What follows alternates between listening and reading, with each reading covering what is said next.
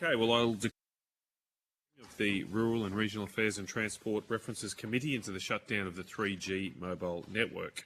Today's hearing is a hybrid hearing with some witnesses appearing in person and others appearing via teleconference. I thank all of the witnesses for appearing today and thank you for all your patience as we manage the technology.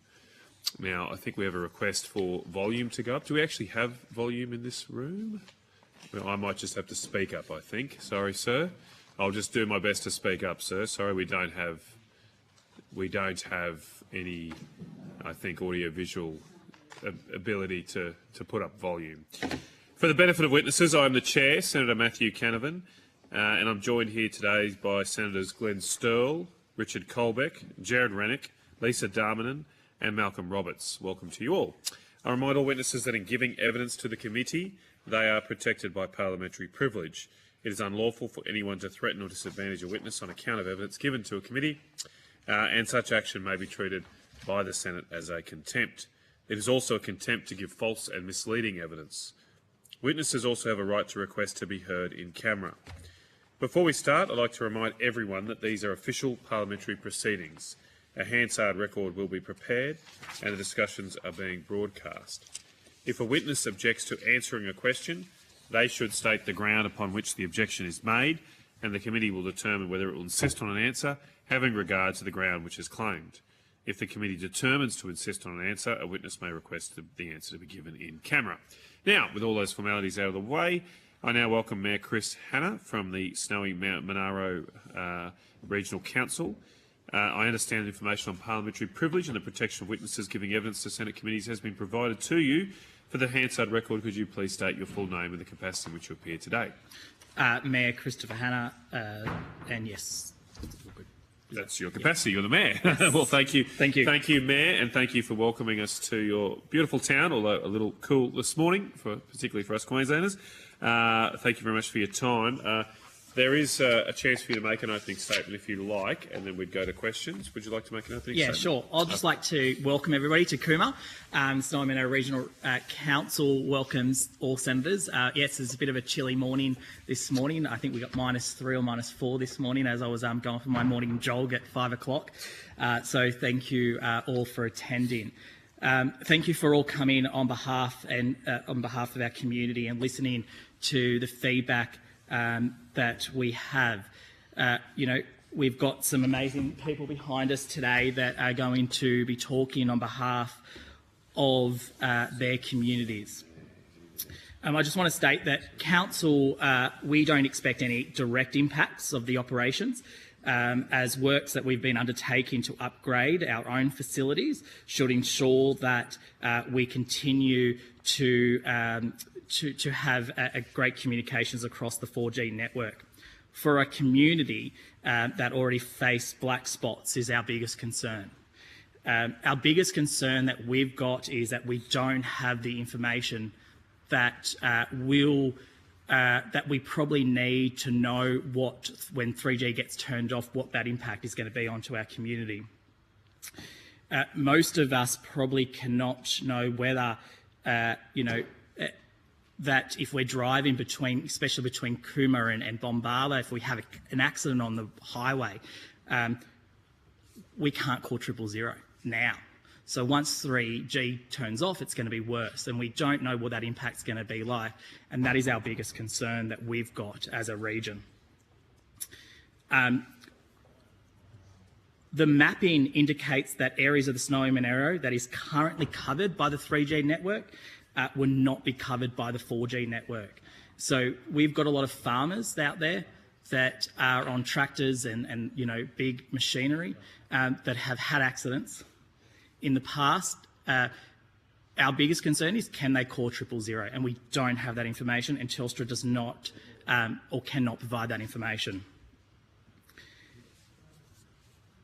Unfortunately, the information provided by Telstra does not easily allow the comparison on where the services will be lost.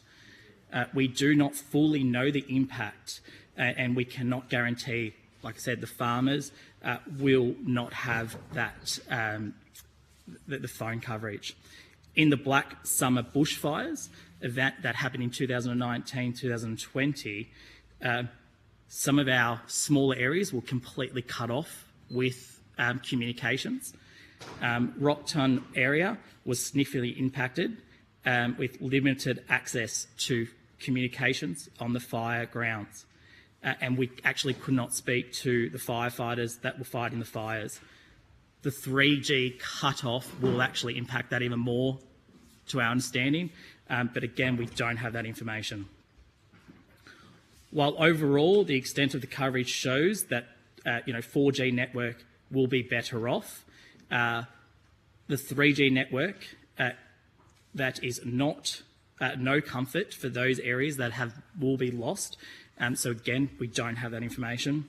The region also has significant areas that are outside of the official areas where will be recognised. So the mapping of Telstra, there are areas of our region that will still be impacted. Will the changes in frequencies, will the changes of frequencies used to reduce the rural range of coverage across our larger populations of our areas? There has been concerns raised in the media about the fact that some of the older 4G phones that will not be able to get access to 4G. So, what will happen to those phone networks, and will the customers be notified, and how will they be notified? In our areas, we have a large population of men over 50.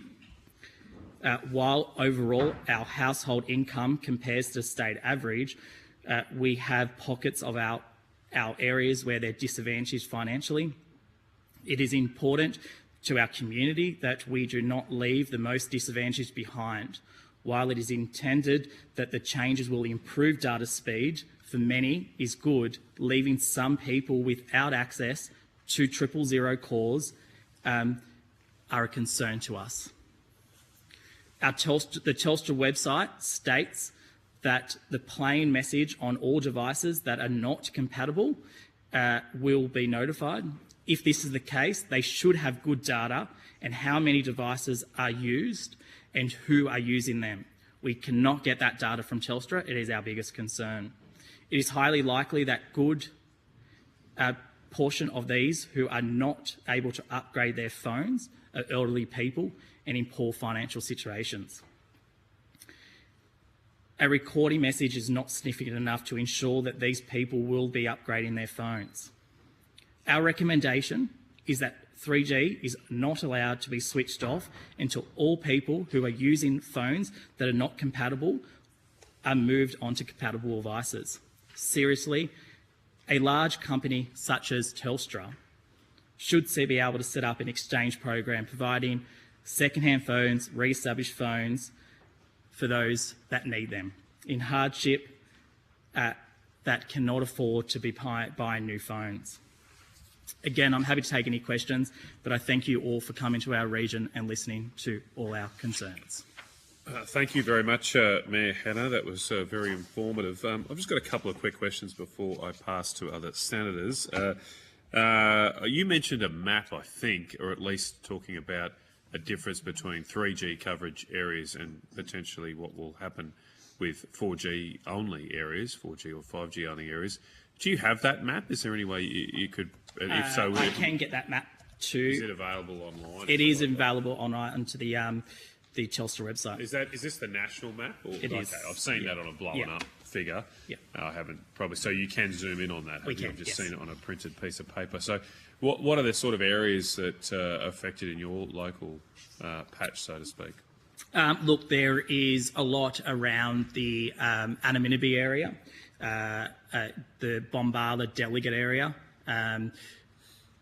the smaller little captions in our region that probably, just have a fire shed and a small community.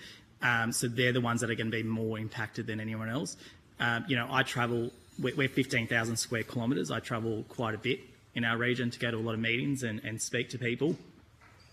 I cannot make a phone call today between Cooma and Bombala or Cooma to Delegate. It's an hour and a half drive for me. I lose, potentially 3 hours on the road.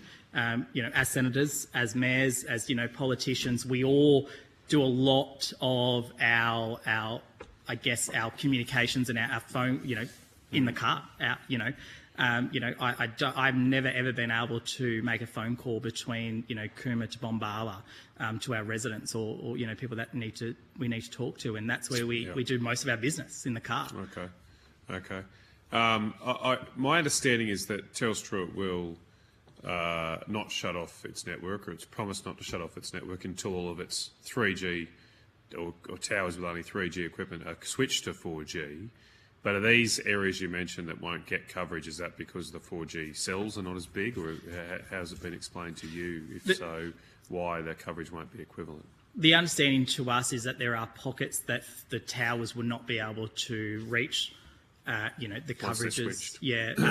Once they're switched off. So if that's the case, and Telstra can guarantee the coverage to those community members, I have no concern. But as long as their devices are up to date and they can are compatible with 4G, I wouldn't have an issue with that, Senator. But until that information is provided, I don't think they should turn off the 3G network. Excuse my ignorance on this too, then, and you might not know either. But is there a government-funded black spot type program to deal with these areas that might lose signal? I know shut off. Another speaker will probably talk about that later on today, but there has been black spot funding in the previous, not this government, in previous governments. I think that's what we should be fighting for. To our local members, we constantly do talk about it. They need to be upgrading the infrastructure. Okay. Well, thank you for that, Mayor Hanna. I'll come back if there's time later, but I'll hand over to Senator Roberts now. Thank you, Chair, and thank you for being here, Mayor Hanna, and thank you for an excellent opening statement. Thank you. Have you read James Parker's submission? No, I have not. It explains many of the issues, what's driving many of the issues you raise. Your number one point, I think, in order of chronology, was black spots. And I experienced them coming down from Canberra, so I know exactly where you are, especially around Bombala. Your second one, and arguably my interpretation, is your biggest point is the lack of information, the lack of dialogue with the telcos. Is that correct? That's correct. Look, I will be saying Telstra has been positive on keeping council up to date on a number of things. However, keeping council up to date is different to keeping their consumers up to date, and I don't think they've done that well enough. That's a fine distinction you make. It's critical, because councils don't represent everyone. Correct. They serve everyone, but they don't represent everyone. What engagement have you had with telcos, and what engagement have ratepayers had with Telstra? Look, I take it's mainly Telstra. Yeah, mainly Telstra at this point in time. Look, the Telstra provider and the person in charge of this area has come out and spoken to a number of community members, and Christine, her name is happy to keep doing that. But fortunately, there's only so much she can do. But she has been able to do follow-ups. They were having regular meetings with council at the earlier stages, and keep sending us information of what is happening, I guess. But again, it comes down to, have they provided enough information to the consumer? I don't believe so. One of the things I'm concerned about is that the 3G maps are cover less area than the actual 3G footprint. In other words, there are areas that get 3G that are beyond or outside the recognised coverage of 3G, or the specified coverage of 3G. Now, I believe the telcos are saying they will cover 4G on all the spots that are in 3G. No one will miss out. But is that in regard to the spec or the actual larger footprint? Or does no one even talked about that yet? Yeah, I don't know if I couldn't. Yeah, I couldn't answer that question. Okay, thank you. So you lack information about the emergency call service as well? That's correct. I was out Creewall, that's between just outside Bombala there a few weeks ago, at their RFS meeting, AGM. Their biggest concern is they run off 3G, but they have not had any information of what will happen once that 3G network's turned off, and what that means to those people there. I couldn't even make a phone call on the 3G network out there 3 weeks ago. Sorry, you. can I just sorry if I can. Sorry, Sarah. Why couldn't you make a call? It just wouldn't go through. And you're on 3G? I was on 3G at the time. Oh, 3G. I've got 4G, but it converted over, my mobile phone converted over to 3G, and I could not make a phone call out there, and I couldn't even get access. They asked me for information, I couldn't even get access on my phone, but that's, 3G is very poor in that data side of things, so that's probably the main reason of that one. Thank you. Sorry. Thanks, Senator Searle. Let me read, I'll quote James Parker's summary and opinion, the first paragraph of his summary. It is clear that the 3G network switch-offs must be permanently postponed. Failing to do so prioritises commercial interests over the public interest, risks lives, harms competition and undermines essential communication. Now, Mr Parker, as I understand it, is an expert in IT and communications. Does that concern you, what he's just said? 100%.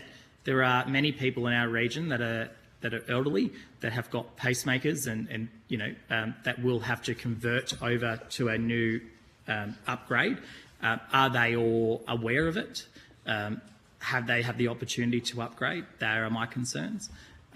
Again, if someone has an accident on a tractor, what we had many times before where the tractors have rolled, if they can't make a 000 phone call is a big concern.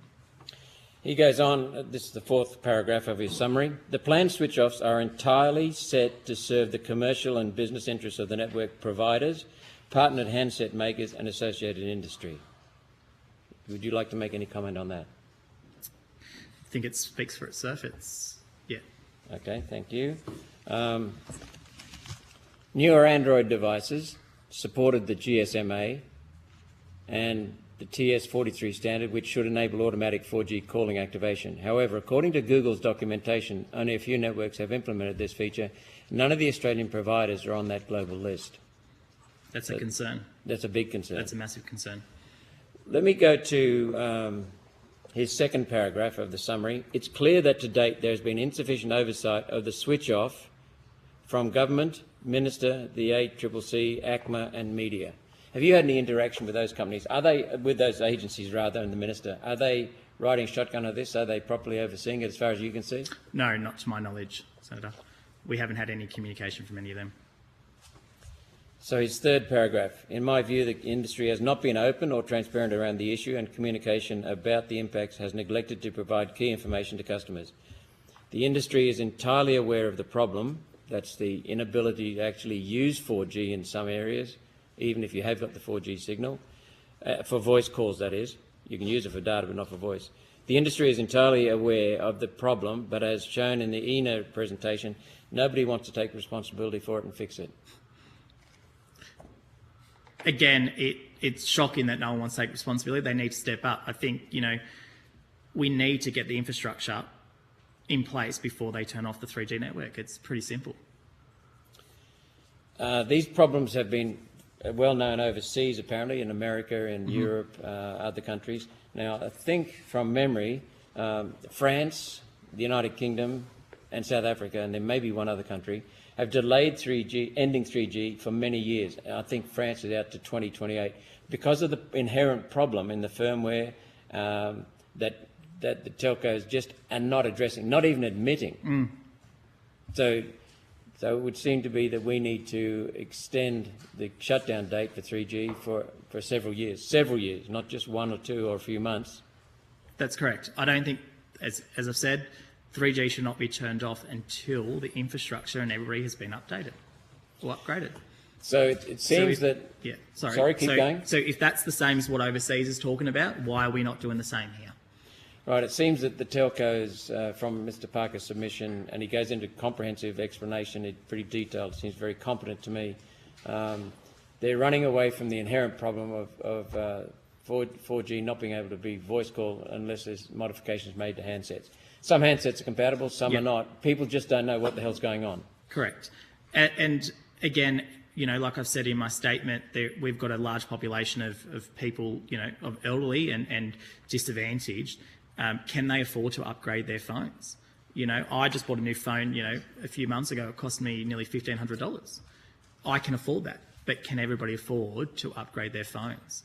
And unless those phones are upgraded, if they, and potentially they are, I can't talk on everybody's behalf, like potentially all phones, that are out there are, that can take the 4G, but we're not guaranteed that right now.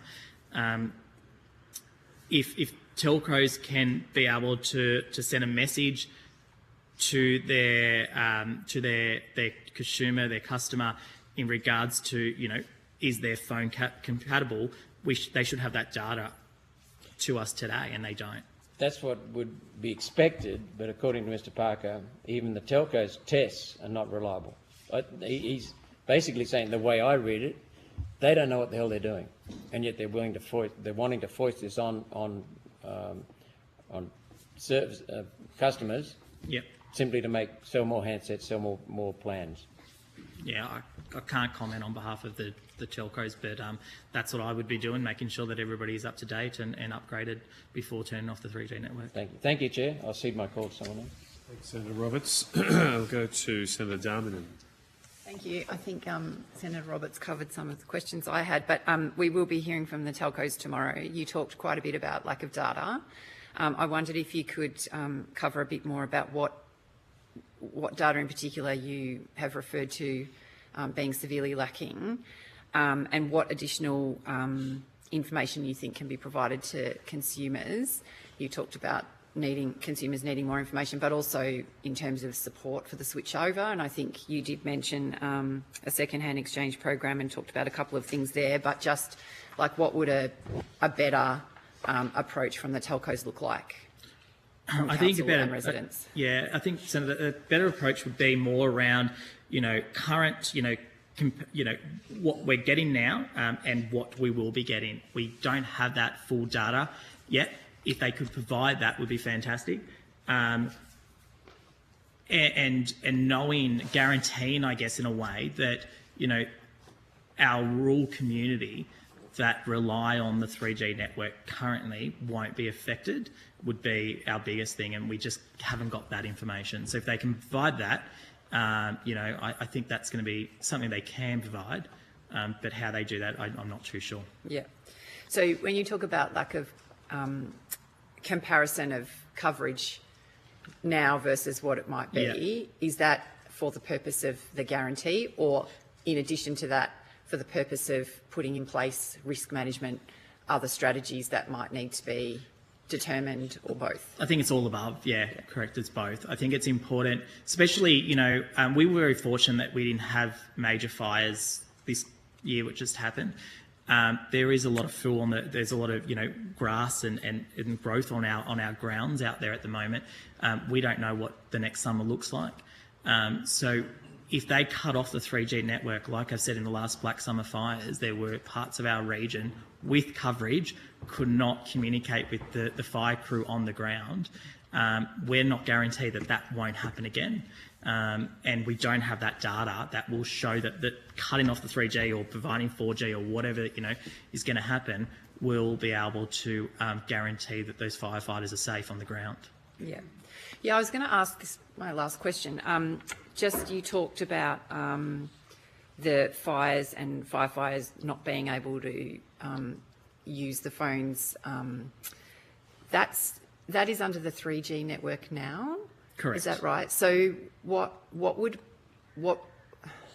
I guess I'm trying to understand, is there an issue with this 3G network as well in terms of coverage, and is there a way that the switchover potentially makes that better?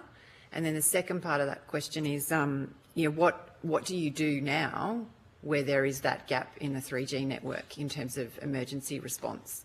Yeah, look, I think, in the Black Summer fires, there were a lot of communication errors, especially around the RFS side of things. There were, like I said, there were a lot of our smaller regions that do have 3G now, and that always been to make phone calls, could not actually do any communication. The towers, I'm not too sure what happened at that point of time. But, so I think the infrastructure now is not right. Will 4G convert it and make it better? I can't answer that question. It's something that you'll have to ask the telcos tomorrow to guarantee it, but we're not guaranteed that will happen at this stage. Yeah. And what do you do now when you don't have 3G coverage to access emergency? What happens now? Like, presumably there are kind of look, risk management strategies? There's risk management in the RFS and what that looks like, but I can't physically answer what they do because I haven't been in that situation or given that information. But I know. It was people just driving around communicating in those black summer summer fires where they were travelling to actually communicate with those people on the ground. Thank you. Thank you, Senator Darmanin. Senator Colbeck, sorry. Thanks, Chair. We might go over a bit of ground a few times. I mean, just off the back of the discussion you were just having with respect to fire services, and you mentioned that those services are currently utilising 3G technology for their service. Do you know what sort of expense they're going to have to go through to convert their systems to 4G? No, Senator, I do not. That was one of the biggest issues at Cooma, is what will happen and how much it will cost their RFS shed, because they're all volunteer workers out there. There was RFS representatives that couldn't even answer the question on the day of the AGM. So you talked about the difference between the 3G and the 4G signal. Do you have any sense from any of the providers, Telstra, Optus, TPG, as to what that looks like? Are they saying that the 4G signal will be provide more coverage or more expansive than the 3G signal, or is it going to be subject to some of the topographical issues that crop up with these types of systems in relation to provision of service? Is there any understanding that you've been given about the difference in those different things? I mean, if I think back to, say, CDMA, which had a much broader, longer range and sometimes could bend a bit into the topography, it seems as though as we've worked our way up through the various technologies, the range has shortened and the capacity to work with the landscape has been limited as well. So have you been given any information about possible impacts of that on the service provision? No, sorry, I haven't been provided anything from any of the telcos in regards to that. The information, I had a meeting with Telstra a couple of weeks ago, just an update of what was happening as they were in town. They did state that 4G will give more coverage, but it's not guaranteed. We just haven't got that information or that guarantee yet on that until I guess they switch it off. So they haven't given you any technical information to demonstrate that that's the case. Are they putting any additional hardware in to actually facilitate that? Have they told you that? Look, my understanding is they are going to be putting certain hardware in, but they won't be increasing the coverage, is my understanding, to what is there now. So again, there will be parts. Sorry, my understanding, there will be parts of the area that is currently connected with 3G will not have access to the 4G network. So they won't provide an equivalent or greater service area? Not to my knowledge. They have provided that there will be areas that have currently got 3G will not have 4G access. But again, they can't guarantee that because I don't have that data. It seems contradictory that they're saying that that 4G will provide a greater range than 3G will, but they're going to end up with less coverage in terms of area by making the conversion. I mean, that seems pretty counterintuitive to me. I think that's our key, to not to turn off 3G until it's all set up properly. Have you had any conversations with them with respect to 4G devices that don't have, and I need to get my terminology right, that doesn't have Volt firmware, voice over LTE, as a part of their systems, which it appears to, from the reading, and Senator Roberts referred to it from another submission, there's devices that have been put into the market as late as 2020, 2021 that don't have the capacity to utilise voice over LTE in their firmware. I wouldn't regard that as an old device. And it's a 4G device. People will think that they're covered. Have you had any advice in respect of that? Yeah, not directly from the telcos. I have spoken to certain people of our population, like I stated earlier, that are elderly and are disadvantaged financially, that probably thought that they had the 4G because they did upgrade, a number of years ago, and have been told now that it is not covered, or won't have 4G capability, and they will have to upgrade their phones, and they cannot afford it. I do know Telstra were giving certain people free phones, that had the capability, but it did not extend. I guess there were a lot of people, especially down Delegate Way and Bombala Way, that cannot afford a new phone and have not received, a phone from Telstra, that thought, that they, like you said, 2021, a new phone, they bought a new phone in that time and thought that it would be fine, and has not does not have that capability of the 4G. Have you had any conversations with them about providing firmware updates to give those devices the capacity to receive 4G? No, I have not, Senator. Last question. You've mentioned the fire services who are working on specifically on 3G.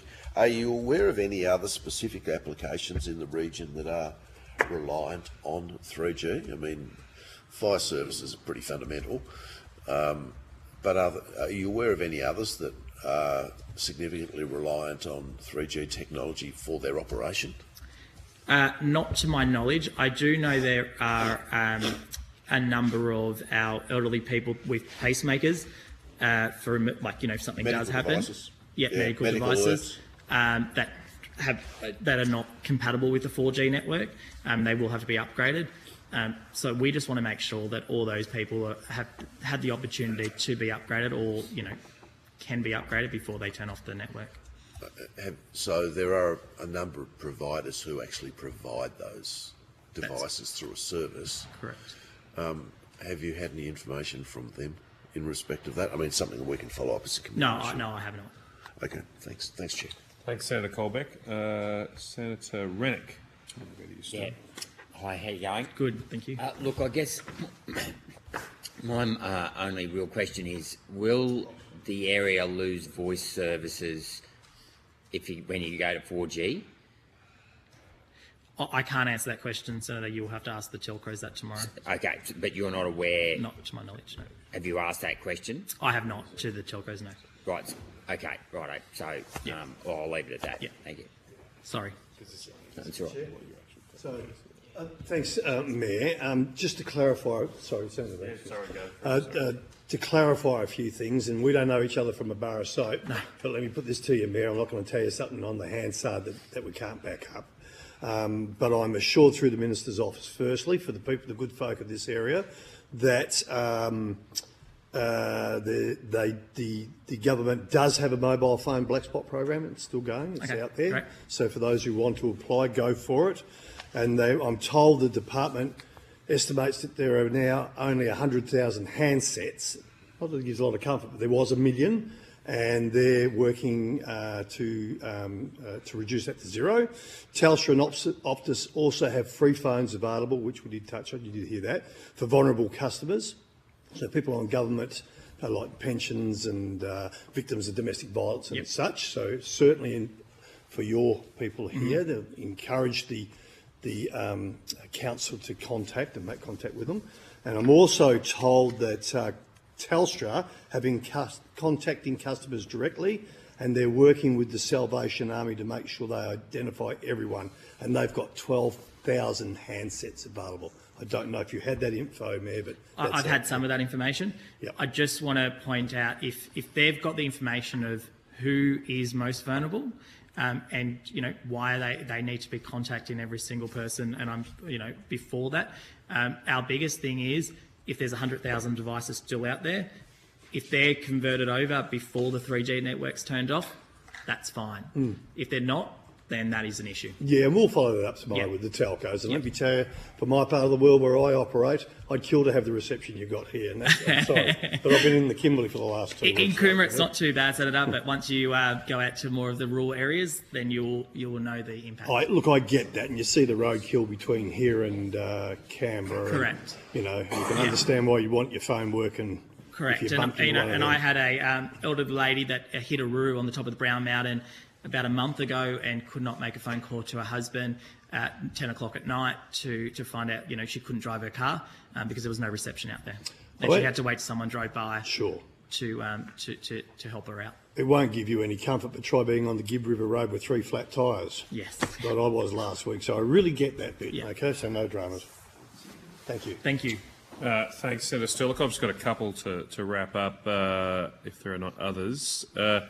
I just wanted to go to, I think one of your recommendations earlier, Mayor Hanna, was I think you recommended Telstra to help convert people from legacy phones, if you like. Correct. I suppose if I could just play devil's advocate, my understanding is a lot of those legacy phones were not bought through Telstra. Some of them were bought overseas or imported into the country with different standards.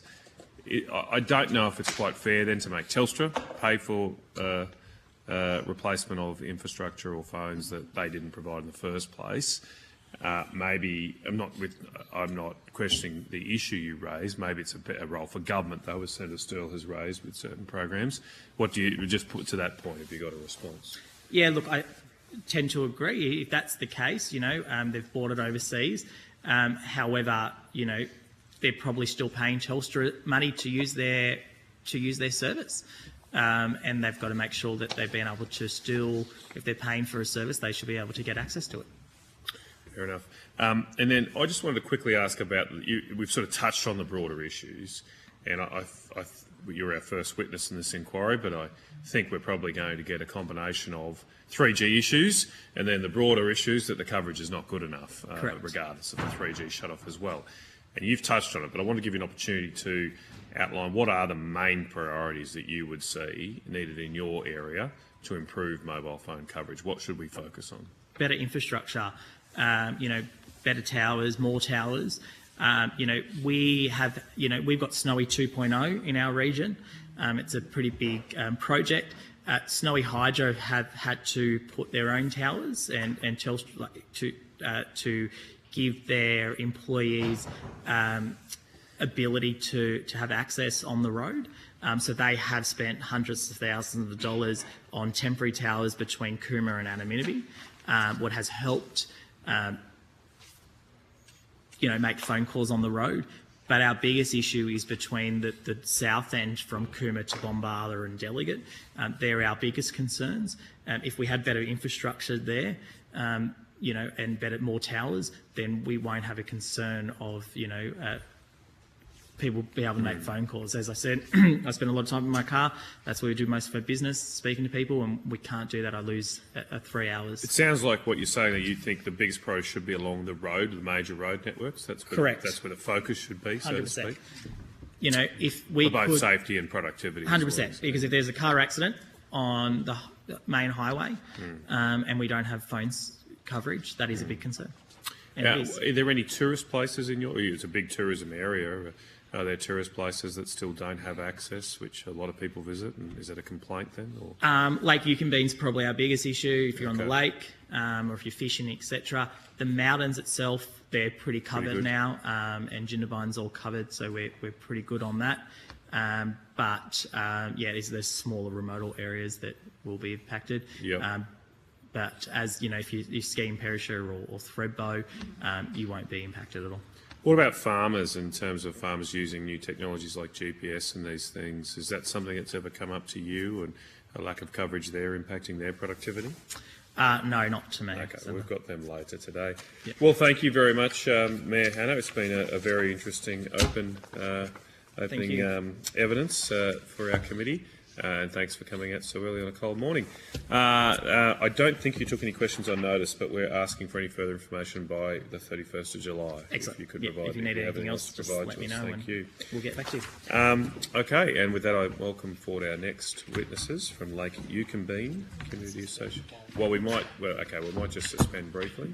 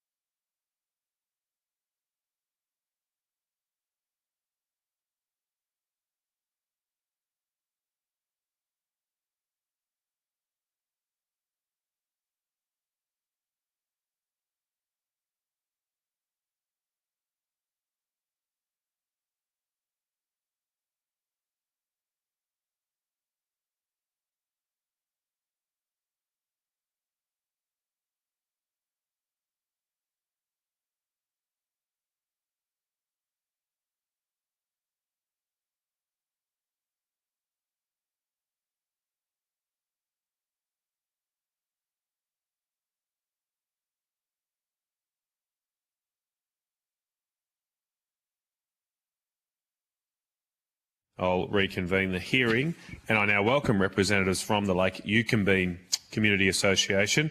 I understand that information on parliamentary privilege and the protection of witnesses giving evidence to Senate committees has been provided to you. For the Hansard record, could you please state your full names and the capacity in which you appear today?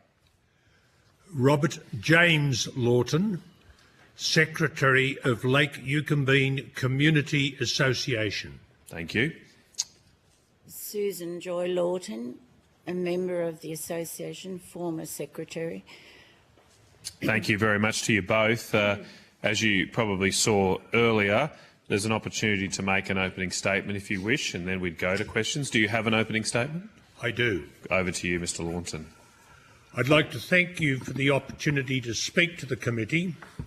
As requested, we provided an outline of who we are to the committee secretary, and I'd like to thank Tas for his support in getting us here. We represent the interests of two small villages located near Adaminaby, the home of the big trout. There is a mixed permanent population with some elderly residents and other people in the local workforce, some of whom commute long distances in the area.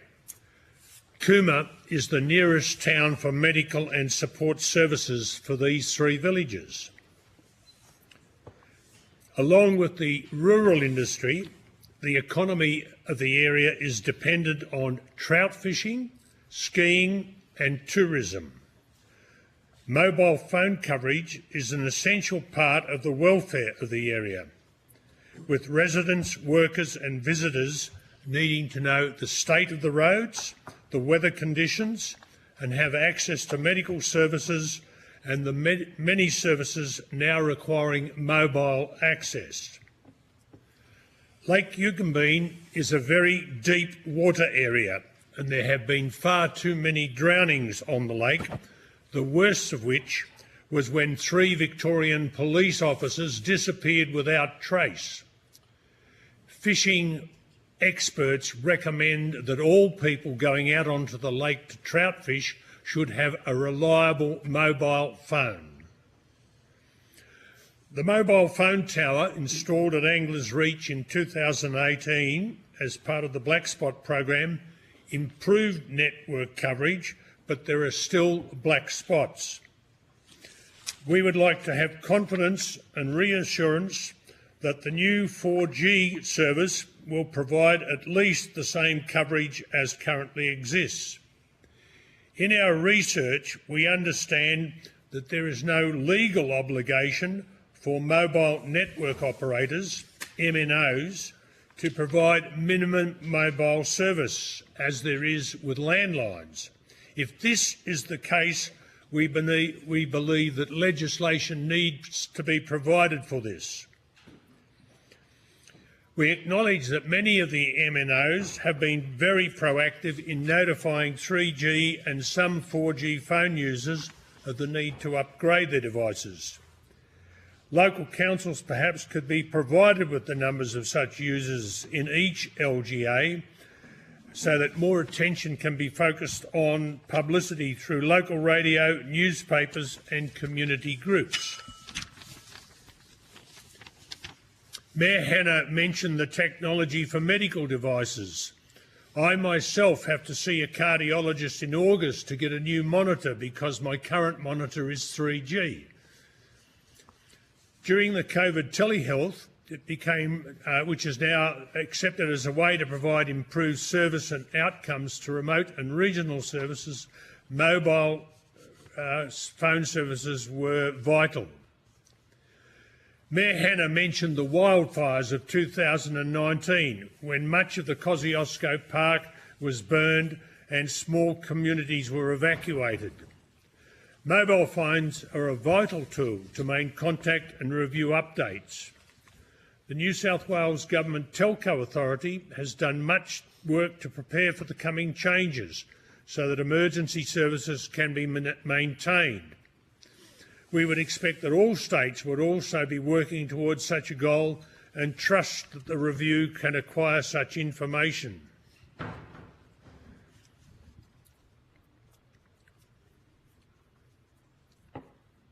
The cost of upgrading devices could be prohibitive for some in our communities. There are suggestions in some of the submissions we have read that tax deductibility might be provided. This, of course, is useful for people in the workforce. Other ways need to be looked at to ensure that equity of access is provided to those who do not have an income. We hope the committee will consider this as a high priority. Our current rapidly advancing technology requires access to reliable communication for all. We hope that the committee will ensure the vulnerable in our communities are assisted to gain the help needed to utilise it. I thank the committee once again. Thank you, Mr Lawton. I really appreciate you coming along this morning. I'll go to Senator Roberts first. Thank you. Thank you, Mr Lawton and Mrs Lawton, for your opening statement and for appearing here. And you remind me I should have thanked the Secretariat, because one of the first things I noticed yesterday when I was reading the briefing paper was the very fine summary in the briefing. Tourism is very important, you say, Mr Lawton, and telecommunications are vital, and you mentioned reliable mobile phones are essential. You want confidence and reassurance that the current coverage will at least be extended, at least. Are you seeing any confidence and reassurance? Sorry. Well, doing our spade work, Senator, I was quite heartened actually that people with phones that will no longer serve purpose once 3G closes had messages from the providers to tell them they needed to upgrade. Where I would have concerns, though, that people out of Yalk, out of back of Adaminaby and other black spot areas in particular, where they have very intermittent access, they might move around their farm and they can get it some spot or other. If they're not, and also vulnerable people who do not actually text message, they just use it as a voice phone, don't realise there's even a message on their phone. So that's where it's fairly vital that it's mainly Telstra and Optus continue excuse me, their attempts to contact people with their messaging and get out. We discovered only a few weeks ago that there's this phone checker. I don't know how many of you people are aware, where you just message 3 to a number, I think it's 3498, and if you do that, you very quickly get a response to say whether your phone needs upgrading or, good news, you do not need to upgrade your phone. It will work when the 4G comes. That, of course, relies on you getting the 4G. But that's an excellent little device and very easy to use. So I would like to see more attention, even though the telcos, if they can send every person with a device a message to say, this is our phone checker, please send 3 to 3498. Just check that before you use that. Yes, so we've been quite heartened to find that more people are aware than I suspected. I mean, that's only a sample, but I think good efforts are being made. However, they need to be continued as we go along. Thank you. According to Mr Parker, have you read James Parker's submission? Yes, I have. What did you think of it? Well, it was very informative. I can't comment on technical data because I'm not got any expertise. But yes, he raised issues he was concerned about, and hopefully that means the committee consider them and look into them and have better access to technical data than. He raises very serious concerns, in my opinion, and Mr Lawton mentioned that you want confidence and reassurance. Mr Parker mentions that the mobile network operations are advising you that you need to upgrade, or advising people that they need to upgrade. Yet Parker says there's a solution already in place. It just requires the telcos to get off their backside and implement the solution. And also he mentions in his submission that some of the tests to see whether or not mobiles will be covered in the future are not reliable. And he also mentions, I think, the figures, 700,000 people were in doubt about coverage. That was a few months later replaced by 1 million people. It doesn't give me much confidence or reassurance that they know what they're doing, or that they're willing to admit the problem and get on with fixing it. I think it's the TPG submission where Vodafone has already closed down, states or claims that they have increased their coverage that might be what you're referring to, from something like 400,000 square kilometres to 100,000, which is huge if that's the case. And they also commented on not having had many complaints particularly. I don't know how many people use Vodafone, but if all that was correct, that would appear to say there is an improvement with service. However, it doesn't mention about any new black spots or whether previous black spots have improved or been removed. My understanding is all the network providers are stating, but there's no guarantees imposed on them, I think, that they will not switch off 3G until they are confident or assured, or whatever their language is, that there will be, the 4G will be working. Mr Lawton, perhaps I mistook what you said, but did you say that taxpayers should pay for any shortfall? No. For some people. We understand that workers can get tax deductibility for upgrading their devices, but the retired have no recourse like that. There may be a few people in the community that figure that their next meal is more important than upgrading their mobile phone. So perhaps something can be done to assist the poor, the vulnerable. So isn't there a social contract with someone who provides a service in this country, whether it be rail or road or other network services in this country? Because we can't just have providers skimming the market between Sydney, Brisbane, Melbourne. We need to also offset. Australia Post has done it for years, offset the people who are in remote and regional areas, because a lot of the wealth for Australia comes from the regional areas, but they don't get the services. We understand in our research that the landline service has legislated guarantees. We understand that there is no such legislation covering mobile services.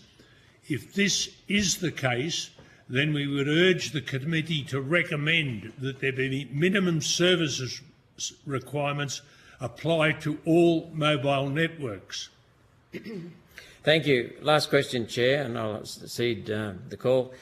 From Mr Parker's submission, his summary on page 24 of his submission, he says Australia should not proceed with switching off 3G networks until Europe and the rest of the world have resolved the compatibility issues. We should be looking to France and keep 3G services around until 2028, or at the very least 2025, 2026, like other European countries. Is that something you'd agree with?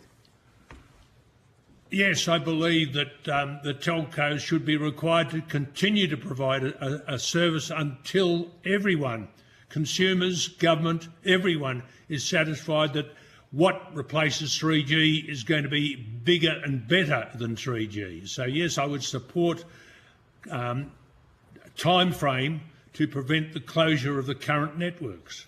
Thank you. Thank you, Chair. Thank you, Senator Roberts. Senator Darmanin. Thank you, and thanks for coming today. You mentioned, Mr Lawton, in your opening statement about your own need to travel in August for your health aid. How did you come to know that you needed to make that replacement? Was that part of the communication process from the telcos? Yes, it was. To understand? My cardiologist got in touch with me, told me that I've got a 3G device, and I turned it over, and yes, it's a 3G device, and in August I'm going in for a replacement. In terms of cardiac issues, I had a cardiac issue out at Angler's Reach quite a few years ago, and my wife called for assistance in Cooma, and the ambulance had to come all the way out from Cooma to Angler's Reach and take me back to Cooma for treatment. So that stressed to us the need for reliable communication.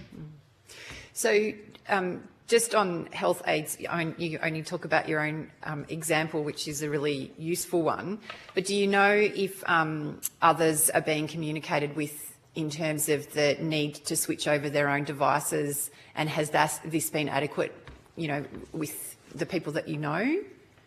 In terms of the people that supplied my cardiac device, I believe that every client has been contacted and every client will receive the upgrade, and it will be free of charge. I don't know about other service providers, but I would hope that for all medical devices that people are aware and that people can have them upgraded and hopefully free of charge. Yeah, thank you. Mrs.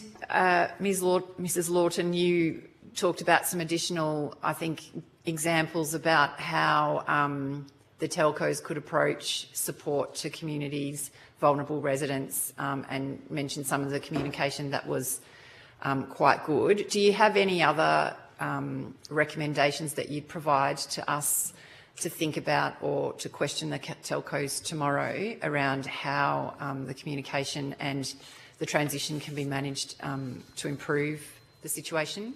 Yes, Senator, I think in the LGA submission they raised the issue of when everything fails at federal, state level, or because people live in a community, they look to their councils for support.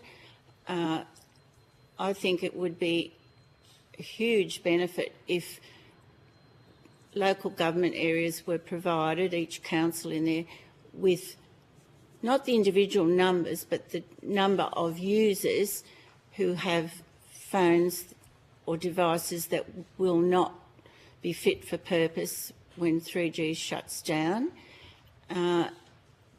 and through the local networks, local papers, community radio, is usually very popular in local areas. They can spread the word. Seniors groups, hospital areas, just keep raising the issue. Ask people if they've got, has their phone been checked? It's very simple to do the little phone checker. And at that local level, a lot could be achieved. But there is a commitment from Telstra and Optus that I can't be sure of the time frame. Every 2 or 3 weeks, they are messaging phones that have not been upgraded. So they're keeping at it. I'm not sure what they'll do if they actually close the 3G. But it's interesting the technology allows them to do that. So we need to make sure that it's used to the optimum. Yeah. Thank you. Thanks. Thanks, Senator McDermott. Look, I've just got a couple of questions. This the upgraded tower at Anglers Reach. That was a new tower, was it? There hadn't been a tower there before. No, there was no previous tower, and we did have to advocate for a long time before that was acquired. Well, first of all, we got on the list as accepted as a black spot. Yep. But then just getting on the list doesn't mean you get it in a hurry. So we had to keep pushing and pushing. But when we did get it, it was a huge improvement. Well, that's great. Congratulations on that. Is that that's a 4G enabled tower, to your knowledge? I believe it is. Okay. Are there any 3G only towers in the area that you're interested in?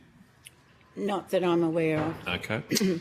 But it sounds like from your evidence earlier that the new tower at Anglers Reach hasn't completely covered Lake Yukonbean? No, I mean, it seems to be, even within the little village at Anglers Reach, there's a section called the Headland, and if you're down on the lakeside below the hill, some of those people can't access phone use there. They know they can walk around and up the hill to do it, but yes, there are black spots. On the lake itself, I believe many people could use a phone because you've got a straighter line. Right. And I do know of some fishermen that used to be able to use their phone to ring a landline in people's homes to tell someone they're going to stay out for another hour or whatever.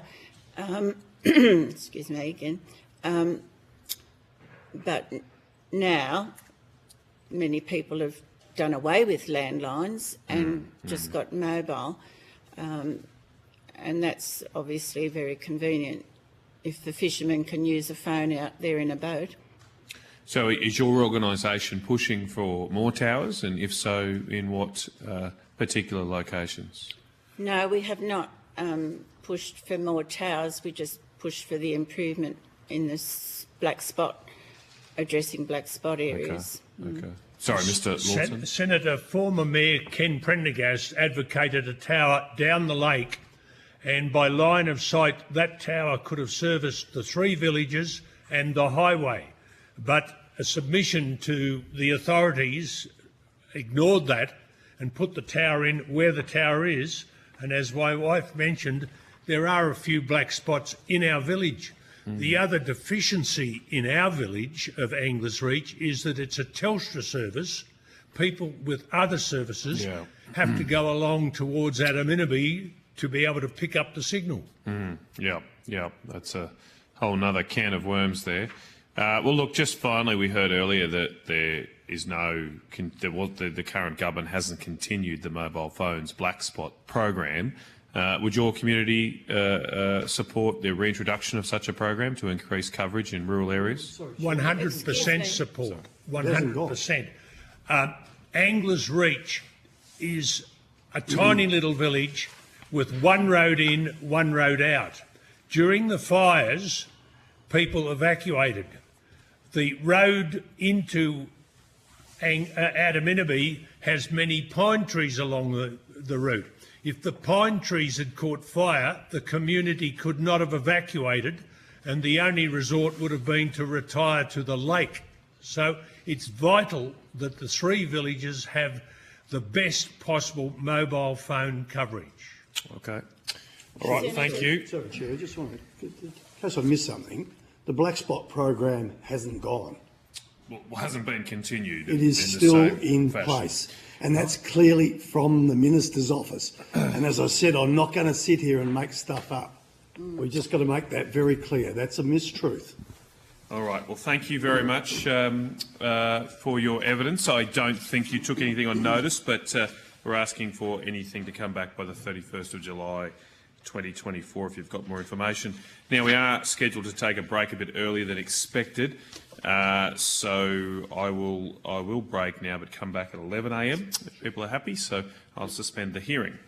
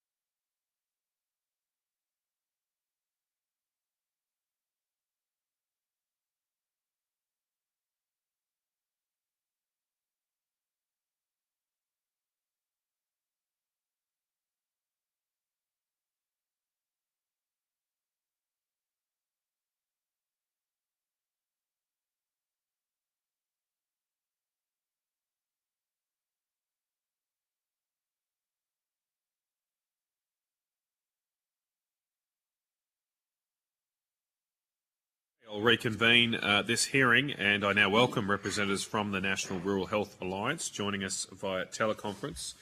I understand that information on parliamentary privilege and the protection of witnesses giving evidence to Senate committees has been provided to you. Could I please ask you to state your full names and the capacity in which you appear today?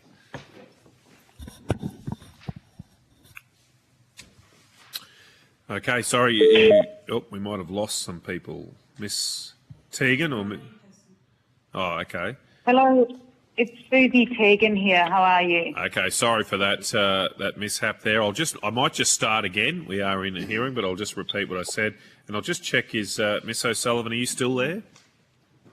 Yes, I am. Thank Okay, you. great. All right, I'll just run back then. I now welcome representatives from the National Rural Health Alliance joining us via teleconference. I understand that information on parliamentary privilege and the protection of witnesses has been provided to you. Could you please state your full names and the capacity in which you appear today? Susie Tegan, Chief Executive, National Rural Health Alliance. Gigi O'Sullivan, Strategic Projects Manager, National Rural Health Alliance. Thank you very much for that, and apologies again for that misstep to start with. Thank you very much for your submission. We have that, much appreciated. You also have the opportunity to make an opening statement if you wish. Would you like to do that? Yes, please. Okay, over to you. Thank you very much. I'm assuming that is Senator Canavan. Yes, I should. Sorry, I should introduce myself, and we'd normally do this at the start, but I'm Senator Canavan, the chair. Just for your information, I also have the deputy chair, Senator Sterle, with me, Senator Roberts, Senator Rennick, Senator Colbeck, and Senator Darmanin. Over to you. Oh, wonderful. Well, there are a few voices that I'll recognise. Thank you. First of all, I would like to thank the Senate Rural and Regional Affairs and Transport Reference Committee for the opportunity to give evidence to the inquiry into the shutdown of the 3G mobile network. I really appreciate the passion around the committee table and the understanding of rural, remote and regional health. My name is Susie Tegan. I'm the Chief Executive of the National Rural Health Alliance. The Alliance comprises 53 national organisations committed to improving the health and well-being of the over 7 million people in rural, remote and regional Australia. So that's almost 30% of the Australian population. And this cohort, representing such a large percentage of the population, has the poorest health outcomes due to their geographic isolation and lack of investment. That being said, they contribute 2/3 of Australia's export income. That 30% brings in 50% of the income through tourism and also puts 90% of Australia's food on the table. So we actually kick above our weight, but we still receive a lack of investment. People living in rural areas have a higher burden of disease and limited access to healthcare services. Currently, almost 45,000 people in remote Australia have no access to primary healthcare services within an hour drive, one way from their home. Existing digital health technology and the development of new technologies and methods of service delivery have the capacity to increase access to health services in Australia, indeed education and also industry. Indeed, government investment in digital technology and infrastructure has increasingly provided opportunities for both economic and social benefit.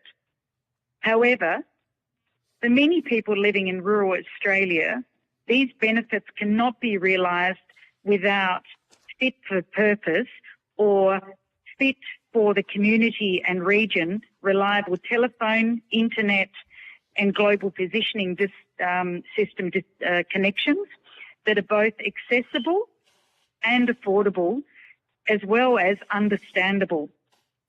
Furthermore, the Alliance notes that low-quality connectivity outside of Australia's cities is an ongoing issue. This is exacerbated by the 3G network shutdown for people living in rural areas, and I believe there are about 100,000 people that are affected now, currently, today, by the 3G network shutdown. Australia's primary healthcare is supported by a number of digital health initiatives that rely on good quality mobile network connectivity. A key initiative is telehealth, which enables the patient to consult a healthcare provider where there are no local health services, or a service is provided in addition to seeing the clinicians, whether they are doctors, psychologists or other health workers, face-to-face, and at times where a person's face-to-face consultation is not feasible, or assist in the in-between appointments. In particular, patients in remote and very remote communities, and I'm talking about modified Monash categories 5, 6 and 7, can access GP level C telephone consultation longer than 20 minutes. As you can appreciate, this telehealth service relies on the availability and effectiveness of telecommunications connectivity. The other thing is that people that live in rural, remote and regional communities, if education, health and economic development through industries is not supported by different services, including the 3G or other infrastructure services, if one falls down, the others fall down as well. It is unlike a city setting. Other concerns the Alliance has been made aware of include the cost involved in having to upgrade 3G-enabled goods, equipment and assistive technology devices, the digital literacy and such personal medical or alert alarms. It highlights the risk for people who still rely on outdated devices in an emergency, which compromises their safety and security. I really thank the Senate committee and look forward to answering your questions. Thank you very much for that, Ms Teagan. I'm going to go to Senator Colbeck to start with questions. Thanks, Chair. G'day, Susie. Hi, Gigi. Hi. Just in respect of the assistive technology devices, do you have any understanding or of the number of those, the extent of those that remain in the system that will require change as a part of this close down? We don't know because many of those devices are not registered. They are often with companies such as some of the medtech companies that have access. I'm sorry, there's a whole lot of feedback. Probably people still on. We will take it on notice and we will try to find out for you. But we do know that the devices that use 3G network for voice services, not just for emergency calls, once Australia's 3G networks are fully inactive, there will be certain devices that will not allow for the triple O. And the privately run emergency assistive devices calls will depend on how the infrastructure will work with those particular companies, the private companies. So is but I will take it on notice. So is there a repository of information somewhere that the committee could look at to find that with these private companies? I mean, we will try to find it for you. Okay, so you'll try and find out who record who has what, basically, in terms of the equipment that needs to be changed over. We will try to find out for you which companies are running the assistive devices and what assistance they have needed to convert people to other telephone lines. We do know, though, through the RFDS, that there are about 80,000 telehealth consultations that they carry out, and many of those are in 3G areas. While some of them have limited coverage on 4G, it will affect some of the calls from areas that there is a significant absence of infrastructure. Do we have, because we don't know the full detail of what's there, do we have any, or do you have any information with respect to the cost to transfer all of this? Gigi, you've got some of that data, haven't you? I actually don't have data on the cost. I don't know that there is actually, I've not been able to find it if there is a data available out there on the cost for upgrading. Are we talking about per person or just generally for, like, say, a rural area, and how much it would cost that community? I'm trying to get an understanding of what the broader cost is, to be frank. I mean, we've got a previous witness in the room who has to have a upgrade on his pacemaker because it's 3G based. And so the question that I'm asking goes to, do we know, A, the extent of what's going on, but also what the conversion effort is going to have to be, and then the next question is, what is the cost? Well, I mean, that's the thing that we've been trying to find out, because often it relies on different medtech companies, and will their private health funds be able to have, cover conversions? Will the medtech companies assist with that? So we're still trying to get on top of what it actually means in terms of being able to transfer, because it's not just the telephone, it is understanding the conversion, the replacement phones, the different devices that they may have in addition to, in addition to the telephone, the personal emergency response services, suppliers, and they're all private companies. So we haven't been able to get to the bottom of it yet either. We will take it on notice, because we believe that we still need to get it on top of it as well. I know that Telstra has done some work with some of the personal emergency response services and devices, including the manufacturers and retailers, but I'm not sure if they've even been able to come up with the figures. And if they have they been able to provide that to you? We'll be talking to them tomorrow, so we can chase that down a bit further.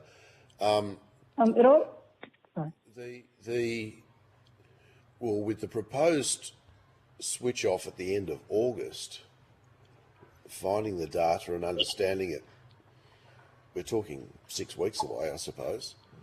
Well, exactly. And I think being given an 1800 number makes it very difficult for individuals, because first of all, you need to know that there is an 1800 number. Secondly, how long do they have to be online? And I'm sure you know yourself, when you ring up an 1800 number and you're on a waiting list and you're trying to work out what your rights are and also what you move to, the majority of people that are on 3G devices are not people that are experts at this. And I know that the department has reached out to Care Alert, to Tunstall Healthcare, the Australian Personal Emergency Response Services Limited, which are some of the representative manufacturers. But, that they are aware of the shutdown, but we don't really know how they've kept in touch with the patients that have those devices and how much it will actually cost those people to upgrade. And what are the barriers? I mean, they're all private companies. So do you think that there should be some sort of base standard for operating systems that are utilised in these sorts of communication devices and systems, so that people can be so that you confident can that assist what people they to purchase from the convert? system? Yes, and I think all of these things actually should have been completed before we decided on a date to shut down the 3G network. Because we don't, it's the Johari window. We don't know what we don't know. And we do know the Care Alert, Tunstall Healthcare, the Australian Personal Emergency Response Services Limited have, manufacture and provide medical alarms. But we don't know how many people are out there. And how can we support those people in the first place to be able to convert? They're quite vulnerable. And that doesn't even include additional people that might have disabilities or are ageing. So I think considering there are still about 100,000 people that haven't been able to convert or we don't know about where they're heading to next, I think it's really important that we can actually ascertain how we can support them. I just want to go to the point in your submission that talked about dementia reminder apps and the role that those do play a fairly important role in supporting people. Has there been any work done that you're aware of in using automatic app upgrades to provide prompts or reminders or an understanding to the users of those apps that there might be a compatibility issue with the changeover in the service type? I have a recent example of looking to upgrade an app on a particular phone. The phone wouldn't, well, the app, the latest version of the app wouldn't work on the phone. The app still worked, which mitigates the loss of service side of it, but it actually does drive a reminder that you need to do something about the piece of equipment that you're using to receive the service. And someone with dementia might not know that, but their carer would certainly understand that there's an issue that needs to be dealt with in respect of the app. So has there any work done on that you're aware of? Not that I know of, but I do know that, the devices are particularly vulnerable because we do know that there is very little, there is little conversation between the telecommunications sector and the device companies. And,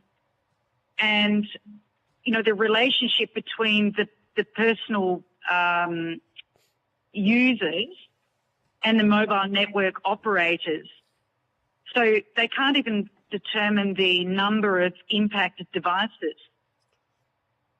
And so how can you ensure that there is, the upgrades are working on all of the devices without actually having that connection? Because there may be a message, but, consumers are currently receiving so many messages and are being told that often they are cybersecurity breaches. And so they're not listening to some of the messages that are coming through.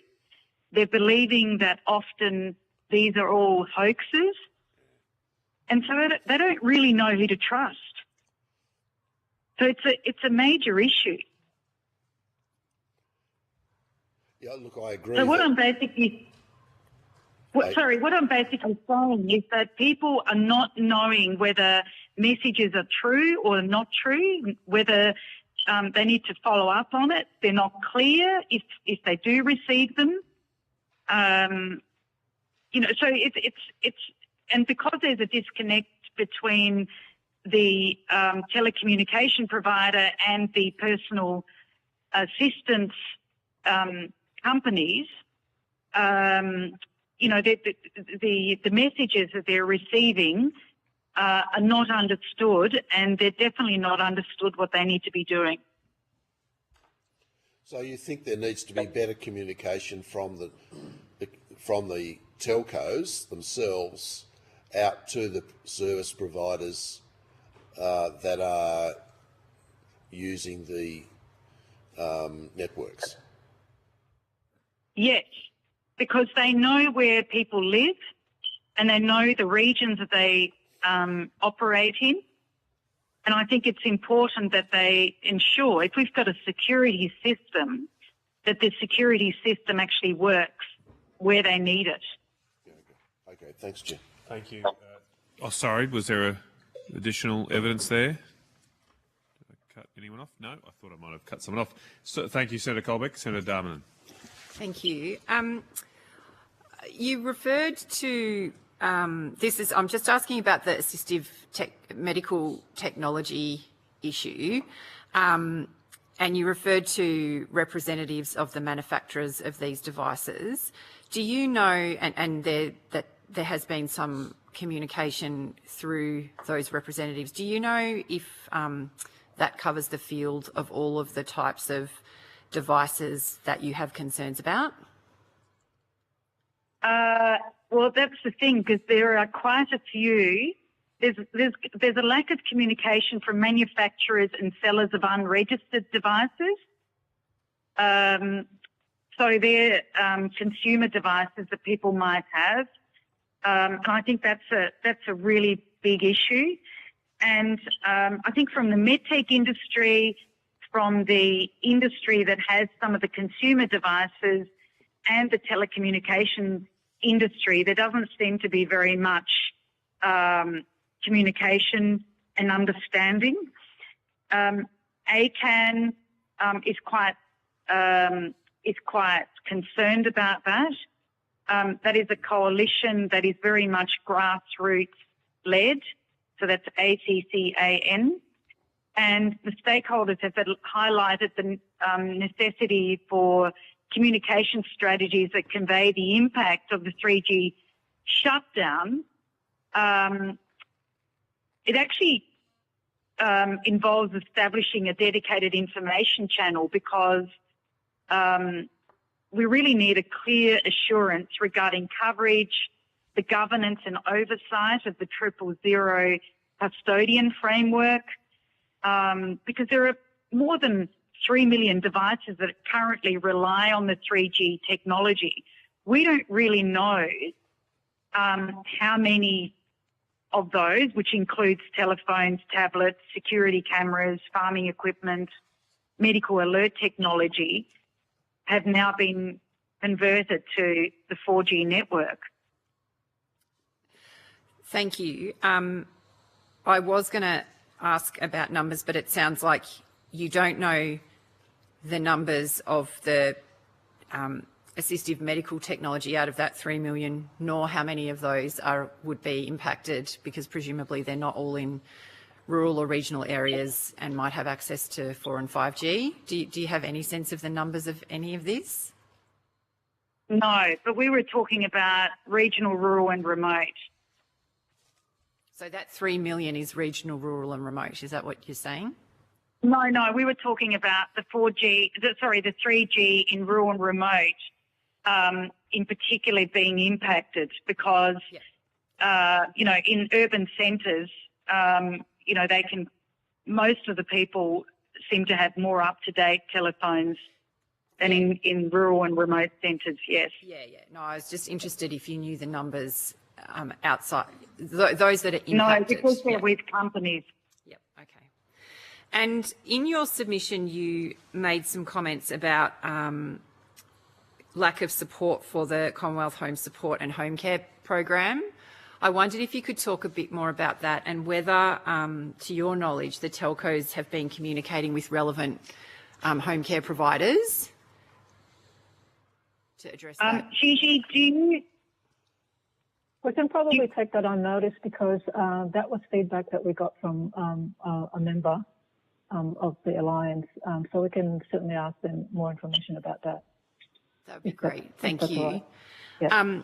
And just in your opening, you talked about 80,000 telehealth appointments, and then you said that many were on 3G.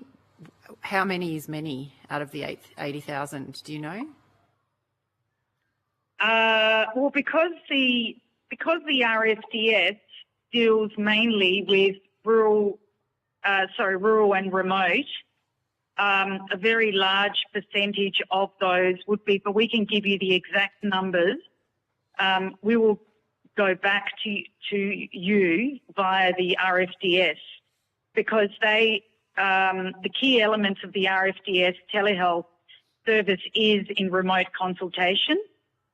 And that's because they do not have any, they might have a few, but the majority of the time there are no local services, and they are from the RFDS bases to those remote communities. So I would suggest that the majority are, but I will get you the exact numbers. And, you know, they're prescribing medical treatment, they identify further care and give first aid advice in an emergency. So it is crucial that those communities, and, you know, many of them are Indigenous communities, have services. And, you know, over 90% of the RFDS remote consultations continue to be delivered by phone services, indicating the relative reliability and affordability of telephone services compared to other mediums. Thank you. Thanks, Senator Darman. Going to Senator Roberts. Thank you, Chair, and thank you both for attending today. Ms Teagan, are you familiar with the submission by James Parker to this inquiry? James Parker, no. Okay, thank you. I want to go to your second last paragraph of your submission, and you talked about a social contract. Now, you pointed out in your opening statement that communication creates wealth, and that's obvious because wealth is sourced in ideas and exchanges of ideas. And that's particularly important for rural Australia because communication is not as easy. You can't just walk across the street and talk to someone, but also because the rural sector, rural area provides most of Australia's wealth, So could you elaborate more on the social contract? Well, first of all, as I opened,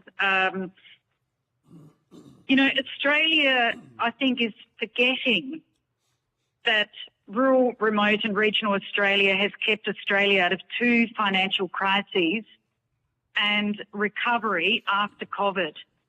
And we have a wonderful economy. And if you look at countries, Western countries around the world, ours is doing so incredibly well due to the resources sector, agriculture, tourism, and we are treating rural, remote and regional Australia as if they were a third world country. We have a $6.55 billion underspend per annum in health expenditure alone. We're not spending the money on education, and we're definitely not spending the money on industry and infrastructure. And infrastructure includes telecommunications. And it is often because the market fails in rural, remote and regional Australia. And yet we've continued to keep Australia in the economic and social wealth that we have. And so when, in economic terms, when market fails, that is when government steps in. And government steps in to allow the economy through education and health and infrastructure to do well and to deliver and continue to deliver.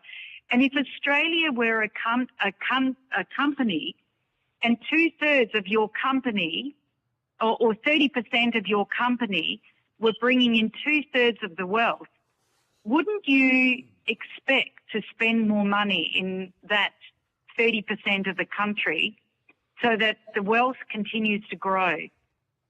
And so I'm saying that we have a social and economic contract to support that part of the economy to do better. And we're currently not doing that.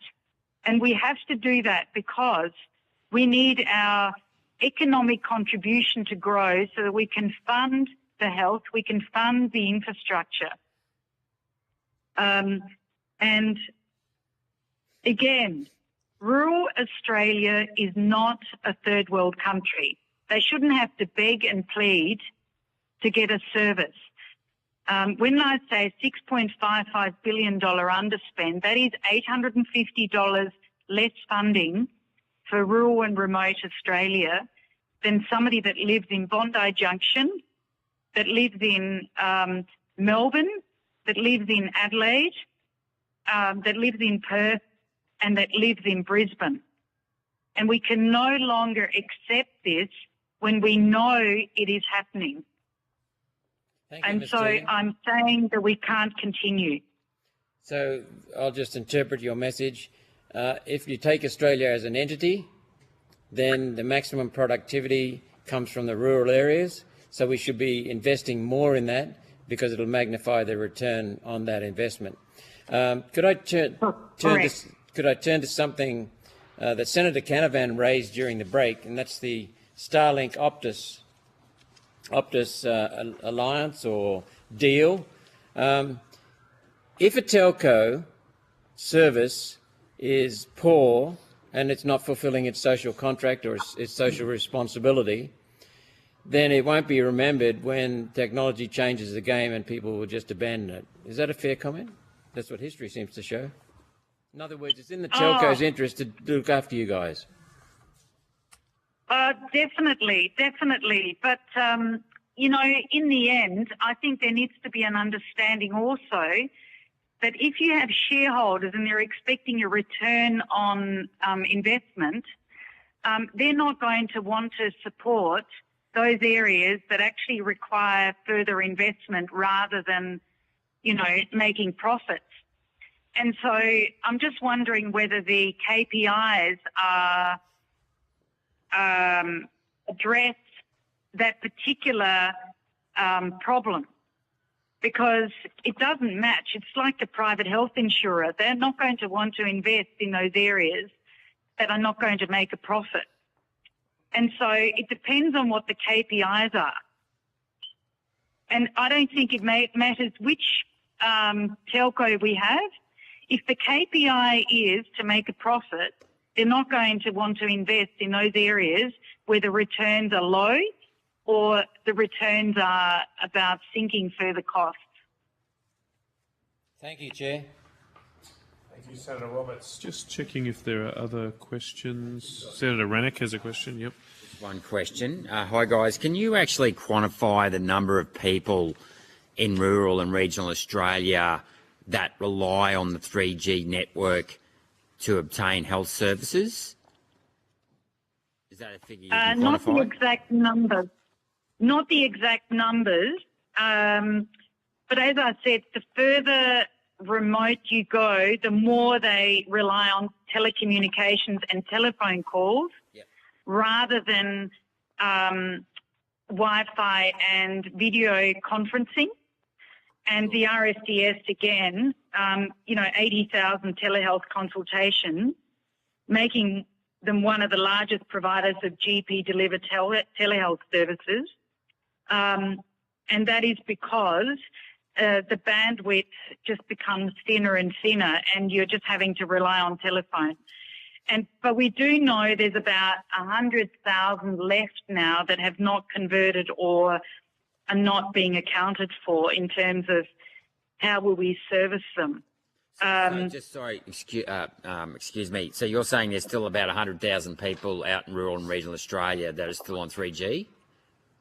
Well, they're the latest figures that we've been given. So, I'm hoping that they're changing every day. Yeah. We know that there are certain communities that are still struggling, like Port Hedland, for example. They're all communities that make up, fairly large regions. It's like several suburbs in the city that won't have any coverage. It's a significant number that will not have a service. And there are still the 45,000 people in remote Australia that will have no access at all to primary healthcare services. It'll be interesting to see what some of those older 4G phones and devices bought overseas will be able to access. Okay, thank you. Thanks, Senator Rennick. I've just got one final question. I wondered, do you think the 3G network should be switched off at the end of August? I note that things have moved a lot in the last year. We seem to have discovered a lot more devices that are potentially impacted only months ago. Do you think the current timeline is still appropriate? I'm not sure about the timeline being appropriate, considering we still have quite a few people that haven't switched over. I think the big issue is digital literacy and making sure that people are able to be reimbursed or supported for the switchover. So support to switch over, financial support, but also support in actually understanding the switchover. In addition to that, we know that telecommunication companies have been doing some work, but we actually need much more support to people on the ground to make sure that they're safe and to make sure that they have some voice and data ability. And in addition to that, we need to ensure that we continue to increase the capacity of handsets and also coverage for those people, because we rely on them economically and we also should be supporting them socially. Okay, thank you very much for... Sorry, did I cut you off? Oh, I was just going to say, especially because we've had banks closing down, we expect people to use telehealth, we expect people to use online banking, we expect people to be safe. They're all Australians. We can't shut down services just because we feel that they're costing too much. Right. Well, thank you very much for that. Again, we really appreciate your evidence and your submission. I don't think you took any questions on notice, but if you have further... Oh, sorry, you did. You did take some. Okay. We have. We've taken a few on notice. All right. Well, we're expecting those. If we could provide that information back by the 31st of July, that'd be great. Yeah. Look, we'd just like to say thank you, and we really thank the Standing Committee on Rural and Regional Affairs and Transport Reference. We really value the fact that you're passionate about this, and if it weren't for you, it wouldn't be followed up. Thank you. Oh, well, we appreciate that feedback. Thank you, and enjoy the rest of your day. Okay, we might just suspend briefly. Oh, he's online? Okay, all right, we don't need to. I won't suspend. I'll just check, though. Mr. Parker, are you there? Yeah, can you hear me? Great, got you. Easy. Good transition. Well, look, I now formally welcome you, Mr. James Parker, joining us via teleconference. I understand that information on parliamentary privilege and the protection of witnesses giving evidence to Senate committees has been provided to you. Could I please... well, I don't need to do that, I think. We'll just... It's only yourself, but if you want to mute your microphone when you're not talking, that's great. But for the Hansard record, could you please state your full name and the capacity in which you appear today? James Parker. I'm an IT networking expert, I guess, from Brisbane. And yeah, I represent myself as a private citizen here today. Thank you very much for that, and thank you very much, Mr. Parker, for your very detailed submission. It already has been commented on a bit this morning. It would be very helpful for us, as your evidence today will be as well, I'm sure. You have an opportunity to supplement that submission with an opening statement if you so wish. Would you like to make an opening statement? Yes, I do have a brief opening statement. Over to you, Mr. Parker.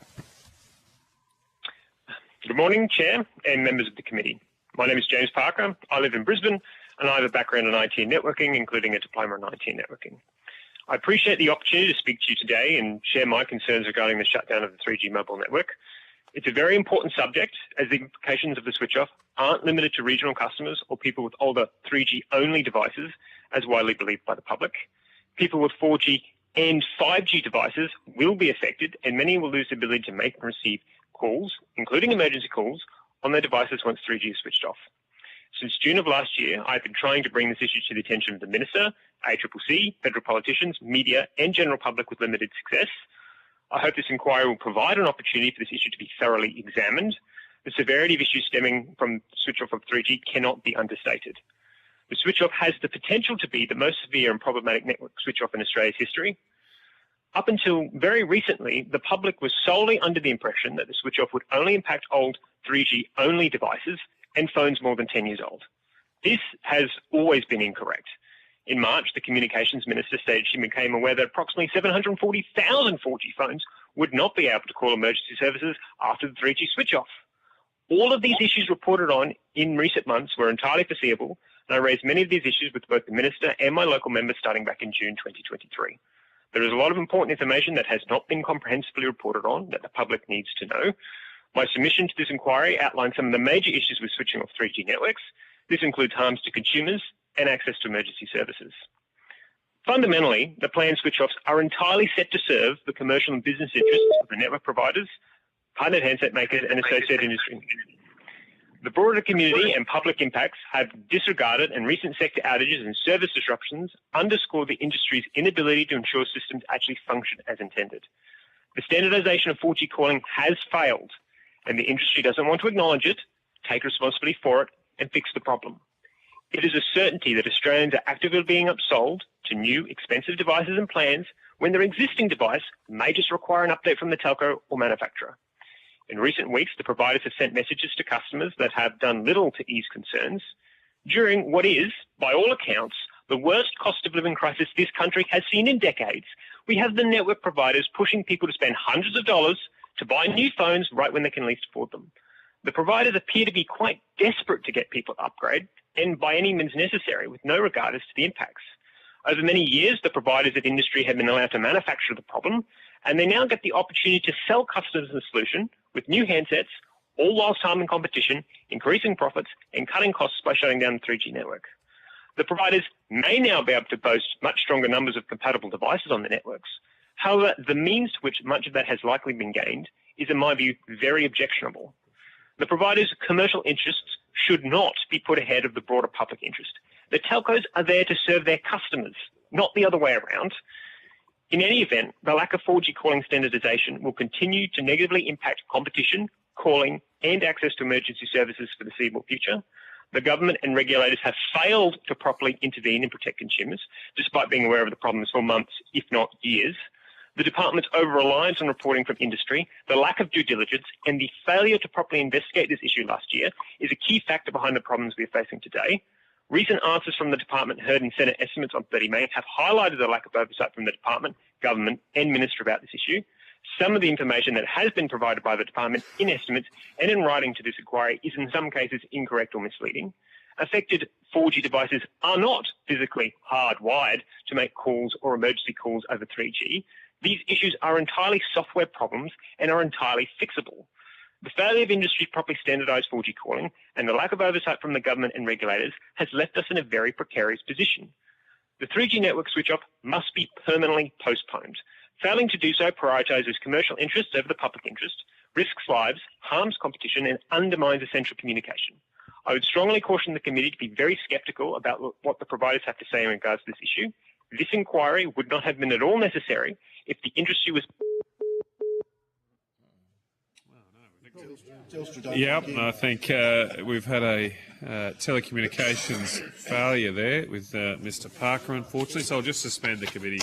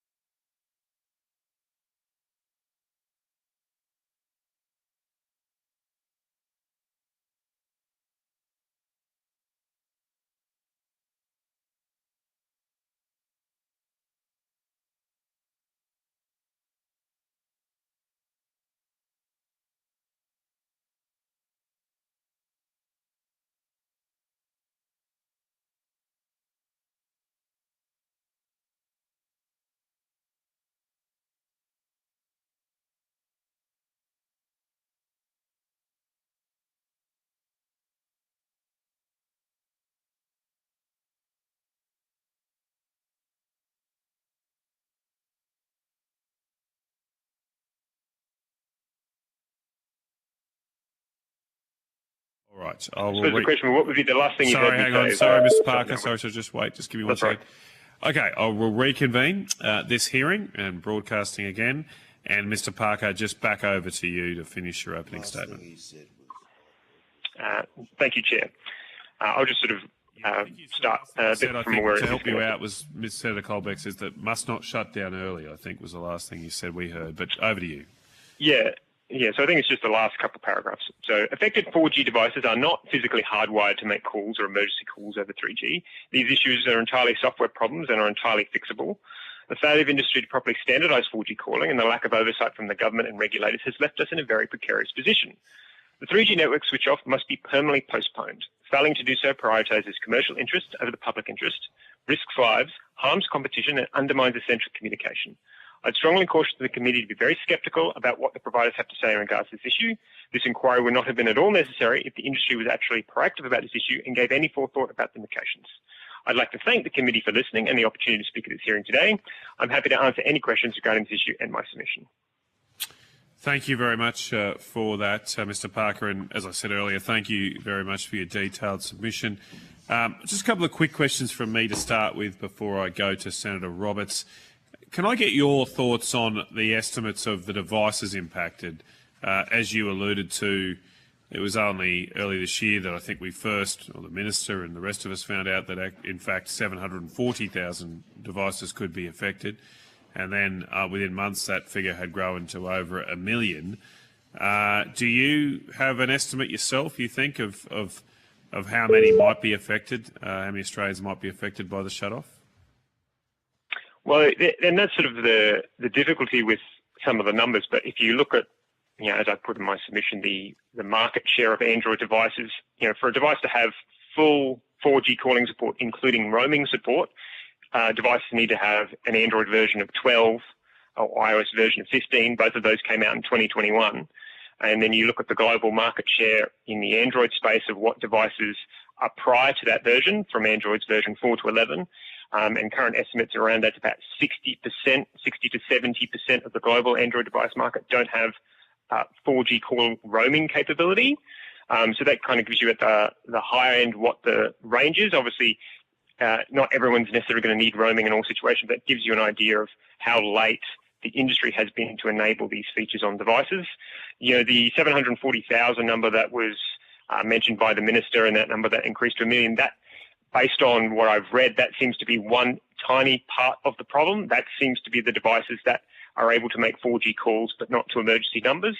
That does not appear to be the total number of affected 4G devices that wouldn't be able to make any calls or emergency calls. The department and the industry seems to be only focused with one tiny part of the issue and not the actual broader compatibility and standardization issues that persist across many devices and networks nationally and globally.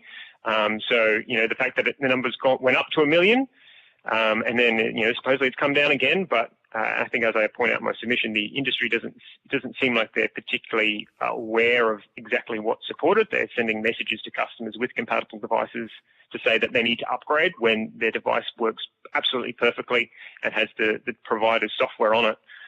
So the numbers are, yeah, the industry, I suspect, is not really wanting to be forthcoming with the numbers to their, you know, their fullest extent, because otherwise we would have seen that when they were talking to the media in August of last year and you know, starting some of the coverage, you know, but that didn't happen. Okay. And just another quick one from me. You mentioned or you alluded to in your opening statement the issue of a software issue, not a hardware issue. Is that an issue with the providing of the operating system, that is the Android system you mentioned, or the iOS, the two main examples, or is it something at the network operator level, the Telstra or Optus and the like? Well, it's kind of a mix of both. So, you know, as I sort of outlined in my submission and, you know, reference to the European Emergency Number Association conference and the presentation that was made by Rudolf Vandenberg, there's standardization issues both on the device handset and the software, and then also on the network.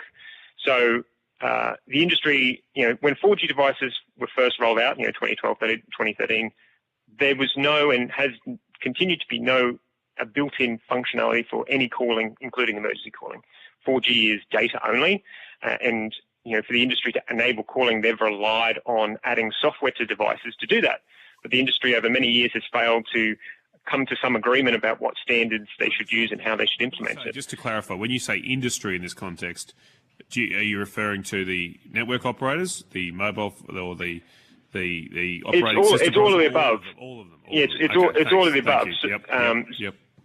Yeah. So you know, for example, you know, there have been some efforts to more broadly standardise. So the GSMA, which is the world's largest industry group for the telecom sector, which is made up of all of the telcos here in Australia and telcos globally and handset manufacturers and equipment providers. They do have some recommended standards and specification documents that providers and handset makers can use to configure their devices and networks. They've got something that's known as the open market configuration, which is supposed to be sort of a kind of a global or generic implementation that should work on any network. Both Optus and Vodafone, you can use devices that are open market on those networks, whereas Telstra, your device needs to have Telstra-specific firmware. And there is, you know, if the device hasn't got that functionality built into it, it will not be able to make calls on the Telstra network, but it will work on Optus and Vodafone. Telstra has made the decision to not implement a globally recognised standard. They've kind of gone their own way, which many providers, many network providers all over the world have done it. And so the devices need to have explicit software support added by the manufacturer in partnership with the handset, in partnership with the telco, in order for calling to work. Okay, well, thank you for that. It's a good start. I'll come back if there's time, but Senator Roberts, you're next. Thank you, Chair. Thank you, Mr. Parker, for your excellent submission. It's powerful and filled with facts and raises some very, very serious points and questions. I watched both the videos, and Hugh Jeffrey's video hit the bullseye.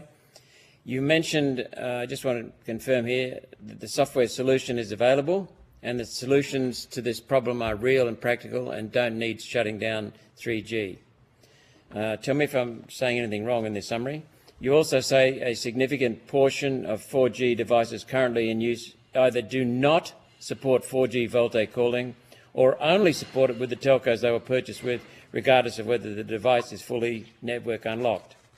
You also say that perfectly functional 4G, 5G phones will become essentially useless for making or receiving calls. Many will end up in landfill or not properly recycled, while the lingering effects of the global chip shortage and the extreme ongoing cost of living crisis, a complete switch off of 3G services in 2024 will pose a major financial challenge for many. These are just two of the many questions you ask. Could you tell me about your communication with the department and the significance of it and what you learned, please? Yeah, so I've been, aware this is coming for a while. The industry and department may say, "Oh, well, knowing what we know now, we maybe would have done things differently." But these issues have been obvious since the first 4G devices ever hit the market. When the iPhone 5s and the Samsung Galaxy S3s hit the market, those are 4G devices. But whenever you would go to make a call, you'd see that 4G icon disappear and be replaced by a 3G icon. And so you think, oh, why does that happen? Then you find out, 4G doesn't actually have any native calling functionality like 2G and 3G do. And therefore, it's like you think, that's going to be a problem someday. And here we are. And, consistently over years, the industry has failed to actually implement things properly. There are devices that are on Telstra's support lists that will only work if you've bought that phone specifically from Telstra and has Telstra software on it. If you've purchased that phone from another operator, or you've purchased it retail, or you've purchased it, maybe it's a New Zealand model or a UK model or a US model, it can be exactly the same device hardware. There's nothing physically different about the device. It won't work simply because it has the other telecom operator's software on it. And so knowing about these issues for years, I felt it important to try and contact the minister to at least say, well, if this all goes pear-shaped, I've at least done something about it. So in June, I wrote to the minister via email, sort of outlining all of the compatibility issues that I've experienced with devices using different software and different networks. And I even pointed out the implications for 000 calling and people using devices from overseas in my original submission, despite maybe perhaps what the department would like it not to have been about. But I did specifically point out implications for emergency calling in my 6 June email. I didn't get a response from that, which I was not that surprised by. And then in August, I followed up again with my local member, Annika Wells, and I had a bit of back and forth with her office trying to get a response. And then eventually at the end of September, I did get a response, which basically did not acknowledge the issues I raised in my submission, a part of the compatibility issues that exist for people and the misleading information from the providers and the cost of living impacts for people and the overall confusing and disruptive situation it would pose. And then, a month later than that, we had in Senate estimates, we had Senator Cadell ask questions of the department, whether there was any response from the government regarding unintended consequences. And, Senator Cadell was told no, and we're treating this as a corporate and commercial matter between Telstra and its customers. And these issues have continued to persist. And then, obviously we had that 8 November Optus outage. And following on from that, I made an even more comprehensive submission to that inquiry, trying to bring these issues to the attention. And then over the Christmas break, I was looking into it further, and I found that European Emergency Number Association by that telecoms expert, Rudolf Vandenberg. And so I got in contact with him, and he said he appreciated the heads up. And he said, I've contacted people who know people at the ACMA and ACCC to see if we can alert them more. So that was early January. And then we have the department in February seemingly scrambling to do something about it. And then we had the announcement by the minister in March. So it's clear there has been to date, and there continues to be up to this point now, a lack of oversight from the department and government about this issue. They've been way too over-reliant on reporting from industry. When AMTA in November said a very small number, the first question should be, what is that number? Not, okay, well, that sounds fine, we'll just leave you to it. There needs to actually be some scrutiny over these numbers because the providers have a commercial interest for the switch off to go ahead. The 3G network is, expensive, and they would like to cut costs with that.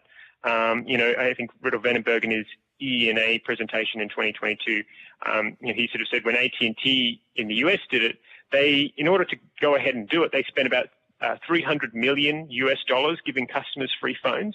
And he said that gives you an idea of how much the providers can save by doing this, because they can recoup that so quickly. And it's like, if you stop them from doing it, that creates an out-of-pocket cost that will get the boardroom's attention. And then maybe someone will call up the testing department now and ask, why didn't you get the standardization right? And why am I out of pocket on a couple $100 million? And I felt that was a very interesting comment that he made in that presentation.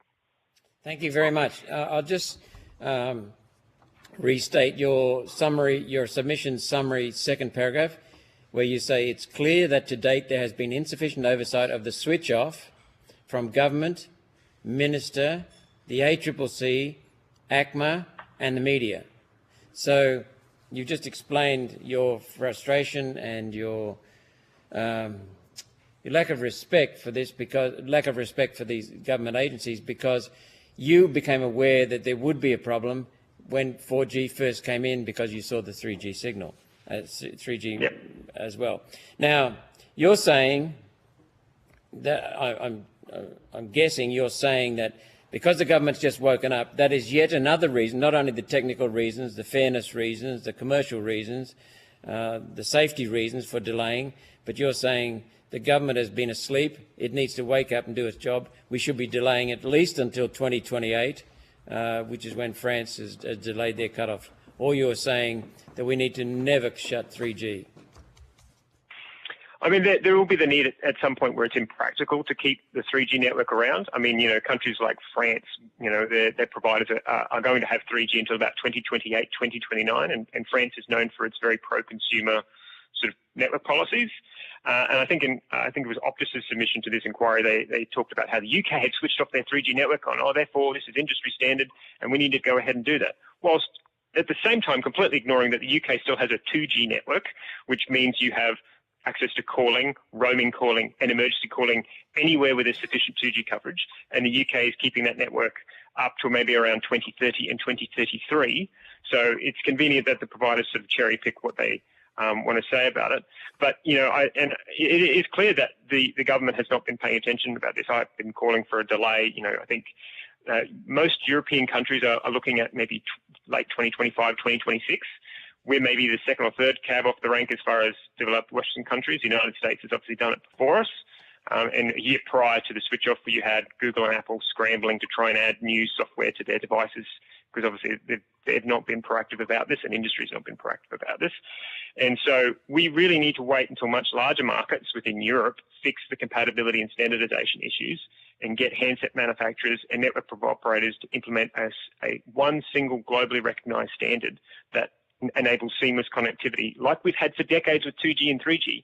And, just as like a reminder of history, you can use any 2G or 3G enabled device purchased from any network provider or any retailer on any 2G or 3G network in the world, and it will work flawlessly. Whereas none of that exists with 4G calling. There's major compatibility issues that still persist with new devices. It's not guaranteed that you can purchase a device from a store or an online and use it on any network and have access to calling, emergency calling and roaming. There are a number of issues that have been neglected, and the first thing that the department, the department really should have announced a delay a year ago when these sort of issues were either pointed out by AMTA or at the very least when I pointed out in June. But the announcement in March should not have been the establishment of a working group. It should have been, okay, now we're going to delay this by 12 months to ensure that consumers are not being adversely impacted.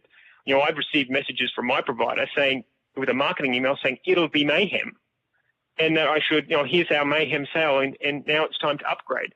The providers have definitely have had an advantage here with the new device sales aspect of it, and consumers are vulnerable to the information that they receive from the network providers. They don't know the difference between if their device works and doesn't. They're entirely reliant on what the messaging from the providers is. When Telstra says, we have an SMS testing system, as I point out in my submission, that system does not actually do a test to report compatibility. That simply just looks up your phone model in a list. If your phone is in that established list, it will say it works. It doesn't actually report back if you have working calling. I have devices that are configured perfectly for the network, and even when I make a 4G call, I get that outbound calling message on a device that I have manually updated to work. And if I do an SMS test, it says it looks like your phone is reliant on 3G for voice calls. It isn't. It's using exactly the same configuration and software as all the other supported devices, yet Telstra is saying I need to replace it. So someone who's not tech savvy is going to have absolutely no idea what to do, and they're just going to go to the nearest Telstra shop or Optus shop or whatever, and they're just going to have to buy a new phone and cop their financial hit. And that's the situation that could have been avoided if the department and government was actually concerned about the interests of consumers as opposed to only being concerned about the network providers being able to go ahead as planned. And I think as I point in my inquiry submission, the ACMA said a few years ago one of the key issues for licensees is the uncertain timeline for the proliferation of voice over LTE-enabled devices amongst consumers. And the ACMA sought information from incumbent licensees on the expected speed and consumer migration towards the use of voice over LTE handsets, but still has no clear indication of intended migration paths. And I think it goes on to say, in light of receiving further information to support more detailed assessment, the ACMA considers the proposed timeline outlined in this option, in other words, mid-2024, provides sufficient opportunity for carriers to mitigate the risks to the continuity of consumer services. And so when the ACMA made that assessment, Android and iOS didn't even have 4G call roaming support. So this goes back many years how this has been neglected, that the switch-offs should not be based on, we've made a lot of investment in 5G, and now we want a return on investment, so we're going to shut off the 3G. The criteria for switch off should be compatibility and standardization within devices and on networks. It should not be based on, the next quarter's earnings. It should be based on, the telcos should serve the market and what the market has. It shouldn't be that the telcos get to dictate the market. There are three main network providers, but there are millions of customers and millions of handsets. Why is it that the three get to dictate the whole market? It doesn't really make any sense, and it doesn't really pass the pub test in any real way. So you lack confidence in the numbers affected. You lack confidence in the testing of phones' capability. You see a self-interest, the motivation to make exorbitant or excess profits when the solutions that are real and practical are in reach for the telcos. So what you're saying is delay it at least until 2028, if not from further. I'll put the rest of my questions on notice, Mr. Parker, but I want to thank you again for your clarity of answers. Thank you. No worries. You finished, Senator Roberts? Yes. Oh, thank you. Sorry. Senator Darmanin. Thank you, Mr. Parker. I've just got one question. We've received some written submissions, and I think there's been mention this morning as well about the telcos attempting to address some of the issues for vulnerable customers, in particular around distributing free devices and hardship policies to address some of the financial impacts and burden. What do you think about that, and what other things can the telcos do in that regard to address the vulnerable customers that they have around the cost of living? Yeah, thank you for the question. I think the numbers have been, tens of thousands of devices that Telstra said it's willing to give out. I mean, this is a company that last year posted a $2.2 billion net profit. It shouldn't be that only those that are older and vulnerable Australians, it should be that there's more people than just the vulnerable and the elderly that are affected by this. There's people and families that have had either brand new 4G and 5G phones that have had to go out and spend hundreds of dollars for new devices. So for the telcos to say, we have, hardship, policies in place, and we assess things on a case-by-case basis, and we're willing to work with this, that, the other, kind of ignores the whole problem that we're in the first place. These issues could actually be fixed if the providers and handset makers roll out updates to existing devices. There is very few, if any, devices that could not be fixed with software updates. Every single modem and chipset that's in a mobile phone sold since about 2013 and 14 supports voice over LTE in some form. It's just the industry has, in some cases, only enabled support for one network or the other. There's no consistent standardization. So, the industry, really needs to get their checkbook out, and, if they really want to go ahead and do the switch off, they need to start handing out free phones to any affected customers. I purchased Telstra and Vodafone SIMs, last year in September to do some testing. And yes, they've sent me letters and yes, they've sent me different things, but there's no offer for new devices. Even if they may say, and some of the providers have offered, we've offered sales and offered discounts. It's like, okay, that's still people being out of pocket hundreds of dollars for new devices when this could all be delayed, and or they could provide updates and the government could put more pressure on industry to support the open market standards and force Telstra to actually support the open market standards and allow maximum compatibility between devices and networks, and to not tell people with compatible devices that they need to upgrade and actually improve their testing methods. I'm sure the providers have much better numbers than what they're revealing in the SMS system as to what devices are connected on 4G calling. I'm sure they have that figure, and I'm sure they are perfectly aware that they're telling customers with compatible phones that they need to upgrade. That's partly due to them having really no idea about the emergency calling issue. Part of the issue as well is that, there are devices that, are on Telstra's lists, and maybe if you put a Telstra SIM card on the phone or an Optus SIM card on the phone, it will do calling and it will do emergency calling. But the moment you put a Vodafone SIM card on the phone, it will lose the ability to make emergency calling, but will continue to make calling. Yet that's a model of device that is on the other two network providers' support list. So if someone ever switches provider, even if they've, gone and done the due diligence and done the test with, Optus and they've switched to Vodafone, they are still going to be impacted. These devices still exist. Handing out, unless you're going to replace everyone's phone, which I don't think they want to do, these issues are still going to persist. The standardization and compatibility issues are still going to persist. We are still going to get people arriving from overseas with devices that are exactly the same as the devices here physically that will not be able to make calls or emergency calls whilst visiting. That is unprecedented. 2G and 3G for decades have enabled that anyone can make an emergency call regardless of the device handset. And so the tokenistic gesture for the telcos to say, we're offering, handful number of devices to those that are vulnerable, that it really is just not good enough. The industry has known about these issues for years. You had Optus in 2019 saying to the ACCC that voice over LTE cannot be the sole technology relied upon to provide voice services due to incompatible handsets. Yet here we are a couple of years later and these issues still persist.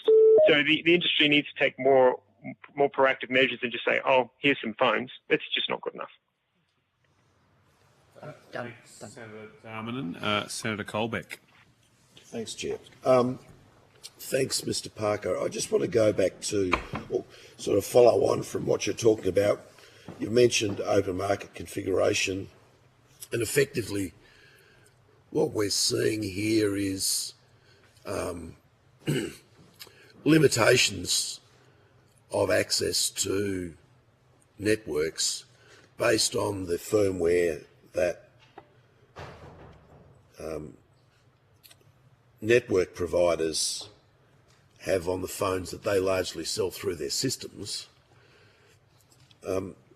So would you support or would you agree with a requirement for an open standard or a national standard so that we can get back to the situation you mentioned before in your evidence where if you had a 2 or 3G handset, it would receive and calls on any 2 or 3G network in the world? Is that the sort of fundamental space that we need to be getting to with the provision of service and the way that the system operates? Yeah, absolutely. I mean, and that's the thing. People have expectations about how mobile devices work that they've learned for decades, the last 20 or 30 years with 2G and 3G technologies. People expect they can take any network unlocked device and purchase it from any retailer, online store, or international brand and use it on any network that has a 2G or 3G network here or globally. And with 4G calling, none of that exists. It just simply does not exist. The industry may deny that, but that's just not the case. And you even had in the Bean review into the 8 November Optus outage, where in it, and it's in my inquiry submission, where it said more testing of network interoperability is needed and that carriers do not test with and or across each other's networks. And the testing does not guarantee that calls will be picked up when competitors' network is unavailable. And current testing regimes do not cover all devices sold by all carriers, and there is no system for addressing the capabilities of devices or customers who bring their own, and the countless variations, handsets and SIM settings and network nodes, that this presents a significant risk to the certain operation of the CAMP-on 000 functionality, and that this needs to be addressed. And then the report goes on to say that there is no requirement for universal across industry testing. So the government's own review into the 8 November Optus outage, where people couldn't call emergency services, which was found to be that there were devices that could still see a 3G tower and the tower did not shut itself down. And so people's phones thought they could make a call, but it would get stuck. And the review points out there is a lack of testing between networks and devices. There are devices that Telstra have sold and brought to the market that can only make calls on the Telstra network and cannot make calls on Optus or Vodafone networks. They, should still be able to make emergency calls. But this is the sort of issues that have persisted for years. And so the GSMA, and even last year, the GSMA made a presentation to industry about the compatibility issues and interoperability issues with 4G calling. And, they've established a task force to try and address this. And they have specifications and sort of blueprints, I guess, that the industry can use between the handset manufacturer side and the telco side and the equipment provider side, that they can configure their networks that enable sort of a global standard. And I think Rudolf Vandenberg in his ENA presentation says that, the standardization does need to be fixed before these switch-offs are allowed to occur.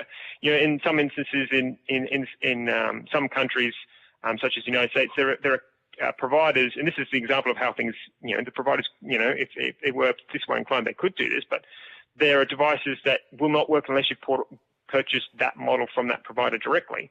And, though Telstra doesn't specifically block devices from connecting that are using their right software and the right modem configuration, they still send me text messages or still send customers text messages to say that they have to upgrade. And every single time you make a call, you get a 30-second message to say you need to upgrade. So practically speaking, it's no different. Whereas if the providers and globally and nationally, if there was to say, this is the standard that you have to use, and every device sold nationally has to support the standard and work across any network, that would be good. You'd probably find that still with modern devices, because basically when you put your SIM card into a device, the device has to restart and load the network software for the provider you're trying to use it on. And that's basically the only way you can take a device across different networks, is because it does that system. So if there was just one standard and a comprehensively robust standard like there has been for decades with 2G and 3G, these issues would not exist. The trouble is the fractured standardization and the failure of industry to address it over many years has led us to this position. And until you have unless you stop them from doing that and create that financial incentive to fix it, they won't actually do it. These issues will continue to persist and we'll never get this resolved. And then once they maybe go to turn off 4G, we'll still have the same problems with 5G with, instead of voice over LTE or VoLTE, it's VoNR. The GSMA is trying to get ahead of that and trying to fix those sorts of issues before that becomes a problem in the 5G space. But these issues need government intervention and regulated intervention to actually fix the standardization issues nationally and globally. Otherwise, we're just at the mercy of the network providers.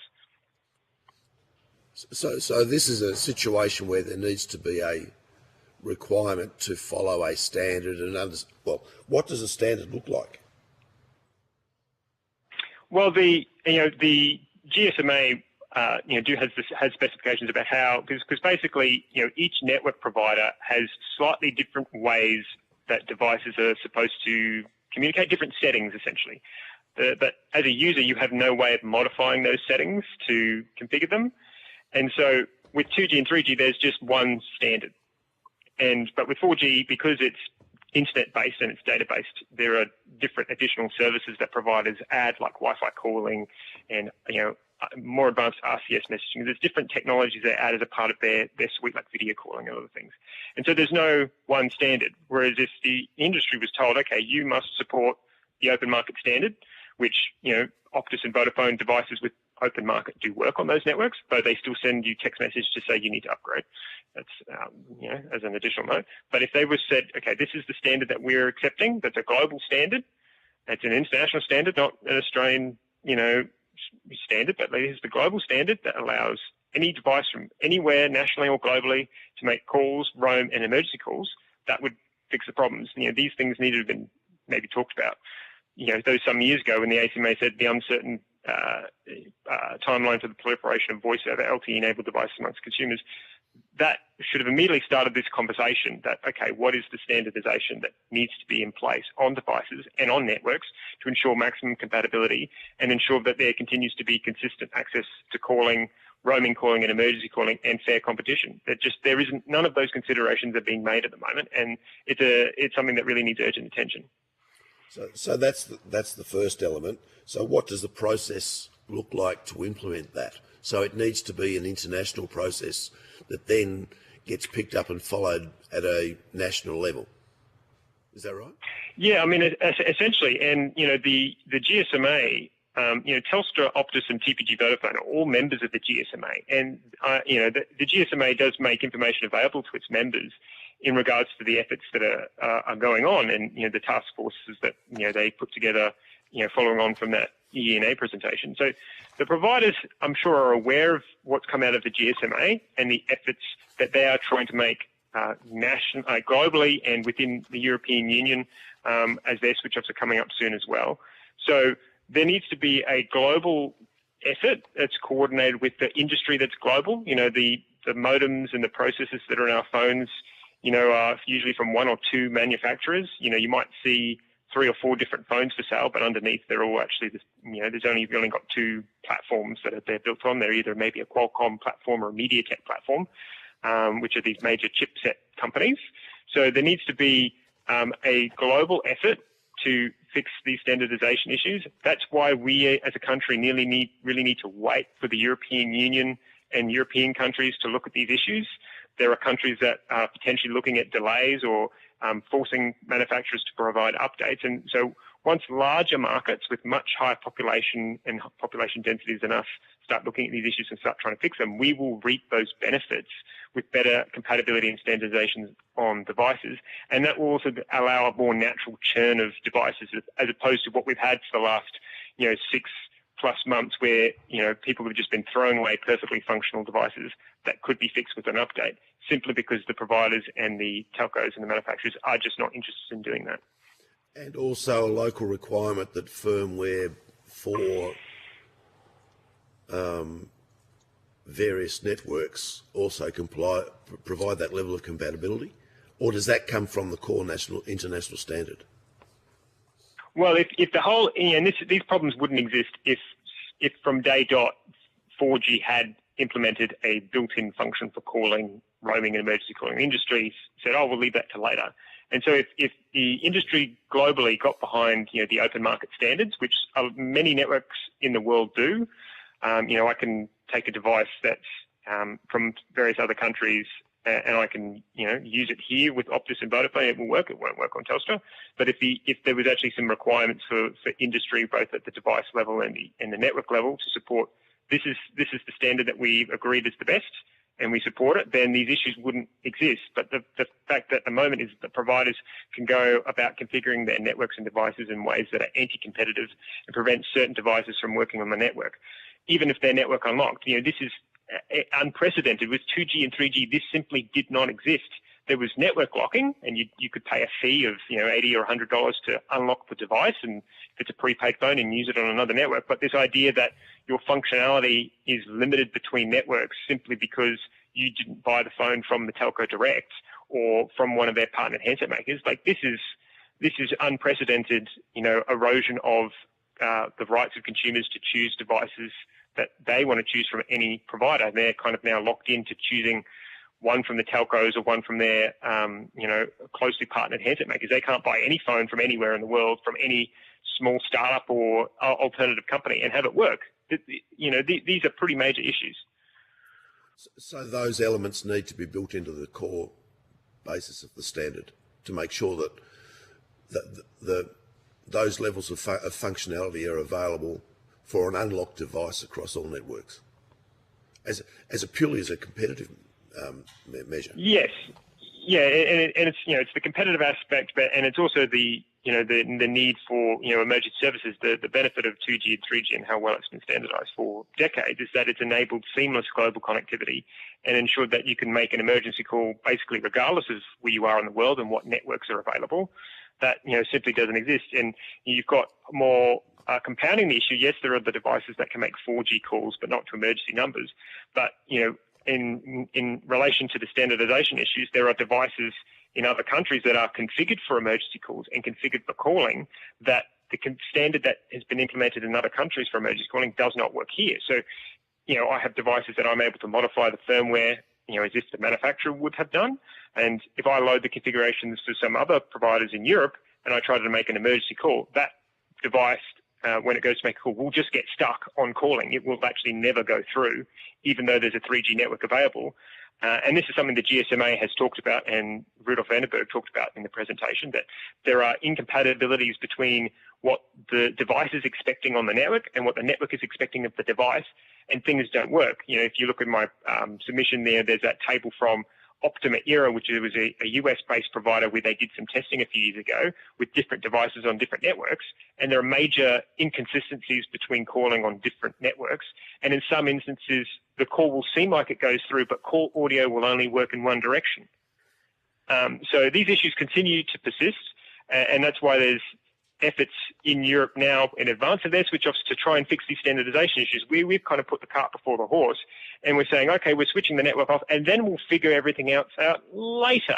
If people have problems with devices and using them on different networks or calling emergency calling, oh no, we'll figure it out later. We'll get people to spend hundreds of dollars to new devices, and we'll just let the network providers be able to do things as planned, as they're forecast in their budgets, whilst completely fundamentally failing people when it's most critical, and risking lives and harming competition. That's the path that we're on, and hopefully with this committee and inquiry, these issues can all be thoroughly examined, and we can get some learnings out of this, and we can improve the situation, and other countries can learn from our experiences as well. And so these fundamentals of compatibility and cross-network functionality should be a core element of any standards going forward for further incarnations. You mentioned the potential switch off of 4G, and what's working with 5G and the way that the global systems are being implemented with the additional functionalities that are being brought to them. But these core elements should be part of any forward-looking standards for systems as well. Yeah, and I think there's maybe been some commentary previously where either government and regulators don't want to necessarily impose stringent, exact black and white standards in order, because otherwise that can restrict, innovation, quote unquote. But there needs to be some very clear language that ensures that practically that the outcomes are that there are the open market standards and standards that protect the interests of consumers and access to emergency services broadly. We have not had that.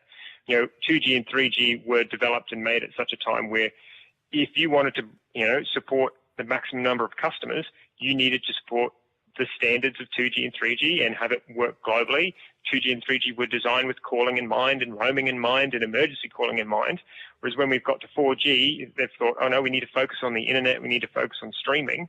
And we've got these issues that are continuing to persist underneath that really need comprehensively addressed. The industry is now not at a situation where it maybe was 20 or 30 years ago, where they want to soak up as much customer interest as possible. The only way they retain customers is locking people to their networks and preventing people from purchasing devices from other retailers and online stores. And so we're in this situation, and it's not just in the telecom sector, where the walls are coming up and trying to keep people locked into existing ecosystems.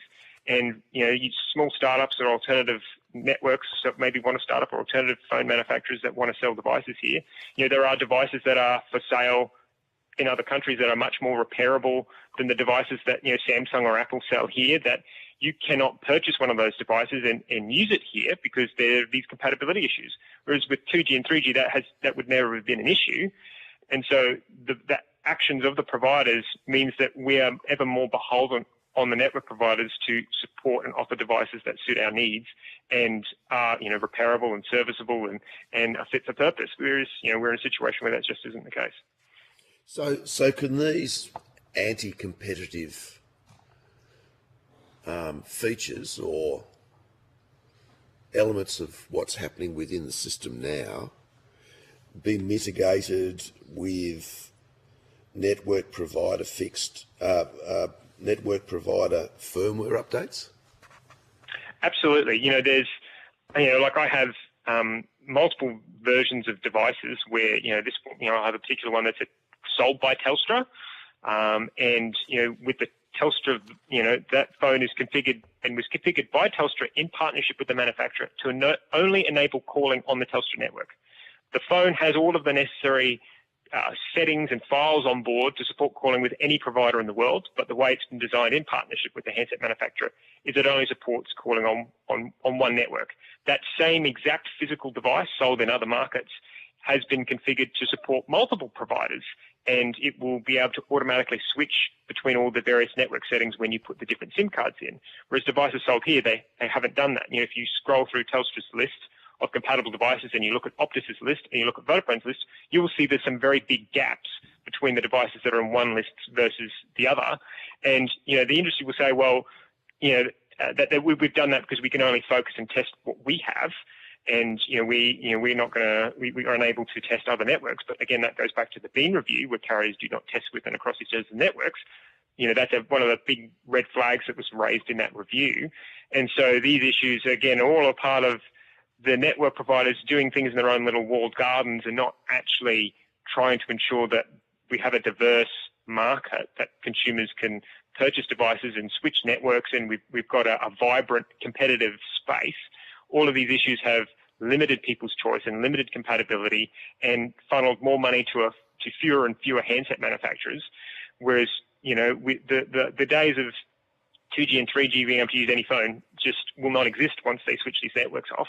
And that's going to be a real issue, and people won't really know the implications until it happens. And then we'll realise, why did we do this? This was a mistake. So it would be legitimate for us to say to the network providers, until you fix these anti-competitive limitations on the firmware that you've installed on the devices, you can't switch off 3G? Yes, and that's even what the telecoms expert Rudolf Vandenberg was calling for in 2022 at the European Emergency Number Association, that you've got to stop the providers from doing this until they fix the standardization issues and get chipsets and handsets to work for everyone in the world for all methods of calling. And he's been one of the most outspoken about this for many years, and his presentation, was a catalyst for a lot of further research that I did that exposed, just how bad this gets. You kind of assume, Australia, we've got a very few number of handset providers. This maybe isn't that surprising, but when you look at that, this is not just a national issue, but it's also a global issue with the big handset manufacturers and equipment providers and the chipset manufacturers. You sort of start realising that this really needs people that understand and know what they're talking about to really put some pressure on into this issue to ensure that the standards are fixed. And once the standards are fixed, then we can start entertaining the idea of switch-offs. Again, not putting the cart before the horse. There are instances that, even the industry may say, we can't provide firmware updates because that's too hard, or we can't test them, or, it's too expensive, etc. There's a provider in India called Jio Mobile, and they launch as a 4G only network. And, if you're a new incumbent into a network, you obviously want to get as many customers as possible and soak up as much market share as possible. But if devices that people have can't do 4G calling, you're in a bit of a dilemma. So what Jio Mobile did is they rolled out a downloadable app that you can install from the Google Play Store or from the App Store that you can put on your non-4G calling enabled device, and you can make calls using your mobile data connection through that application. And make and receive calls on your Jio Mobile number without actually having to have firmware support on the device itself. And so that's something that the telcos could very easily have implemented, more than a year ago. It's sort of a stopgap fix that would ensure that people still have some level of service.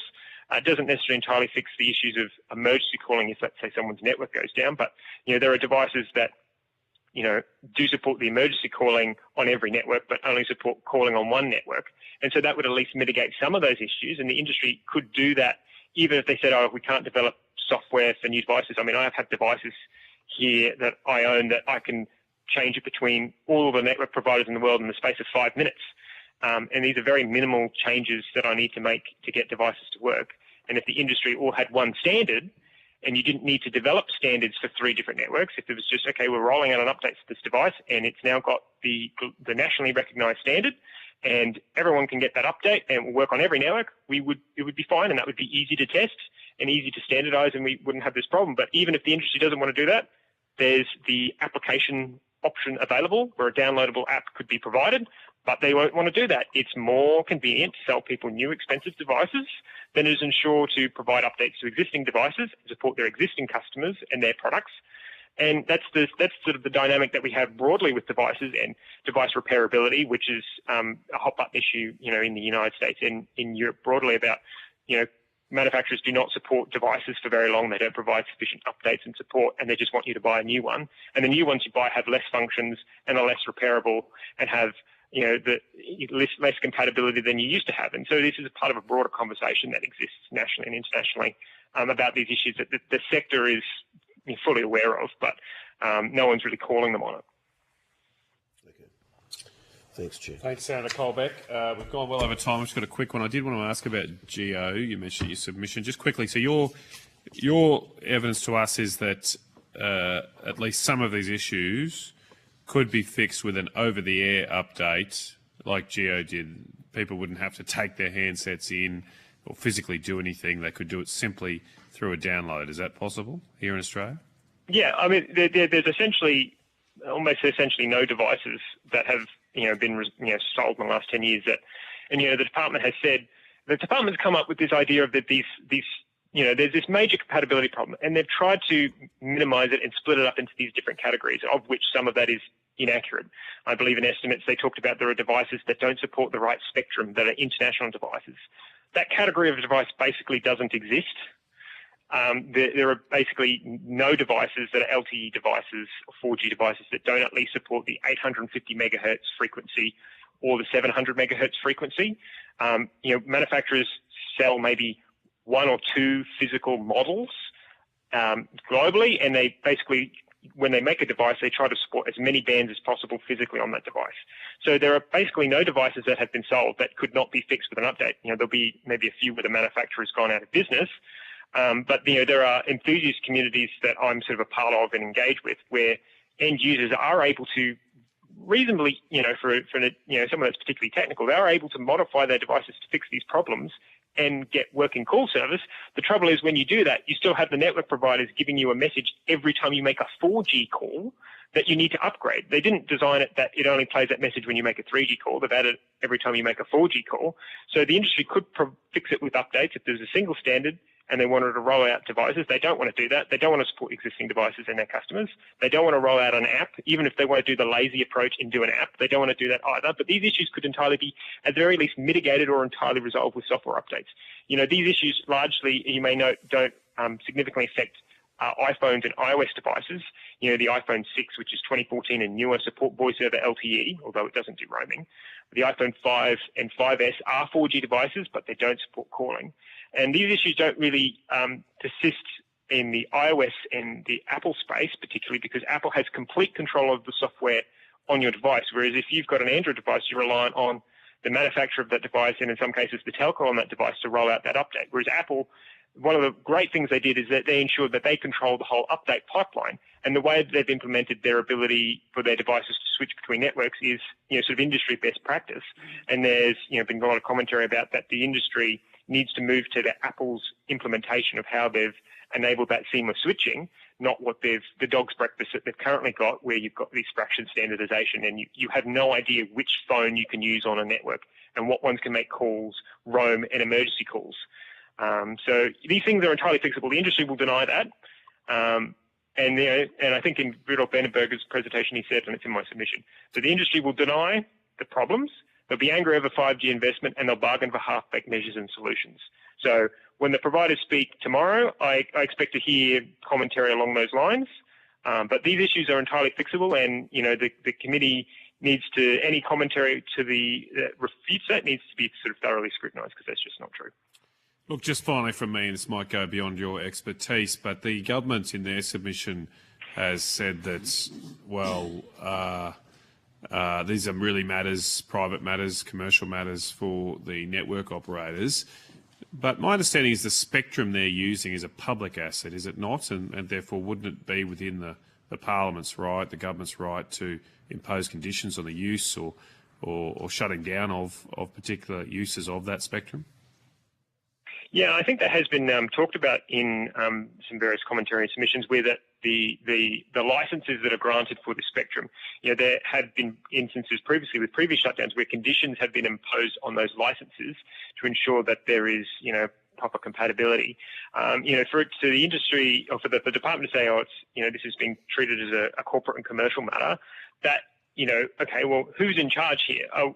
Isn't the government's role to protect the public interest and the concerns of customers and ensure that we have networks that are reliable? We all know what unreliable networks are like. We had a bit of an experience of that this morning with the cutout during the opening statement.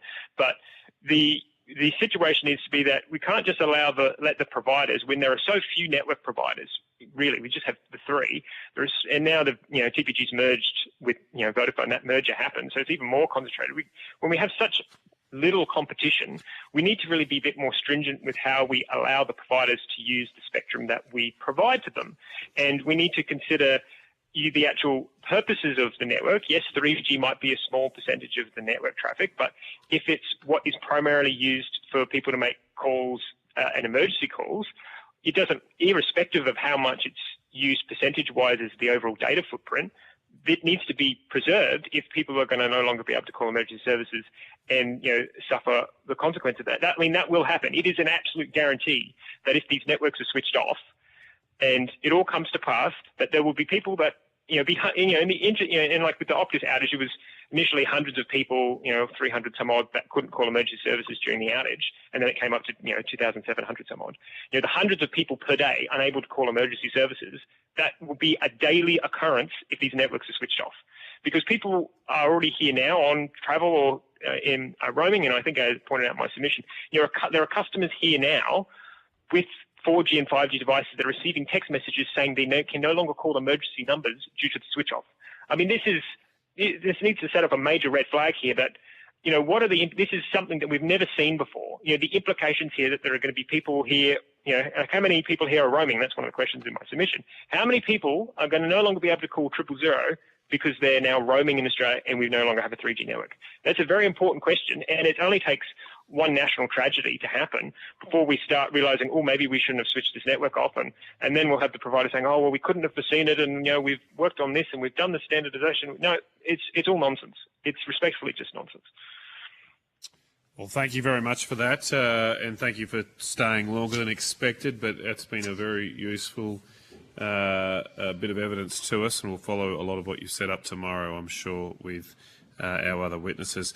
Thank you very much, Mr. Parker. Now, if you do have any more information to provide for us, we're asking for that back by the 31st of July to help with our report. Yep. Thank you very much and have a great day. Yeah, thank you for listening. I much appreciate it. Now, I believe we have our next witnesses online, so I'll stay in session. I'll just check, though, representatives from the NFF and New South Wales Farmers online. Yes, that's correct. Senator Kathy Rankin from New South Wales Farmers. And NFF? And Charlie Thomas from the NFF as well. Great, thank you very much. Yes, and Charlotte Wondersits from the NFF. Sorry, Senator. Easy. No worries. Thanks for joining us. And I now formally welcome representatives from the National Farmers Federation and the New South Wales Farmers joining us by teleconference. I understand that information on parliamentary privilege and the protection of witnesses giving evidence to Senate committees has been provided to you. Could I just get your full names and the capacity in which you appear? We'll start with the NFF with Ms. Wondersits. Thank you, Senator. Charlotte Wondersits, General Manager of Rural Affairs at the National Farmers Federation. And Mr. Thomas? And Charlie Thomas, Deputy Chief Executive Officer at the National Farmers Federation. And then we'll go to New South Wales Farmers. I might start with you, Ms. Rankin, given I heard from you. Okay, if I may, Senator, maybe start with Deb Charlton, please. Okay, I'll let you decide the order. Go for it. Senator Deborah Charlton, I'm Chair of the New South Wales Farmers Rural Affairs Committee and also an Executive Councillor. Senator, I'm Sarah Thompson. I'm an Executive Councillor and Vice Chair of the Rural Affairs Policy Committee. And Kathy Rankin, Head of Policy and Advocacy, New South Wales Farmers. Look, thank you very much. And look, given how many people we do have on the line, if I could ask people to mute their microphones when they're not speaking, that'd be great. Help us a lot.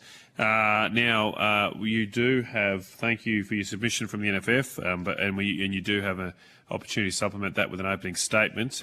Would you like to do that? And I'll start with the NFF first. Yeah, thank you, Chair. With your indulgence, I believe we both have an opening statement to make, but I'll get stuck into ours first and then hand over to my colleagues at New South Wales Farmers. Thank you. So the NFF thanks the committee for the opportunity to appear today. Since its introduction, the 3G network has been a steadfast lifeline for many consumers across the country, but arguably none more so than those living in rural, regional and remote Australia. The livelihoods of Australian farming families are intrinsically tied to accessible, reliable, affordable, resilient and quality connectivity. Reliable mobile connectivity underpins modern agriculture, enabling efficient farm management, market access and daily business operations. For many with no bricks and mortar alternative down the road, it provides access to essential healthcare, emergency services, education, social interaction and wellbeing outcomes as well. Many in the bush still consider the 3G network as an essential component of reliable connectivity, something that triggers a sigh of relief when it pops up on their phone during an emergency or natural disaster. Often the alternative is no signal at all. While we acknowledge the opportunity the shutdown presents to improve connectivity across the country, farmers and communities are understandably apprehensive about a world without a 3G network. An anxiety that's made worse by anecdotal reports of degrading and changing mobile services in some areas and a general lack of confidence in existing complaint processes with the telcos. These communities are forced to trust providers with their ability to communicate, to conduct business and to access essential and emergency services. With existing primary connectivity barriers, it's these communities that will invariably suffer the lion's share of any adverse consequences through the transition. The NFF has critical expectations of providers to ensure a seamless transition and protect the fundamental needs of regional, rural and remote communities. These include that connectivity must be equivalent or improved through the transition. Providers must prioritise accountability and transparency through the transition. Proactive, robust and considered efforts are made to inform consumers and avoid adverse consequences. And post-network shutdown issues are addressed quickly and effectively. To achieve that, we expect communications efforts and services to go beyond business as usual. As it stands today, the NFF is not satisfied that each of our requirements for this transition have been met, noting, however, that there are still a few weeks remaining until this transition takes effect with the major regional networks. We remain closely engaged with the network operators to monitor their progress and will continue to hold them to account for equivalent or improved coverage on behalf of our members. Thank you, and we're happy to take your questions after we hear from New South Wales Farmers. Thank you very much, Mr. Thomas. Over to you, New South Wales Farmers. Thank you, Chair, for the invitation to provide evidence to this inquiry. I'm a farmer from southern New South Wales near Junee, where my family run a mixed farming property and with a livestock operation. And I'm here representing New South Wales farmers in my capacity as the Chair of the Rural Affairs Committee and Executive Councillor.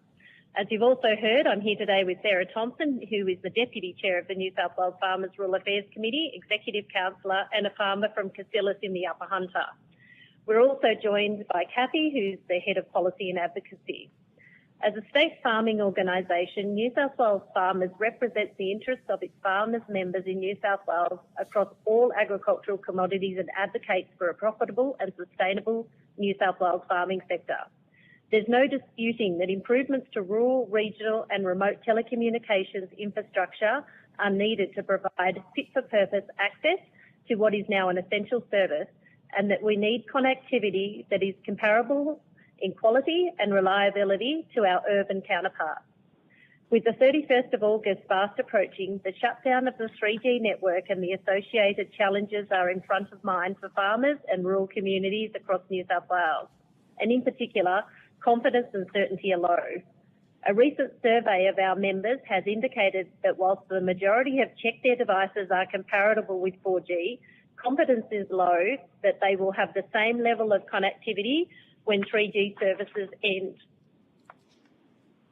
To provide certainty to farming communities, it is important that at a minimum, the 4G network must reach all areas currently covered by 3G to ensure that we are able to call for help if run into trouble or have an accident and can continue our day-to-day, which is increasingly dependent on digital services.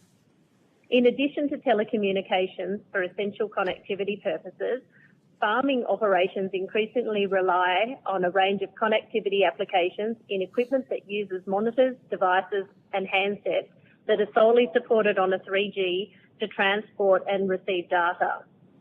This includes a whole range of things, from big machinery to small devices such as irrigation and soil moisture sensors, monitors on bores and water tanks, and modems in tractors for digital diagnosis and data capture. Farmers will spend thousands of dollars to upgrade or replace these, so they are not redundant once the shutdown occurs, and they can maintain important pieces of equipment and their productivity benefits.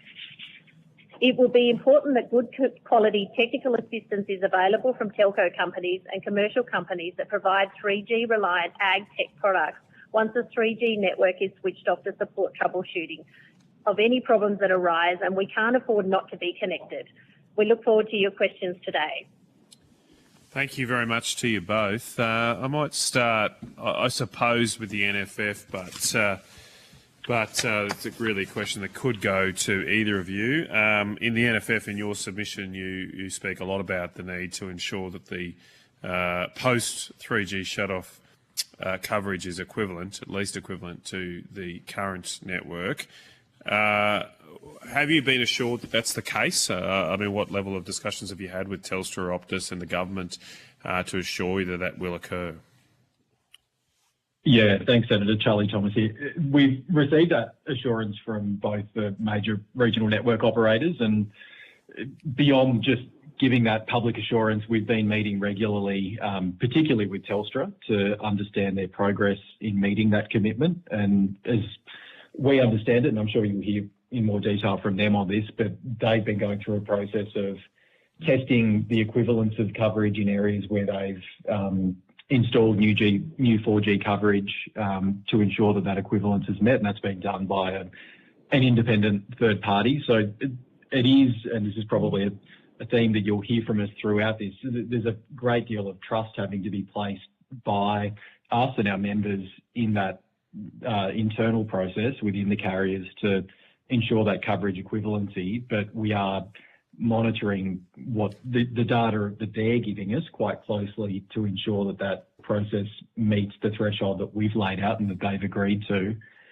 I think given the level of trust and I guess the lack of complete certainty as to what's going to happen post-shutdown, it goes to the importance of the complaints resolution process that's in place after the shutdown as well. So that's something we've been pressuring them quite hard on, is to make sure that they've got dedicated teams and pathways stood up so that where people identify what they perceive as differences in coverage before and after the shutdown, that they've got a way to quickly get that looked at and hopefully resolved. And I think we're some way to ensuring that those systems are in place, and we'll continue those discussions over the next few weeks. And did New South Wales farmers, do you want to provide any evidence about that? Have you had discussions with Telstra or Optus or the government about what coverage will be like after the shut-off? Thank you, Senator. Yes, Cathy Rankin speaking. We have been engaging and for some time with Telstra. The challenge that I think has been articulated by Charlie Thomas quite well is that it's the uncertainty. We know what we have now. We know that there are black spots. We also know that we don't know what's going to happen after. We have been very clear with Telstra, saying to them that it's very important that they have good strategies in place for people to be able to raise concerns, identify issues, and manage through those resolutions with the farming community. One of the things that we're actually asking them is how they will do that, given that there is such a dependence on online and telephone and voice and data management of issues across all of the telecommunications platforms. So returning people to a face-to-face engagement is often going to be quite challenging as well to get that resolution. Thank you. Thanks for that. Look, just final question from me. We have had a lot of evidence about medical devices that potentially are affected by the shut-off. Are there any sort of farm equipment or technologies used by farmers that could fall into this sort of Internet of Things category where they may use legacy mobile networks like 3G and post shut-off might be redundant? I'm happy to. You go, New South Wales Farmers. Yeah, it's Dalton here speaking. There definitely is. There's definitely a range of devices, and I honestly believe that's why Telstra have already given us that one bit of extension so far, because I don't think they were even aware of how much was out there. So there's a lot of water monitors, security cameras, even remote diagnostic through tractors and technologies that are being imported. And the biggest probably concern I have for those is the fact that the most that the farmers are going to be able to upgrade is up to a 4G device. So the technology hasn't jumped far enough. So the uncertainty that farmers now have that the best they can do is upgrade to a 4G rather than a 5G is actually giving them the uncertainty of how long when they do pay thousands of dollars to get these equipment upgraded, how long will it be until they've got to upgrade again? And unfortunately, it would be lovely if we had a little bit more sort of work done in the past 5 years to ensure that we could upgrade these to a 5G system so that we weren't having to have the expense hanging over our heads in case they decide to turn 4G off in 12 months' time or do it. Even give us that uncertainty of 4G leading forward. Thank you for that. Sorry, Mr. Thomas, did you have something to add? Yeah, I guess I'd just add the difficulty in some of the communication with those customers of ag-tech devices with 3G connectivity, because the telcos have put a lot of emphasis on direct communication with customers who they know to be affected based on the handsets that they have. But what they've said to us is that they don't have the same level of visibility of some of these customers who are using 3G SIM cards in other types of devices other than phones. So a lot of reliance is placed on the ag tech providers themselves, so that whoever sold them the soil moisture probe or the tractor, to reach out to those customers and explain how they're going to be affected. And I think the extent to which that has happened is probably variable, and anecdotally we've been told that there are actually some device manufacturers who have been selling 3G enabled devices until only quite recently, which is probably a little bit unscrupulous of them. But we do know some of certainly the larger players, John Deere and the like, have been quite proactive in communicating with customers, so we're comfortable with that. But there is the risk that some of the smaller providers may not have been quite so proactive. So we're certainly trying to get that message out to our members and their members through our networks, but there's obviously more to be done. Thank you for that, and I'll just pass over to Senator Darmanin. Thank you. This is the National Farmers Federation, your submission, and I think you touched on it in terms of a post-network needing to make sure that issues that might arise are dealt with quickly and effectively, and your advocacy around that, particularly if there are gaps in the network that don't match the promises. I was wondering if you could talk a bit more about that and how your advocacy has gone with the telcos. How's that progressing? And are there any models of a similar kind of structure in that regard elsewhere that you know have been effective to assist with transitions in industry of this kind? Charlotte, did you want to lead off? Yeah. Oh, yeah. Thanks, Charlie. I'm Charlotte here from the NFS Senator. Thank you for the question. So sort of, I guess, in an answer by way of three parts. Certainly, we are extremely cognizant and concerned of ensuring that post-network shutdown issues are able to be addressed quickly and effectively. We have, as Charlie already articulated, been meeting very regularly, particularly with Telstra, and explaining to them some of the concerns we have about farmers' current lack of confidence in existing complaint avenues and this real reluctance, I suppose, in regional communities of the ability to raise their complaints and have them addressed effectively and quickly through those existing avenues. So that's why we're pushing this perspective of we really want to see an above business as usual approach to give people confidence that these concerns or any concerns that come up post the shutdown can be addressed quickly and effectively and, you know, outside of what sort of the regular status quo exercises are. The other half of that obviously is significant communications piece. And to your question about what models we're comparing that to, I wouldn't say we're comparing it to previously successful models, but certainly I suppose just from the very tumultuous history of regional communications and regional connectivity, we know what doesn't work. And so we really want to see a continued overzealous and targeted communications effort by the telcos as we lead up to that sort of critical shutdown date, but also beyond. So making sure that, you know, we're leaving no stone unturned. Every consumer that may be impacted has had that communicated to them by the telcos on a number of fronts and consistently, so that we can really avoid as much as possible any adverse consequences post shutdown. Thanks. And you mentioned engagement with Telstra on a above business as usual approach. What has the response been?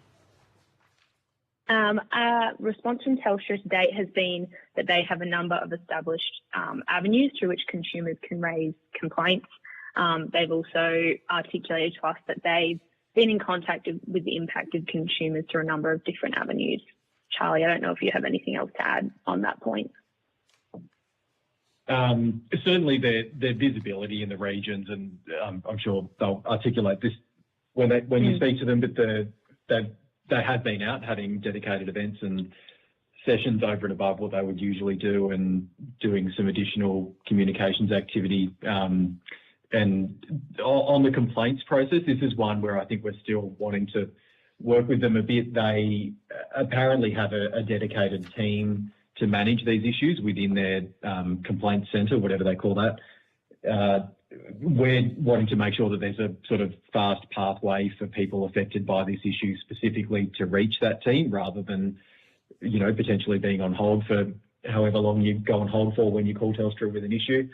That's not something that they've said they're going to do at this stage, but we'll continue talking to them about that. And if it is that they go through the usual pathway, I guess just making sure that we're confident that that usual pathway will treat people efficiently and get them an answer quickly. Thanks. That's all from me.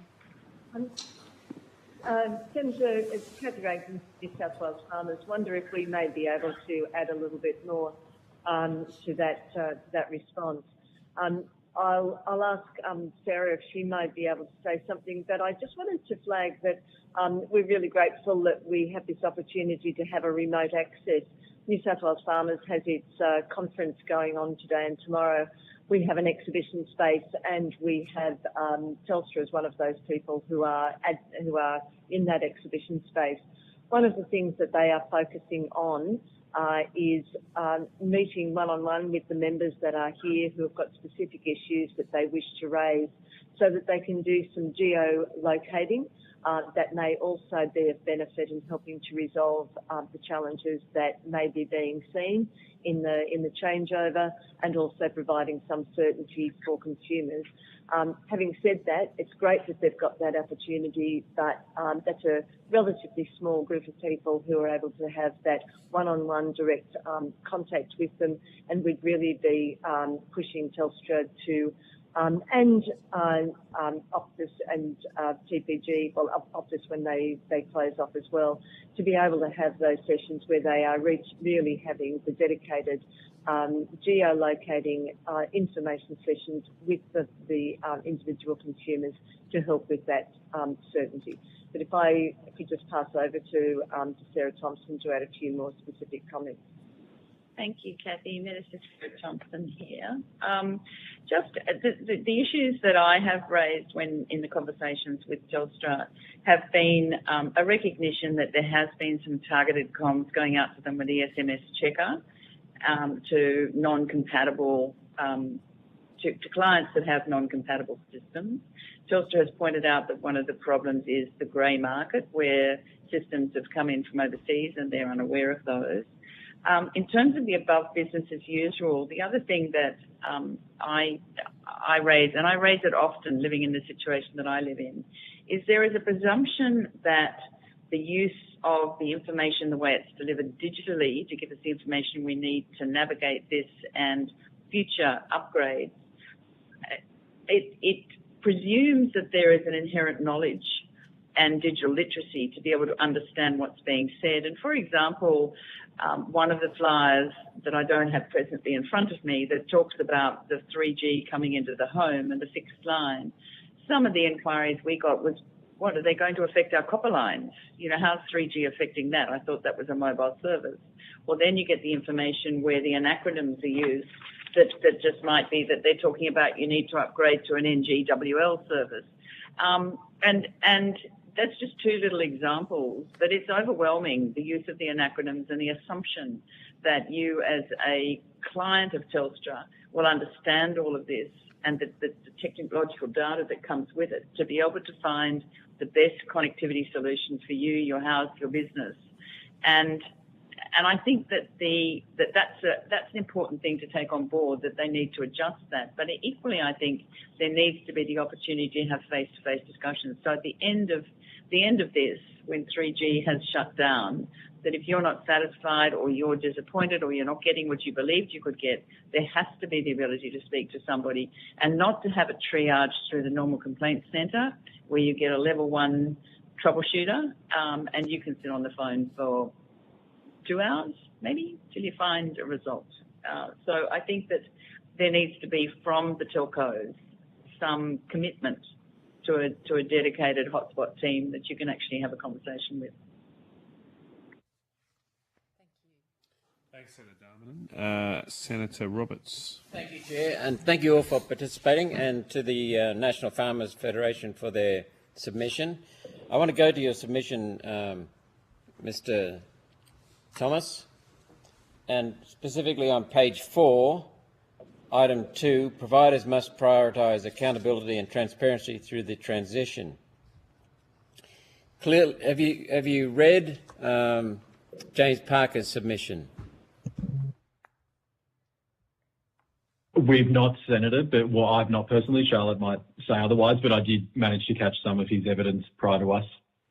Yes, clearly, in my view, the telcos, the handset providers just cannot be trusted. So very little chance of accountability without trust, especially when the problem is not defined until Mr. Parker came along, and he's got the solution there as well.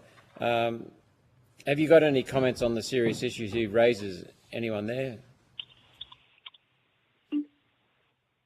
To be honest, I probably won't wade into it too much, Senator, not being too familiar with the technical detail he was going into. It certainly sounded interesting, but perhaps I would just say that the focus for the NFF at present has been on making sure that people are upgrading their devices to be compatible within the time frame and making sure that we've got that coverage equivalency. So it's really when we talk about transparency and accountability, we're primarily talking about that coverage equivalency piece.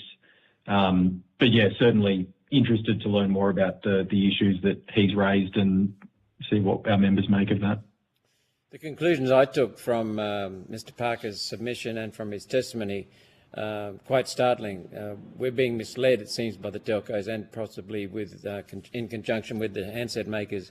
It seems to me that for the benefit of your members, it would be important for the National Farmers Federation and the New South Wales farmers to actually work with Mr. Parker to raise members' awareness and to realise that we're possibly quite likely being led down the garden path and farmers are incurring needless expense and needless inconvenience. Yeah, Senator Deborah Charlton here.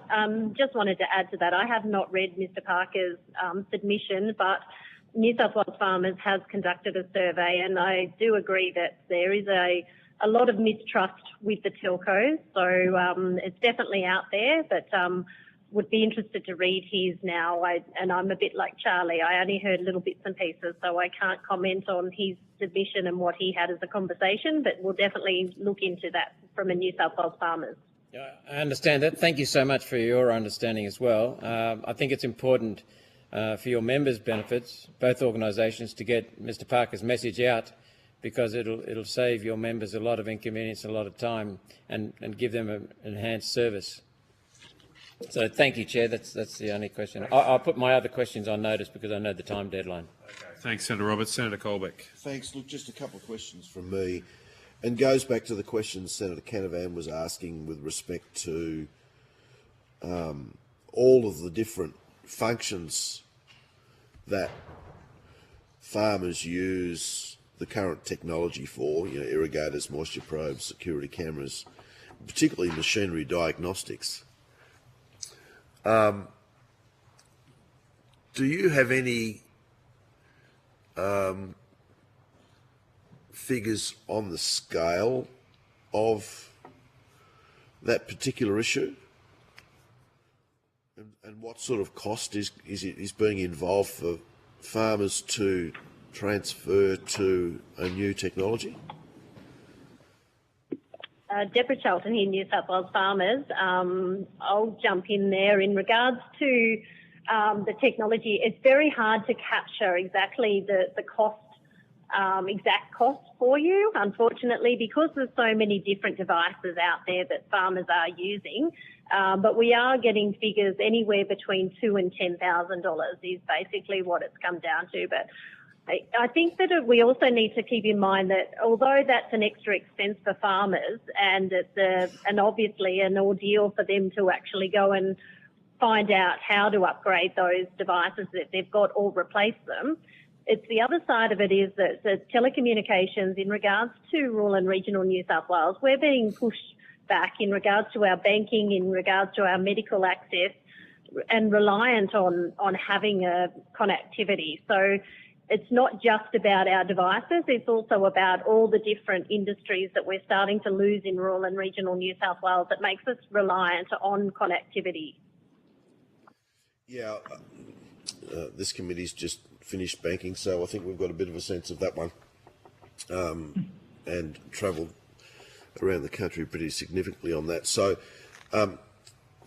you're saying, say, 2 to 10K per property to deal with that, but do we have a bigger picture indication of No, that's per device, not per property. Per device. Yes, and Senator Cathy Rankin here. The large costs are associated with the heavy machinery, the harvesters, the tractors. The smaller costs. Diagnostic stuff.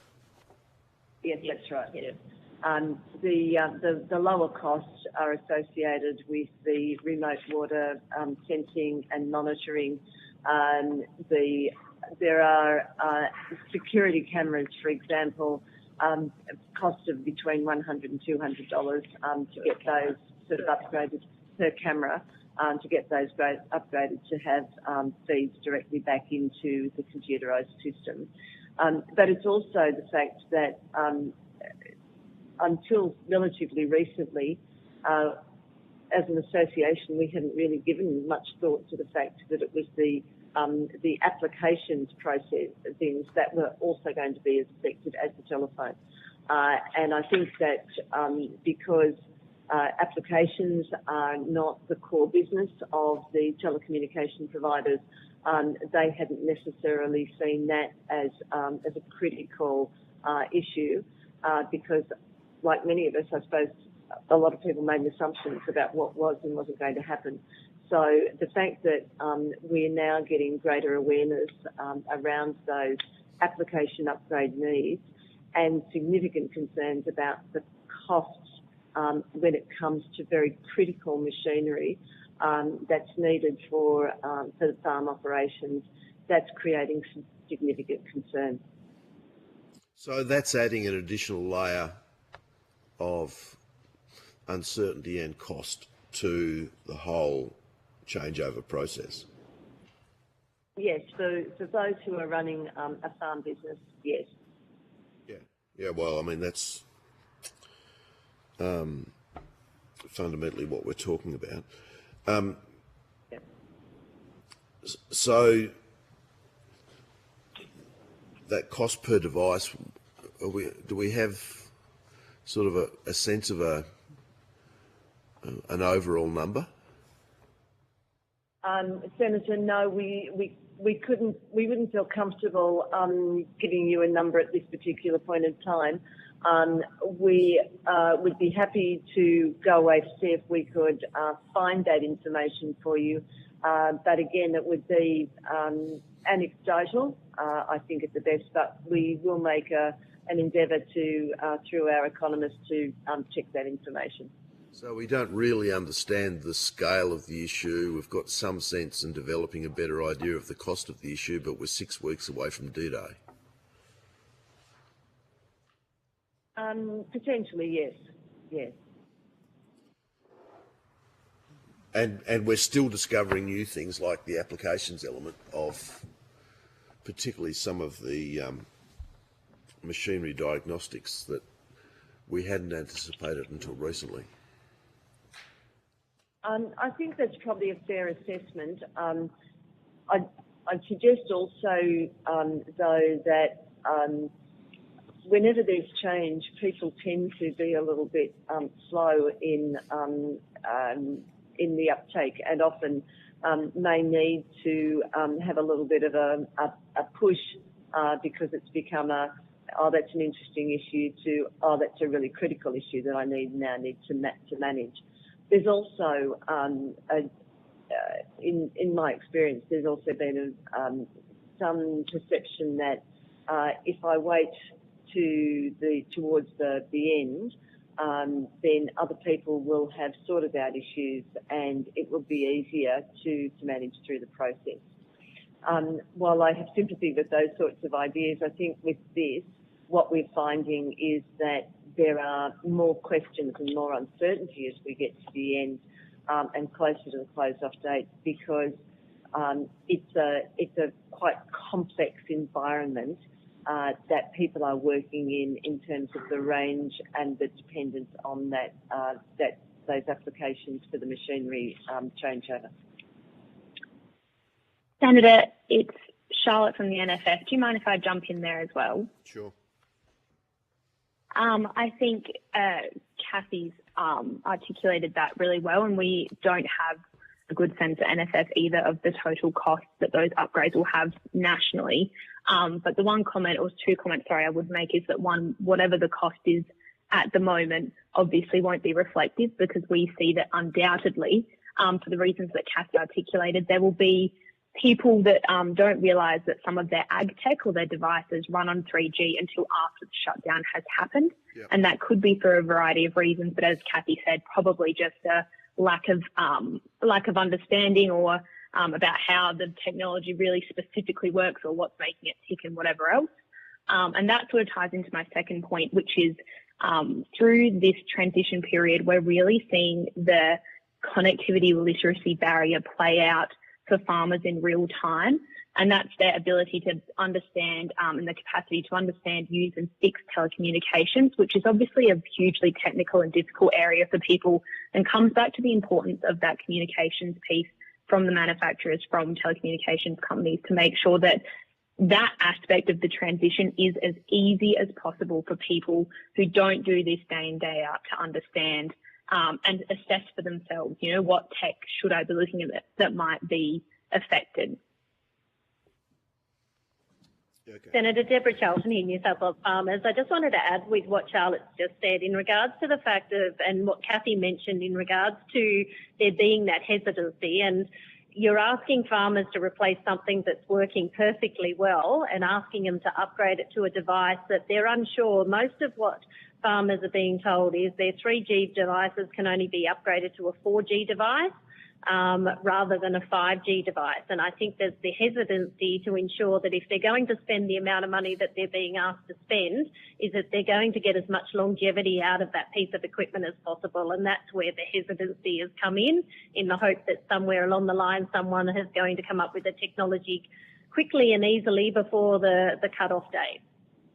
And so some of the anti-competitive elements of the way that devices are configured also need to be taken out of the system as a part of the process so that they can achieve what you've just expressed.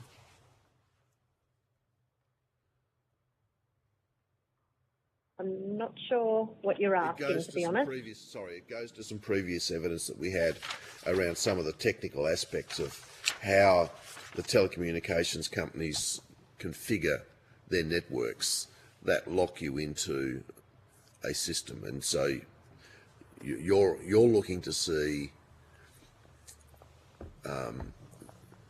longer term value for expenditure in upgrading of systems, and you would, I suppose, in that sense, support removal of any anti-competitive elements that sit within the system that limit the capacity to achieve that.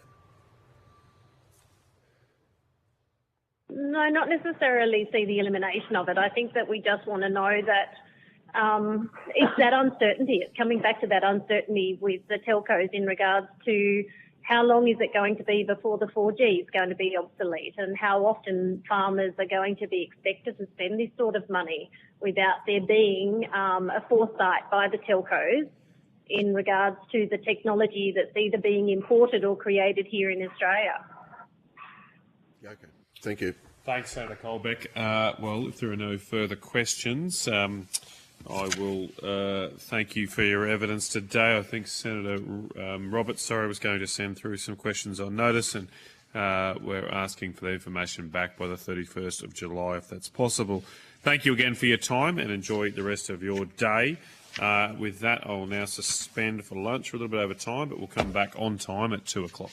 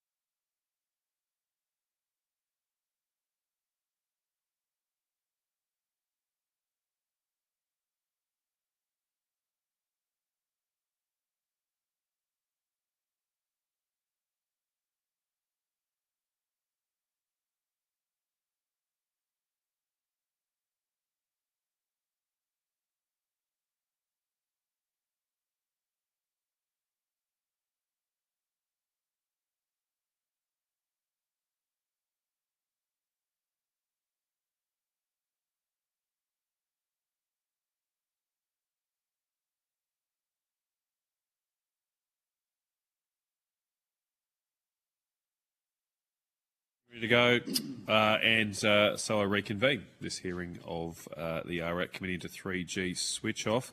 I now welcome representatives from Surveyors Australia. I understand that information on parliamentary privilege and the protection of witnesses has been provided to you. For the Hansard record, could you please state your full names, the capacity with which you appear today? Michelle Blitzarves, Chief Executive Officer of Surveyors Australia. Melanie Gibbons, I'm the Head of Advocacy and Stakeholder Engagement at Surveyors Australia. Jack Atkinson, Director of Jack Atkinson Surveying. Thank you very much. Thank you for coming in person too, all the way to Cooma. We very much appreciate it. And we've also got your submission. You have an opportunity to make an opening statement if you choose to. Would you like to? Yes, I will. Over to you. So thank you for the opportunity to present to the committee today on behalf of Surveyors Australia regarding our preparation for the 3G network shutdown. We feel the government and telcos did not engage broadly enough to understand the impacts of this shutdown on industries such as ours, and we've been calling for support to help fund the upgrades required. Surveyors Australia is the peak industry body representing close to 500 surveying firms across Australia. Our member firms employ surveyors, technicians, engineers and others involved in creating land parcels and accurately placing land and buildings across the country.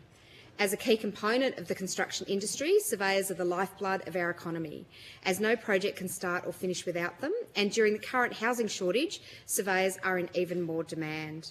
I won't go over the written submission in detail, but I would like to emphasise a few key points and save time to answer questions. Very pleased to have with me today Jack Atkinson, who is a local surveyor from Cooma, who's been directly impacted by the proposed shutdown, and he can answer any of the technical questions you might have regarding the equipment and the importance of connection to the network. Whilst we share the concerns raised by the Minister about the impact to OOO calls, we do not share her belief that all industries were made aware of the switch-off with time to prepare. We do not believe that there was extensive enough engagement by the telcos or the government to understand the current use of the 3G network for a broad range of services, including surveying. Surveying equipment is supplied by 3 major distributors in Australia from products manufactured overseas. Due to the COVID-19 pandemic supply chain issues, these distributors were only able to supply 3G data controllers already in stock. It wasn't until late 2022 that new 4G and 5G accessible equipment started arriving in the country. This meant that some of our member firms taking advantage of taxation concessions to purchase during the pandemic were supplied with equipment that was not ready for 4G and 5G and are now being forced to once again purchase new equipment. Using this equipment is usually only purchased every 5 to 10 years as new technology advancements are implemented. Our members tell us that to upgrade their surveying equipment, the cost is between $10,000 and $15,000 per field party.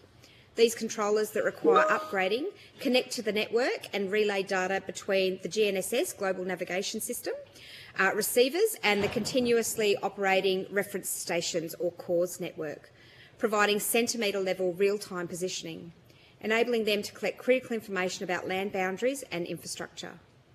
A large proportion of our profession are nearing retirement age, and yet they will need to invest more money into their businesses at a time when they could be slowing down. Our own research into the skill shortage in surveying tells us we need another 1,400 surveyors this year alone. But I'm hearing members speak of closing their doors early and walking away due to the increasing cost of business, including upgrading equipment that is only 4 or 5 years old, when they thought their last purchase would see them through their last 10 years of operation. There is also significant concern from our members in rural and regional areas who often cannot access 4G and 5G now, and 3G can even be limited. Satellite phones and Starlink, particularly in Northern Australia, are the norm. So there is much concern from our profession that from the 1st of September they will lose all connection and works will be significantly delayed. Our concern remains that the government or telcos did not consult broadly enough before announcing the shutdown of the 3G network. They did not consider all the impacted industries, and when we reached out to both the government and the telcos with our concerns, both were surprised and had no knowledge that an important profession such as surveying could be impacted at such a significant cost. This includes discussions with John Hewitt from Telstra, who I understand will be presenting to you tomorrow. The advertising that was made suggested that shutdown wouldn't cost individuals and businesses more than a mobile phone. However, $10,000 to $15,000 is a lot more than expected. This project has been poorly thought through and not broadly considered for all impacted people in Australia. Our request here today is for the government or telcos to offer a one-off grant or subsidy to help impacted industries with the unexpected cost of the 3G shutdown following a major pandemic and supply chain issues. Finally, we would also like to see an assurance that 4G and 5G coverage will cover all areas currently covered by 3G to keep our surveyors safe and able to operate.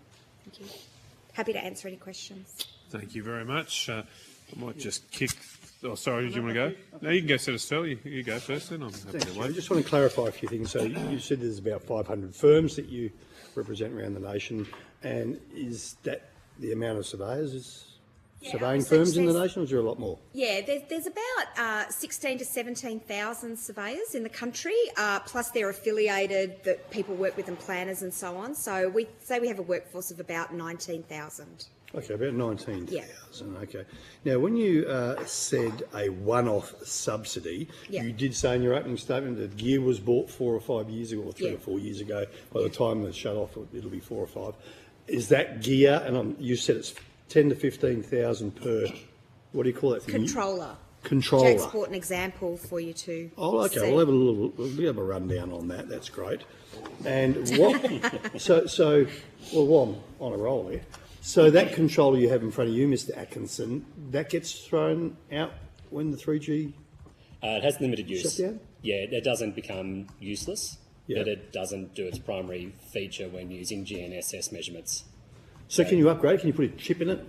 No, because surveying software is quite locked down like an Apple iPhone is. You can't take it apart and put in the new modem. They don't support that option. So what will happen? I'm sorry, keep going. Yeah. So the modem itself is what the problem is. It's a 3G modem, which means it can't work when 3G gets turned off. And as a result, you can't use it to connect to the internet anymore, which is the necessity for the. So you just throw it away? No, it'll still connect to a total station. But To a what? Sorry. A theodolite, a thing on a tripod that people use measurement cells. I'll do you a favour. Talk as basic as you can, all right? Because just so the others don't hear it, can't get it. Start from real basic for me. So it sits on a tripod. So a theodolite is a surveyor's main use of measurement of angles and bearings and distances. This is the chippy. High-tech See, level. the carpenter knows, but I've got no. High-tech no level. idea. Okay. High-tech dumpy level. So it can still operate some of our equipment, but it won't operate the GNSS equipment that utilises internet connection. So you'll have to buy other units. You need to buy a whole new unit to still be able to use your GNSS internet connection part of your business, yes. And these new units, is that the one that's 10 to 15 grand? Yes. Yep, each one of these 10 to 15. And you have one per business or one per surveyor? One per field party, usually. Yeah. So at the moment I run 4 field parties All of right. that. So you could be up for anywhere between 40 and 60 G. Yeah, so luckily for me, 2 of my controllers don't need to be replaced, and two of them do. So I'm upgrading 2 of mine, yes.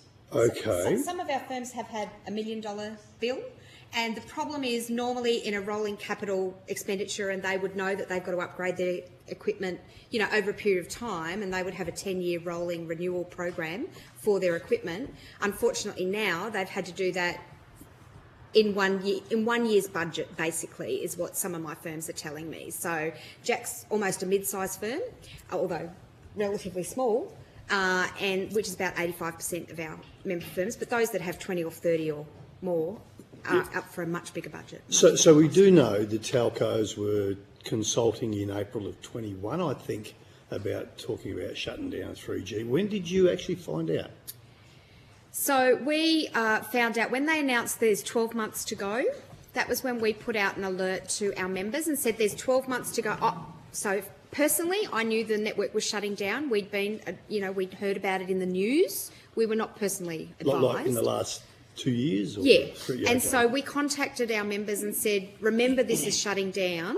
Let us know if you've got any concerns. And we were inundated with members' concerns about the need to upgrade, because they hadn't realised then that the equipment they'd bought with the instant asset write-off funding that they'd been able to get during the pandemic, that the equipment that had been supplied to them was from already onshore equipment, which was only 3G compatible.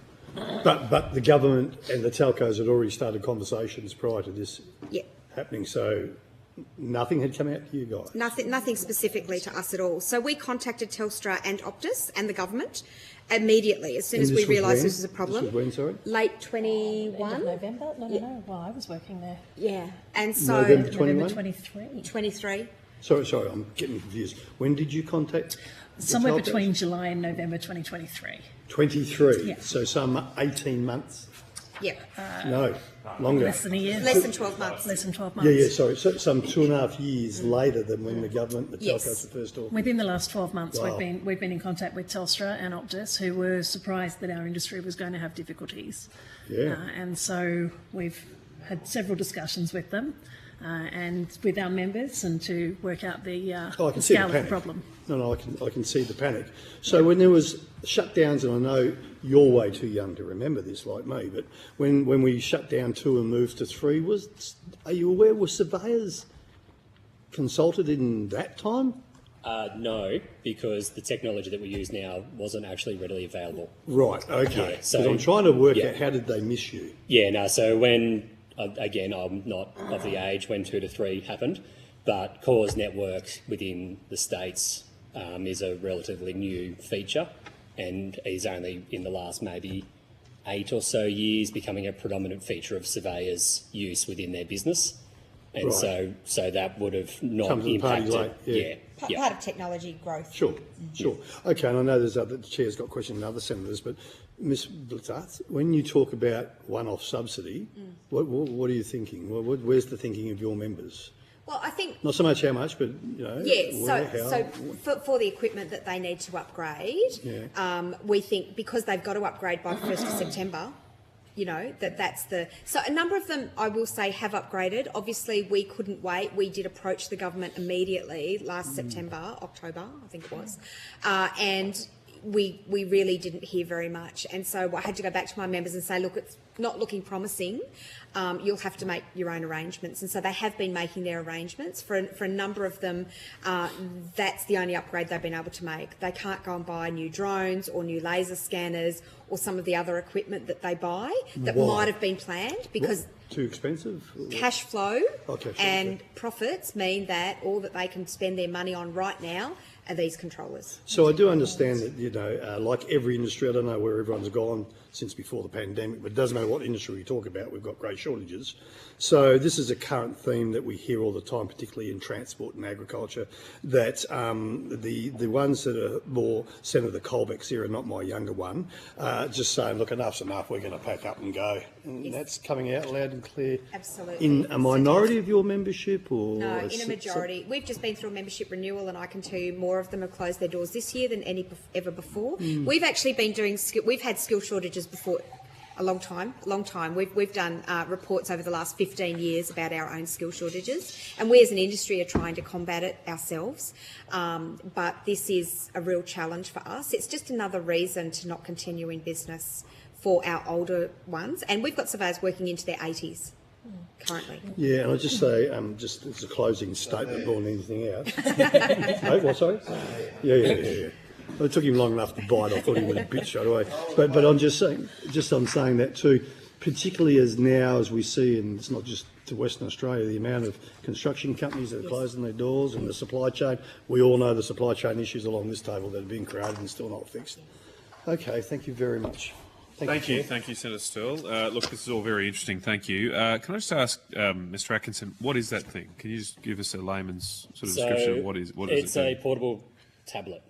Right. So it's not too dissimilar to a Android version of an iPad tablet, but it's robust and used in the field every day. It has the modem in it to connect to the cellular network with a SIM card, and enables us to utilise these other parts of the way we measure our make our measurements with the GNSS. Right. Okay. And so it's just using you said GNSS, is that like a GPS type? GPS, yeah. GPS. What we would colloquially call GPS. So it's a satellite positioning. It connects through that, so like a mobile phone in that sense. Yeah, but you can't do what you're doing with a mobile phone. What's the difference between a mobile phone and that? Is it just the robustness, or is there some greater accuracy? The software wouldn't run on a phone. Right. Some limited minority software probably would. Yep. But as Michelle mentioned, there's 3 main suppliers of survey equipment, and their software doesn't run on phones. You need a much stronger, harder, more powerful computer to run it on. I mean, just a quick segue, I know a little bit about this from my past. How accurate is the GPS network now? Is that close enough for you? When we're talking about cores network, which is what this is with the internet, it's centimetre accuracies. So you're usually talking between 15 and 25 millimetre accuracies within anywhere in the rural settings. Right. So any measurement over 100 metres meets all standards. We need to have a registered depositor plan measurement correctly. Okay. And so some technical questions. Happy for you to take on notice if you have to. What's the tax life of that asset for depreciation purposes? I'll take that on notice, but I'll say that our user life is usually between 7 and 10 years. Yep. Right. Yeah. Okay. And then my next question was going to be, which you might also have to take on notice, will there be businesses that have items that are redundant post-August that have yet to reach the end of its tax life?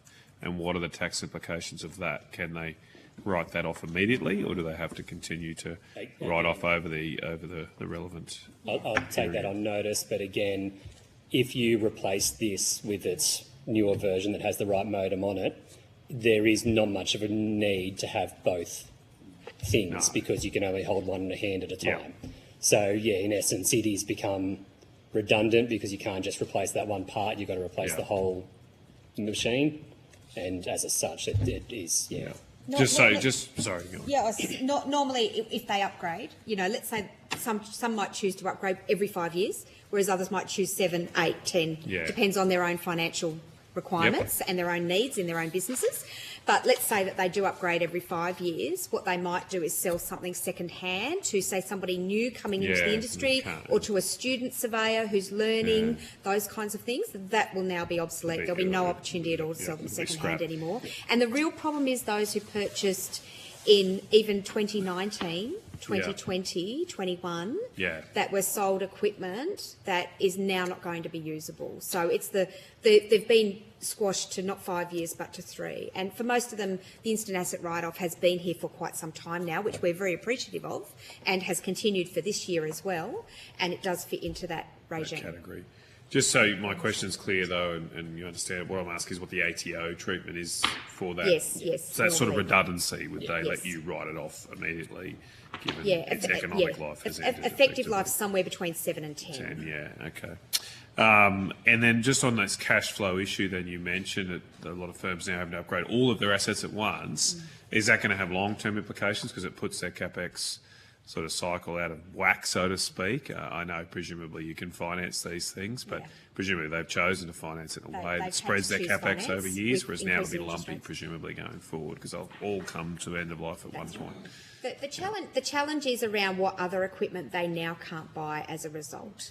And so because their whole capital budget now has to go to controllers, their upgrade of their total stations, which are $80,000 to $90,000, this is the cheap part of the product that they have to use, that's going to be pushed out. So their cash flow issues and their financial stress is going to be seen in a few years' time. Because they can't run their own renewal program, they have to upgrade it all of these now, which puts off anything else that they might have upgraded. And so the pressure's going to be felt over some years. Okay. Yeah, just to clarify the evidence that you answered to Senator Sterle, did you reach out to the government late last year, or did they reach out to you? No, we reached out to the government. There were no prior communications from the government about the switch off to your industry? That's correct. We haven't had a face-to-face meeting with the Minister around our issues either. With the department, you've had face-to-face meetings with the departmental officials? Or?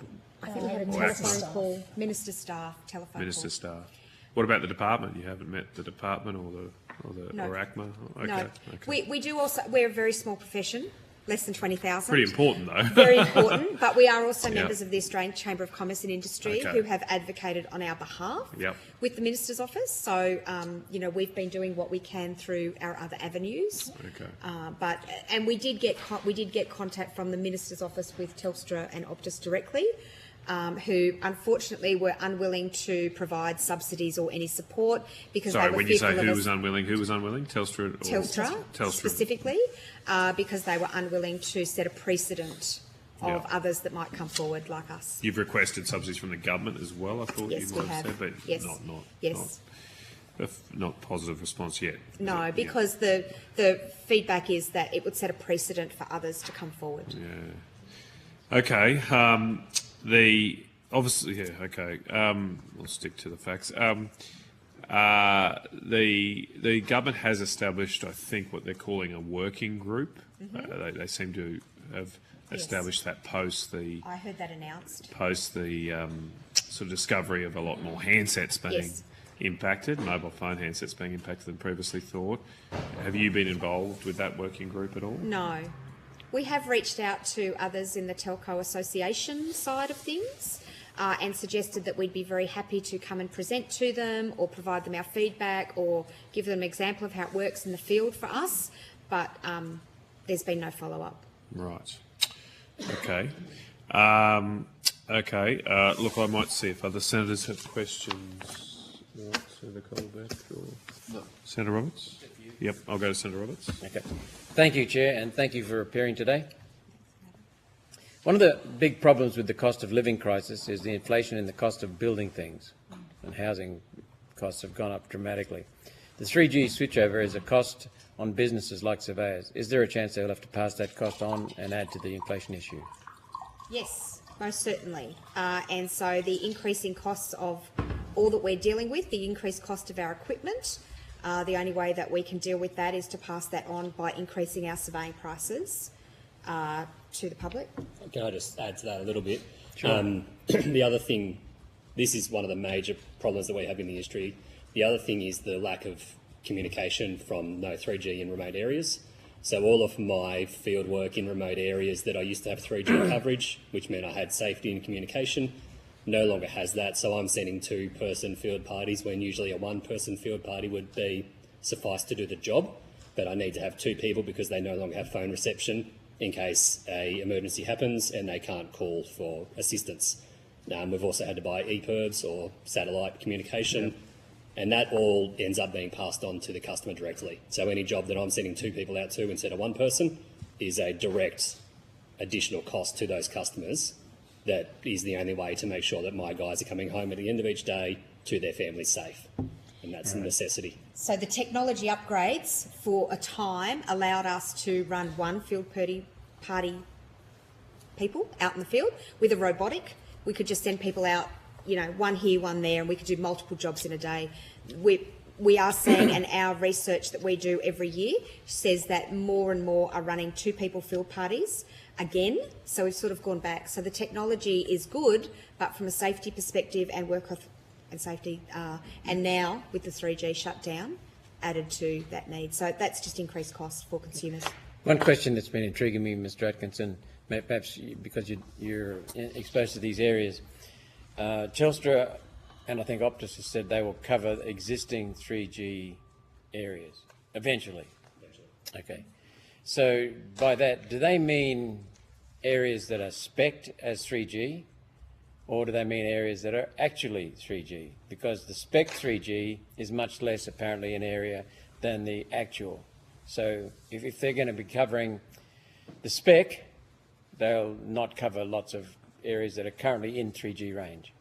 I can't answer for them directly on what they'll end up covering, but I can talk on my experience of being remote. I do a lot of remote work. I cover from here to Tumut, to the Victorian border, to Eden, to Bermagui, and then back through all the mountain range.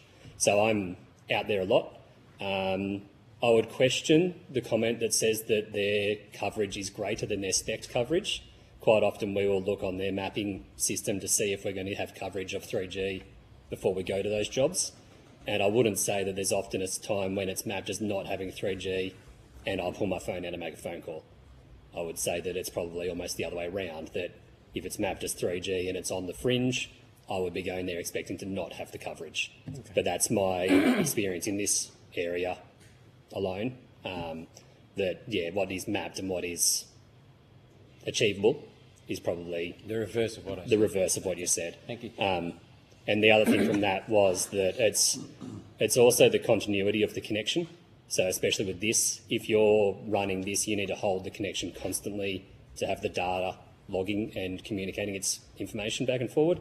So if you are on those fringes, you don't have that continuity, so therefore it's, again, redundant and you can't use that technology. Yeah. Okay. In your submission, you gave us examples of the huge costs that some people face, including some near the end of their working careers, and they're just not doing it, which hastens the end of their working careers. Can you see any disadvantage or danger to delaying the 3G shutdown for your members if the government chose to intervene? No, that would help us. A delay would be good. I mean, we've appreciated the 3 months that we've had. We think that any further delays would be helpful because it allows us to either continue using what we've got and say for those who were planning to leave surveying in 2 years, they could then leave within 2 years rather than investing some thousands of dollars now to only work another 2 years. Are you aware of Mr. James Parker's submission? No, I'm sorry. Okay, thank you. Might be worth reading. Thank you. We will. It's very well done. If the 3G shutdown goes ahead, you've said it will be necessary to issue some grants to compensate business owners or business holders who have been disadvantaged by the shutdown. Taxpayers would then obviously pay for this. Can I confirm, in your opinion, it would be necessary for government to leave taxpayers with this bill if the government simply intervened and stopped the shutdown? I think that's an excellent question. The challenge that we have is the demand upon surveying right now with the housing crisis. So we have a huge housing crisis. We need surveyors to keep building homes, infrastructure that goes along with it. Just on my drive here today, I passed nearly a dozen surveyors out in the field doing infrastructure work as well as building homes. And so we do certainly need this equipment in order to do the job. How we undertake that, we'll let the government decide whether that's a delay, whether the need to have 4G and 5G is more important than delivering on housing and infrastructure. If a delay can't be held, then a subsidy we think would be the best way to help us continue doing our work. For us, we want to have continuous use of our equipment and be able to contact the necessary points that we need to contact. We'll let the government make the decision about which is the best way. If the shutdown is going to happen, we think we need subsidy, or we risk even more of our businesses going out of business. Otherwise, a delay in the shutdown is helpful for our financial needs. So either way, Australia pays for this decision? Yes, but Australia is paying higher prices, or yes, higher that's right. surveyors' charges, That's or right. in some form of subsidy. Unfortunately, building delays are just as costly, as are rebuilds after natural disasters. When the next floods occur or the next fires, it's our surveyors who are the first ones on site with all of those scenarios also, checking levels on floods and recovering damaged land after fires and checking where fires are even going through the equipment that they have. So, surveyors are critical to everything that goes on in this country. There's only a few thousand of us, but we are critical. And so whether that's a cost to the Australian people, personally, I think, that it's not a huge cost compared to many other professions and other industries. Well, Mr. Parker's submission basically says, you say here, your last section, support needed. We would like to see support provided through the federal budget to assist our industry to cope with this unexpected change. If you read his submission, you'll find it's probably a needless change. So that'll make your blood boil. Just forewarning. Thank you. Thank you, Chair. Thanks, Senator Roberts. Did you have a question, Senator Cole? Just the only thing was sort of supplies and availability for the new kit. Readily available, just expensive. At the moment now, from my talking to the sales reps, they are readily available.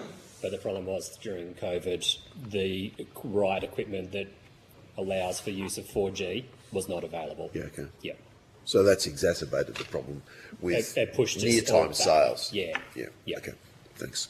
Thank you. So at the time of writing, because we were expecting the June 30 cut-off, there were supply issues as everybody was looking for that one date. This extra few months has obviously assisted people be prepared for the switchover. Thank you. Yep, go for it.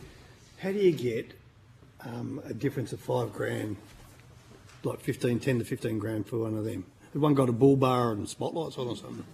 It's usually to do with the name on the top, like an iPhone or an Android or a Google phone. So same thing, you'll buy an iPhone at a certain price and a Google phone at a different price. You'll buy different versions of the suppliers at different price rates, and they connect onto different GNSS or GPS receivers, which then do other things as well. So it is all interconnected. Some of them have their own systems, particularly across Northern Australia. Trimble, for example, I've just recently seen one of their presentations at Rockhampton. They've got their own network. So we've got CORES here in New South Wales, which is provided by the New South Wales Government, Spatial Services, but in other areas, particularly Northern Territory, WA and Queensland, much of that is actually provided by the suppliers. And so is their own satellite? they've got their own VTRS system, which I'm sorry, I don't know what that stands for. There's an element of technology capture that comes with They have their own the satellites various and systems. There's a Holden and there's a Rolls-Royce.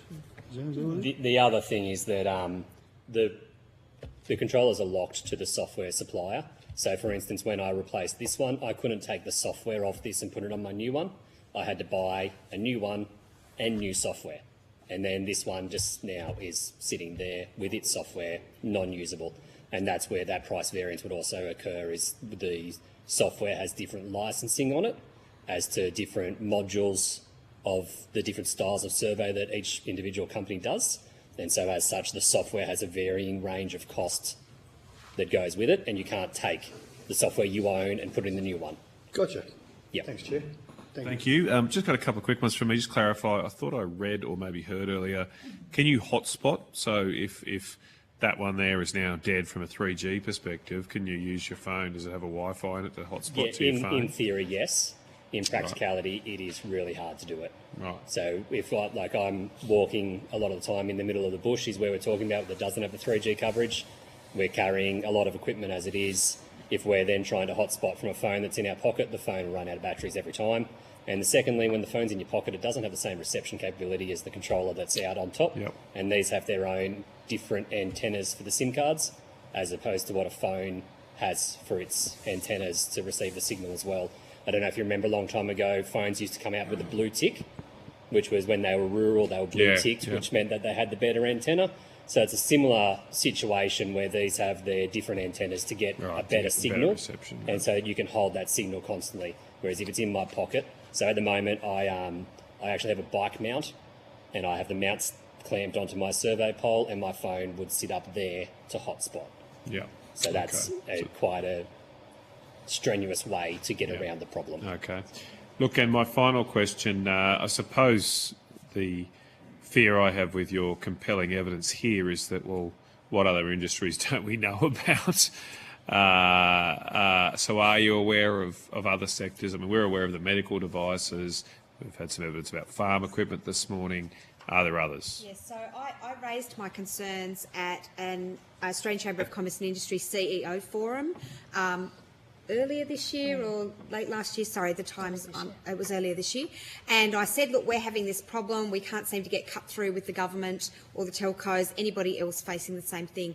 And I was genuinely surprised at the numbers I heard from the Airport Association that lifts and various other equipment that they use inside airport terminals are 3G backup modems. And there was a whole lot of other facilities, places and so on that use 3G backup modems that are all going to stop working. So that might be questions I believe Aki is presenting to you tomorrow. Yeah. I'm sure they'll have more information about that. Thank you for that. I think a lot of people actually probably aren't aware. I started to wonder if it was a little bit Y2K and what don't we know is going to be cut off when the system's cut off, that all of a sudden something doesn't work. Look, we are going a bit over, but I was going to ask this earlier and didn't get a chance. I will now. Are you aware of any experience in the US? They did shut off their 3G network, but I read conflicting things about whether 2G was maintained in the US. You're not aware of surveyors' impact in the US at all? Okay. I'm not aware of No, anything that happens but I in can take it America. on notice and Yeah, find if you've out. got We any have relevant great information from connections US with colleagues, the that'd be National interesting. Society there. Thank UK you. is currently starting to The advertise UK has as done well. the same. They are definitely keeping 2G going, so I'm not sure if that provides backward compatibility. Sorry, Senator Colbeck, did you have a question. I was just thinking, are there any other sectors that use similar type of kit to that? So I'm thinking of civil contracting, for example, who would be doing a lot of this very similar types of functions that you guys do. You're doing the measurement and setting out and stuff like that, or establishing. I can definitely confirm that now that GPS is a user-friendly technology, it is getting used more by the civil sector who don't have surveyors running it. They're doing it on their own, and I imagine they wouldn't be aware. I know civil guys that I contract for at the moment, and I help them set their stuff up. They would not be aware at any means whether they are or not impacted by this. And the other thing was, I was listening earlier, agricultural discussion, and you asked the same question. They also use GPS in all of their harvesting.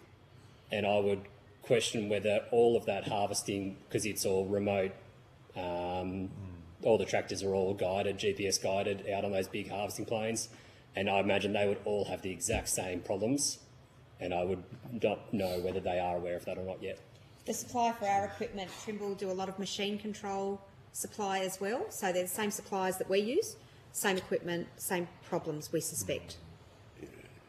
Hopefully they don't need a whole new tractor. Okay, thank you for that. Very informative. You have taken some questions on notice, and we're asking for that information back by the 31st of July, if that's possible. Thank you very much. Enjoy the rest of your day. Might just briefly suspend while we get our next witnesses to the table.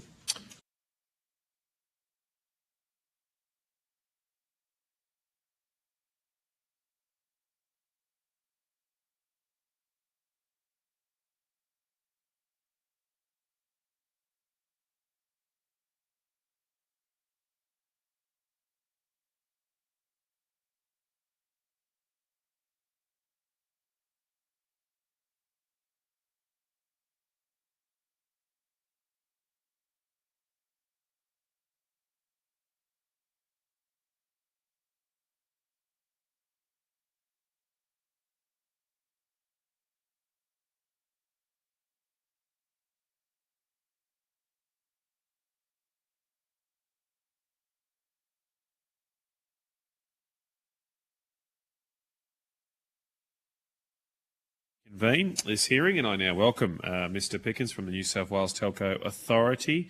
Thank you for coming all this way down to Cooma. We really appreciate it. I understand that information on parliamentary privilege and the protection of witnesses giving evidence to Senate committees has been provided to you.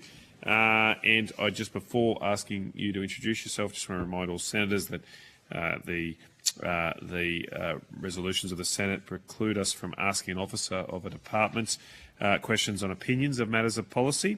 And if we do ask anything like that, we'll be given the witness a reasonable opportunity to refer questions to superior officers or to a minister. For the record, could you please state your full name and the capacity in which you appear today? Yeah, James Matthew Pickens. I'm Chief Digital and Technology Officer of the New South Wales Telco Authority, and we coordinated a government-wide response to the inquiry as well. Thank you very much, and thank you for that submission. You have an opportunity to make an opening statement if you'd like to do so, Mr Pickens. Would you like to do that? Yes, thank you. Over to you.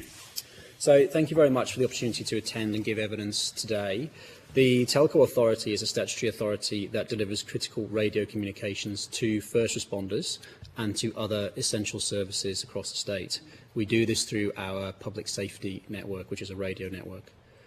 Under the New South Wales state emergency arrangements, we're also responsible for the coordination of critical communication between the telecommunications carriers and emergency service organisations to protect critical infrastructure. We deploy network augmentation solutions and ensure the safe access to telecommunications assets as well in the event of a disaster. While we understand there is an operational need for upgrades to the commercial mobile networks, which is seeing the shutdown of 3G networks across Australia, our concerns are threefold. So firstly, it is critical from a public safety and emergency management perspective that preventable adverse outcomes from the shutdown of 3G are avoided. Our emergency service operators, the ability to access mobile data in the field when protecting lives and property is paramount.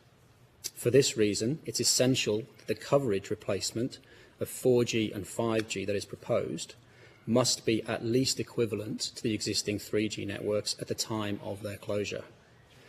This ensures that no new mobile black spots are created that would affect emergency service capacity and result in delays to critical services. It also ensures that in emergencies, communities can make 000 calls and receive the emergency alert messages and contact loved ones for support. If this cannot be guaranteed, our preference is for a phased approach to the 3G shutdown. This would ensure that coverage concerns and transition issues are closely monitored and managed on a location-by-location basis. Secondly, New South Wales emergency service organisations require improved visibility of any associated network impacts during and following the shutdown of 3G. This information is vital to supporting effective emergency service delivery and safe communication between emergency responders in New South Wales. Thirdly, recognising the efforts to progress so far, it is critical that the lead up to 3G shutdown, that mobile network operators continue to accelerate their communication efforts as well as target affected customers directly. This includes hard-to-reach customers, vulnerable groups of users, and affected devices that are not handsets, traditional handsets. We know that there remain many devices and equipment that currently operate on 3G networks that will not function on 4G and 5G networks. This includes 3G-only devices such as handsets, personal medical alerts, FPOS machines, and other IoT sensors. More concerning, though, are devices that use 4G network capabilities for everything with the exception of 000 calls.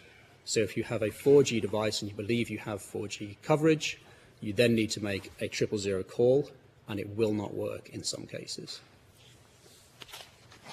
Finally, I note that affordability of devices is a concern for many individuals.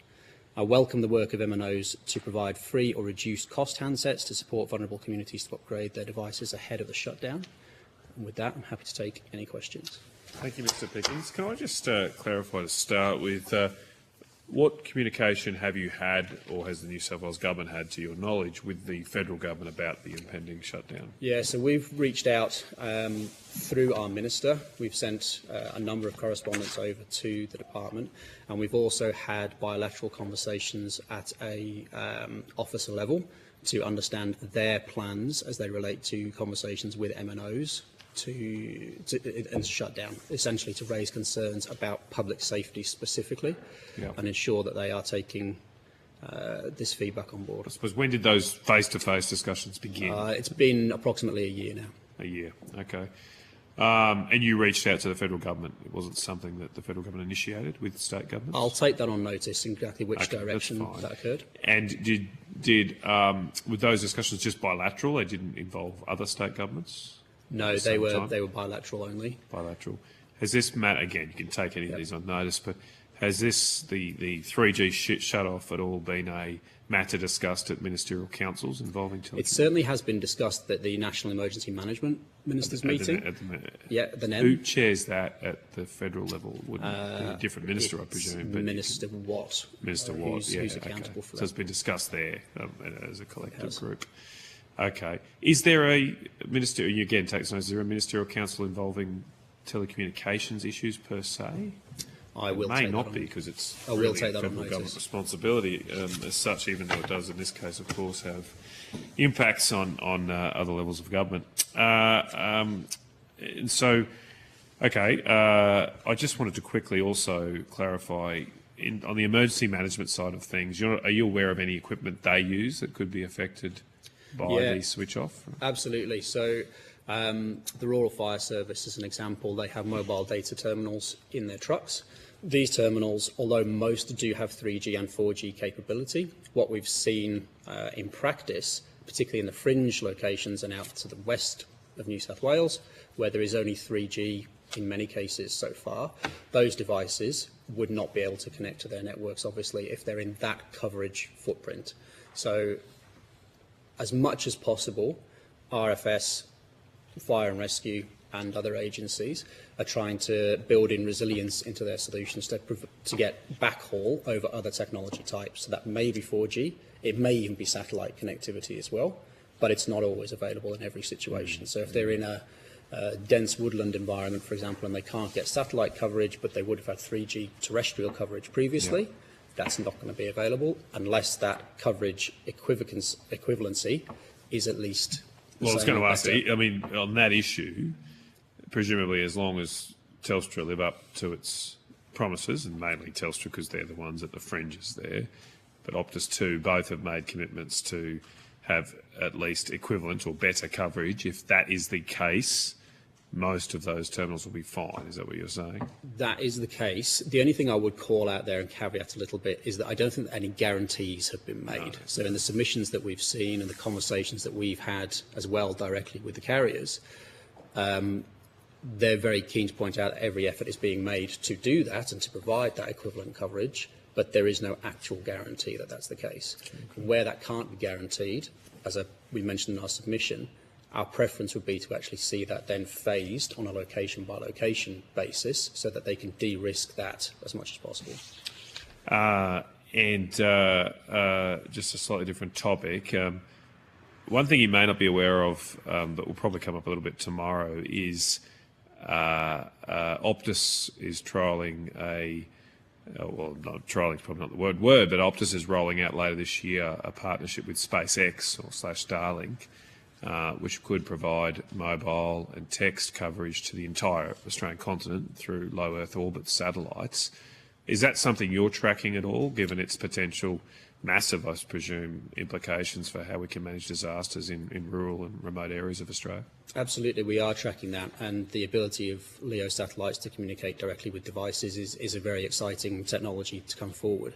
That in itself is not going to solve problems, though, because you still have to replace the device in many cases. So particularly if you're in a vulnerable community out in the regions, maybe less affluent areas as well, if you're not able to as readily upgrade to a device that can talk to a satellite, you're going to have a similar problem. Although my understanding is that, at least what Optus is saying at the moment, is that you won't, at a handset level at least, you won't need to upgrade your device per se. I mean, obviously the older ones won't be able to, but the existing sort of mobile phones should be able. You don't need a specific satellite handset, is my understanding. Correct. Yep. And going back a few years, these handsets started to become a bit more prevalent in the marketplace, but there will still be a significant swathe. But it could be massive implications for your work. Absolutely. For the emergency service organisations, it's a huge game changer. It's very much being looked at as a coverage game changer, as you say. Okay, all right. And you're already starting that planning work, presumably, given it's going to be only months away from going live. Okay, thank you for that. I'll go to Senator Roberts next. Thank you, Chair. And thank you, Mr Pickens, for appearing today, especially in person. Makes it so much more effective. Have you seen James Parker's submission?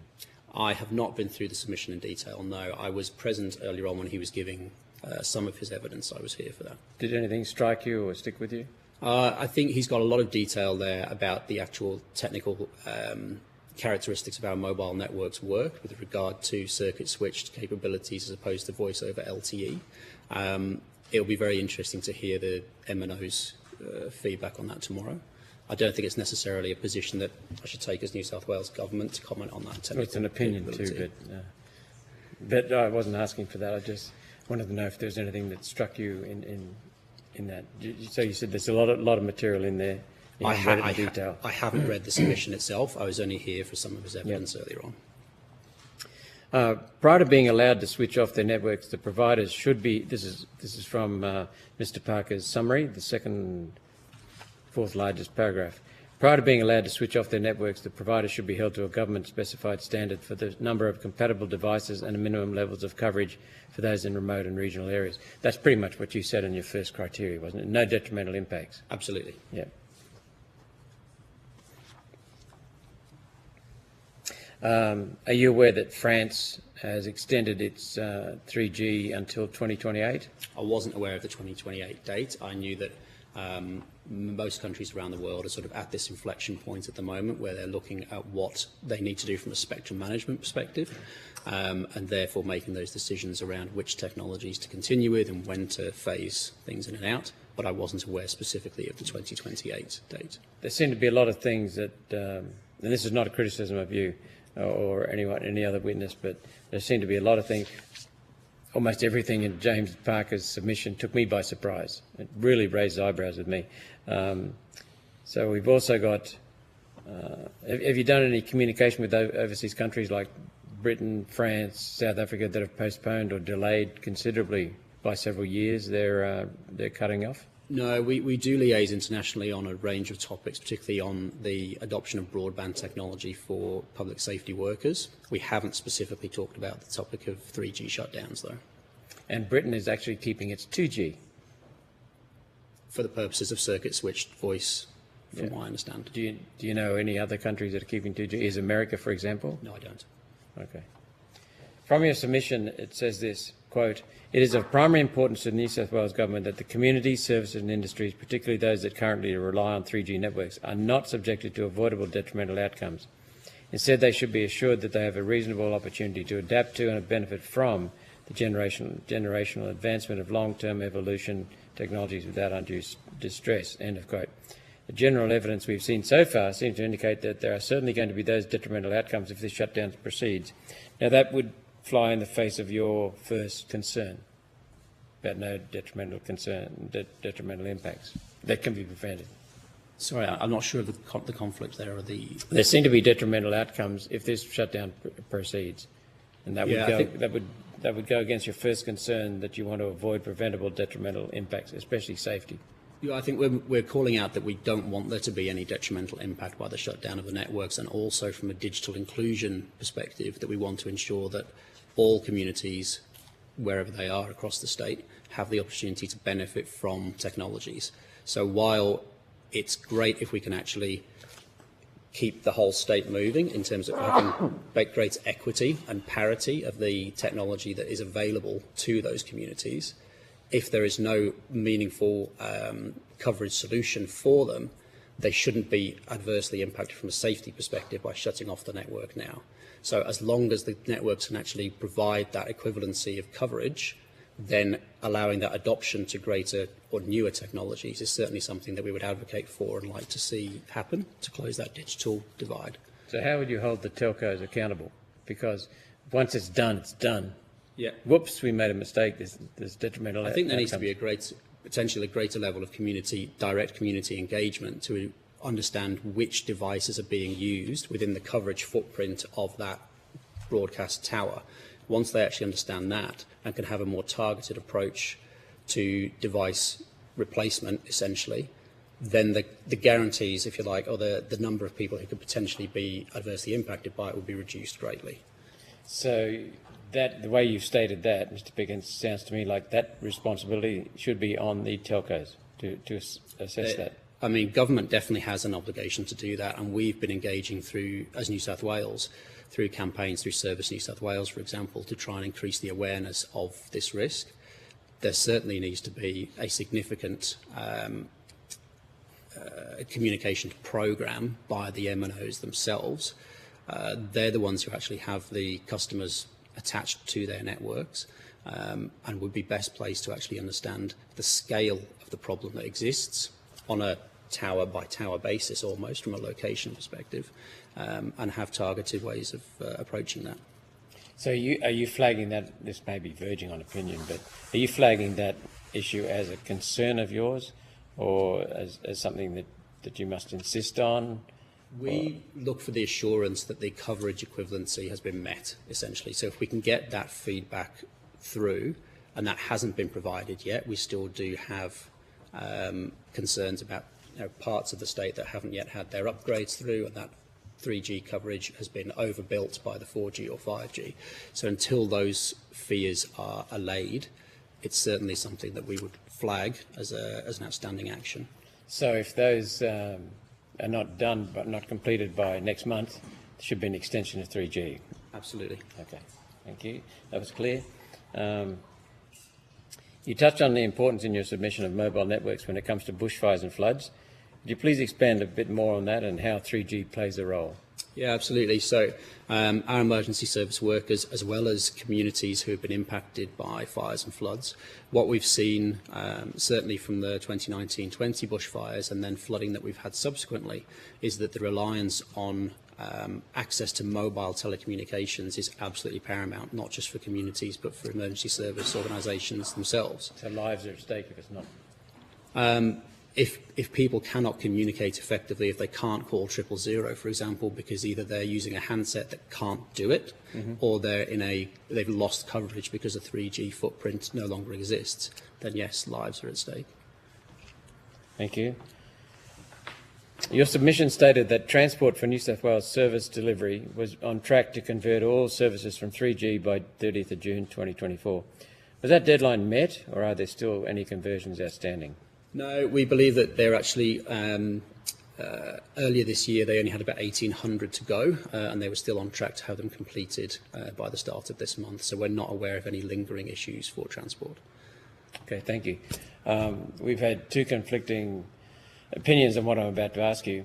Does the map of 3G range exceed or understate the actual 3G? In other words, is 3G actual? Will you get 3G actually outside the specified range from Telstra?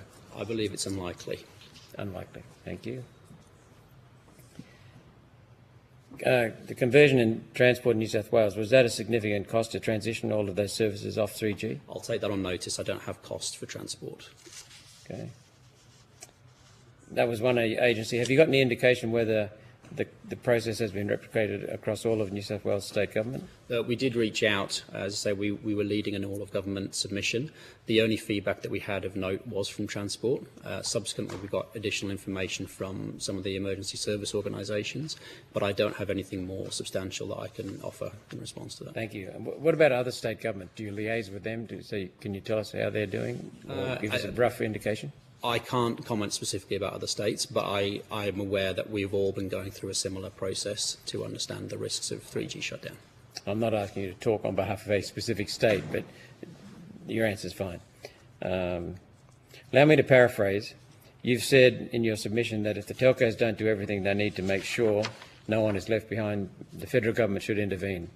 Given you made your submission in May and it's now the end of July, have you seen enough over the last 3 months? Are you satisfied that the telcos aren't going to leave anyone who relies on 3G behind?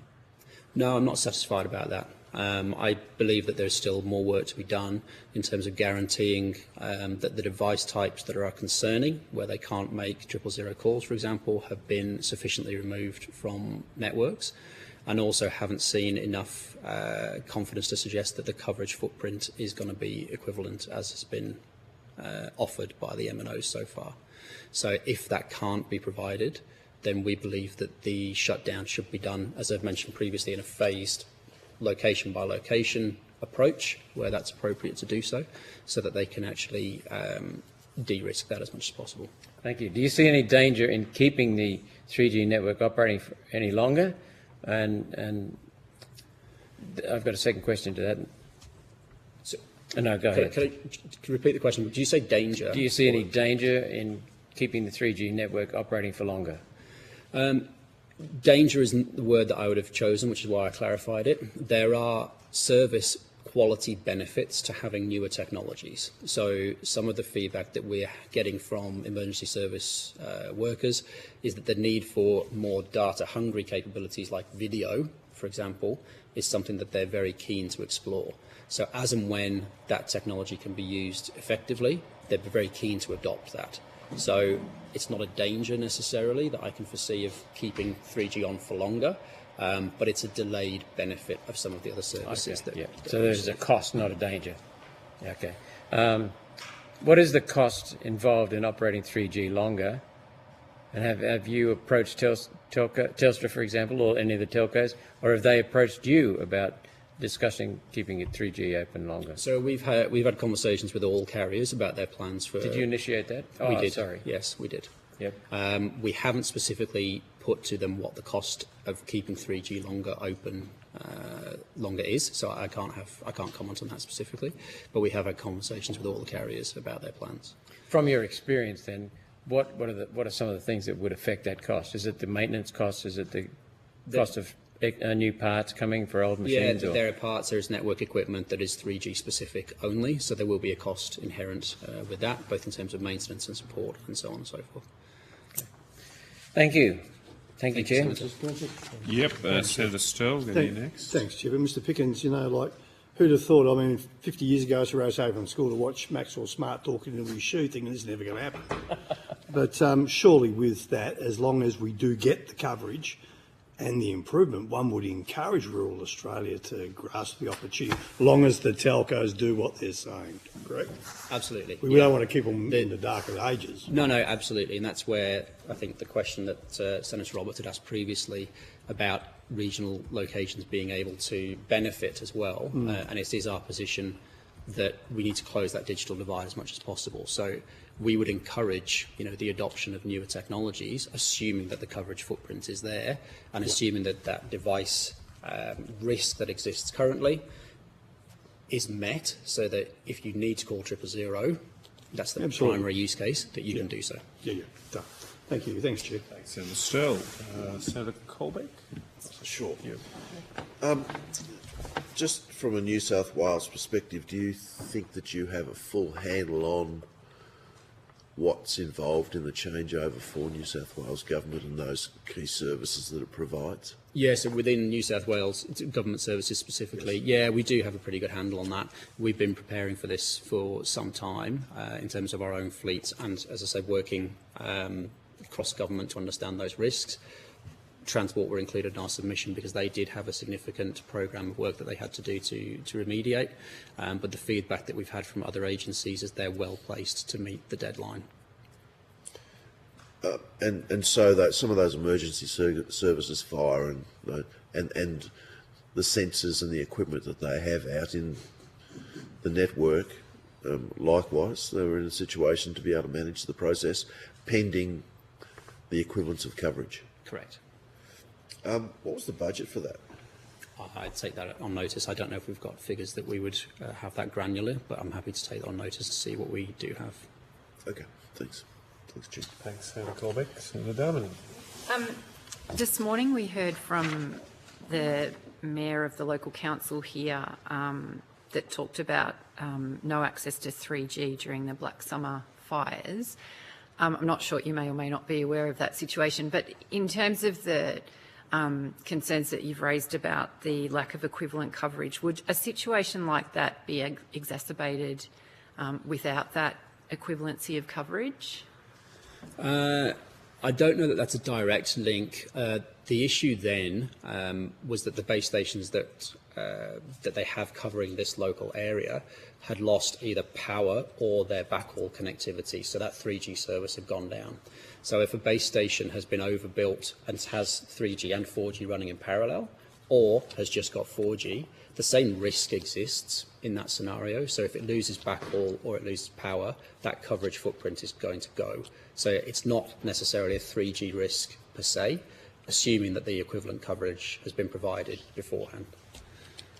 Okay, so the situation that was described this morning would be the same regardless. That basically risk exists either way, yes, because without power resiliency and backhaul, whether you're transmitting 3G or 4G, it's more about actually broadcasting out that carrier signal. Yeah, and just in terms of the equivalency of coverage, what would it take to have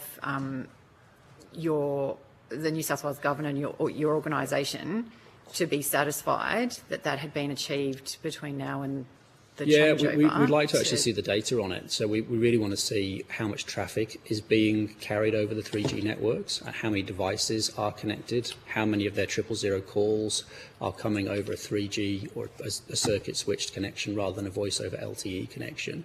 And if we can see that and sort of share the comfort that it's been met and that traffic has genuinely been removed, then that risk has been mitigated. Presumably you've asked for that sort of data? We do ask for a range of data and we get some information. We ask for real-time information about outages is another thing that's quite important to us. So we're frequently trying to get more and more information from the carriers. There is no specific obligation as it sits currently to share that. Yeah, okay. Thank you. Thank you. That's it from me. Thanks, Senator Darman. Just got one question to follow up. I asked earlier about your consultation with the federal government. What about with the telcos? When did you first start talking to Telstra or Optus about these issues? Thanks, Chair. Yes, similar time frame, so approximately a year ago now, and we meet with the carriers quarterly, and this has been a standing agenda item in all of those meetings since. I suppose, was there a reason for it taking that long to start conversations with them, given Telstra at least, I think, announced in 2019, the June 30 day? I'll take that on notice. Okay.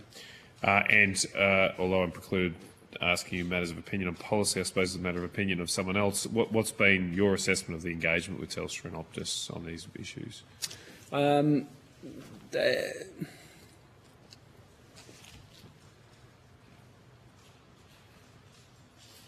I think generally they're willing to hear, and where it's practical for them to achieve a satisfactory outcome, they will push for that.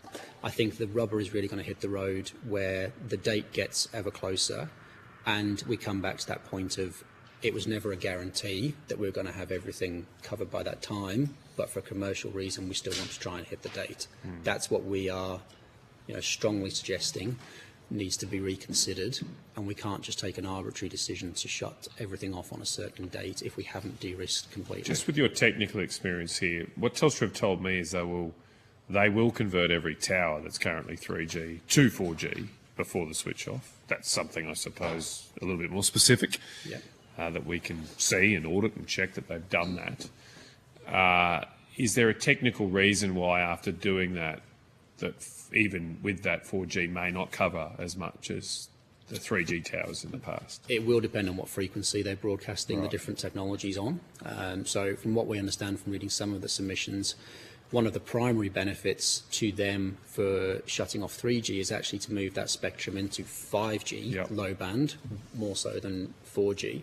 So unless they've actually overlaid that frequency, if you like, there is a risk that the propagation from that tower would not be equivalent. Okay, all right. Well, we can follow that up tomorrow. Thank you very much, Mr Pickens. If there are no further questions, you have taken some on notice, and you probably heard we're asking for those back by the 31st of July, if that's possible. Thank you for that. With that brings us to the end of our day, and I want to thank all of the witnesses today. It was a very informative and interesting day. Thank you to Cooma, for the Cooma RSL for hosting us, and also the community of Cooma for welcoming us, and the Mayor this morning. Thank you to Hansard Broadcasting, all the hard-working Secretariat and all the senators who have made this trip as well. I'll adjourn this hearing and see you in Canberra tomorrow morning.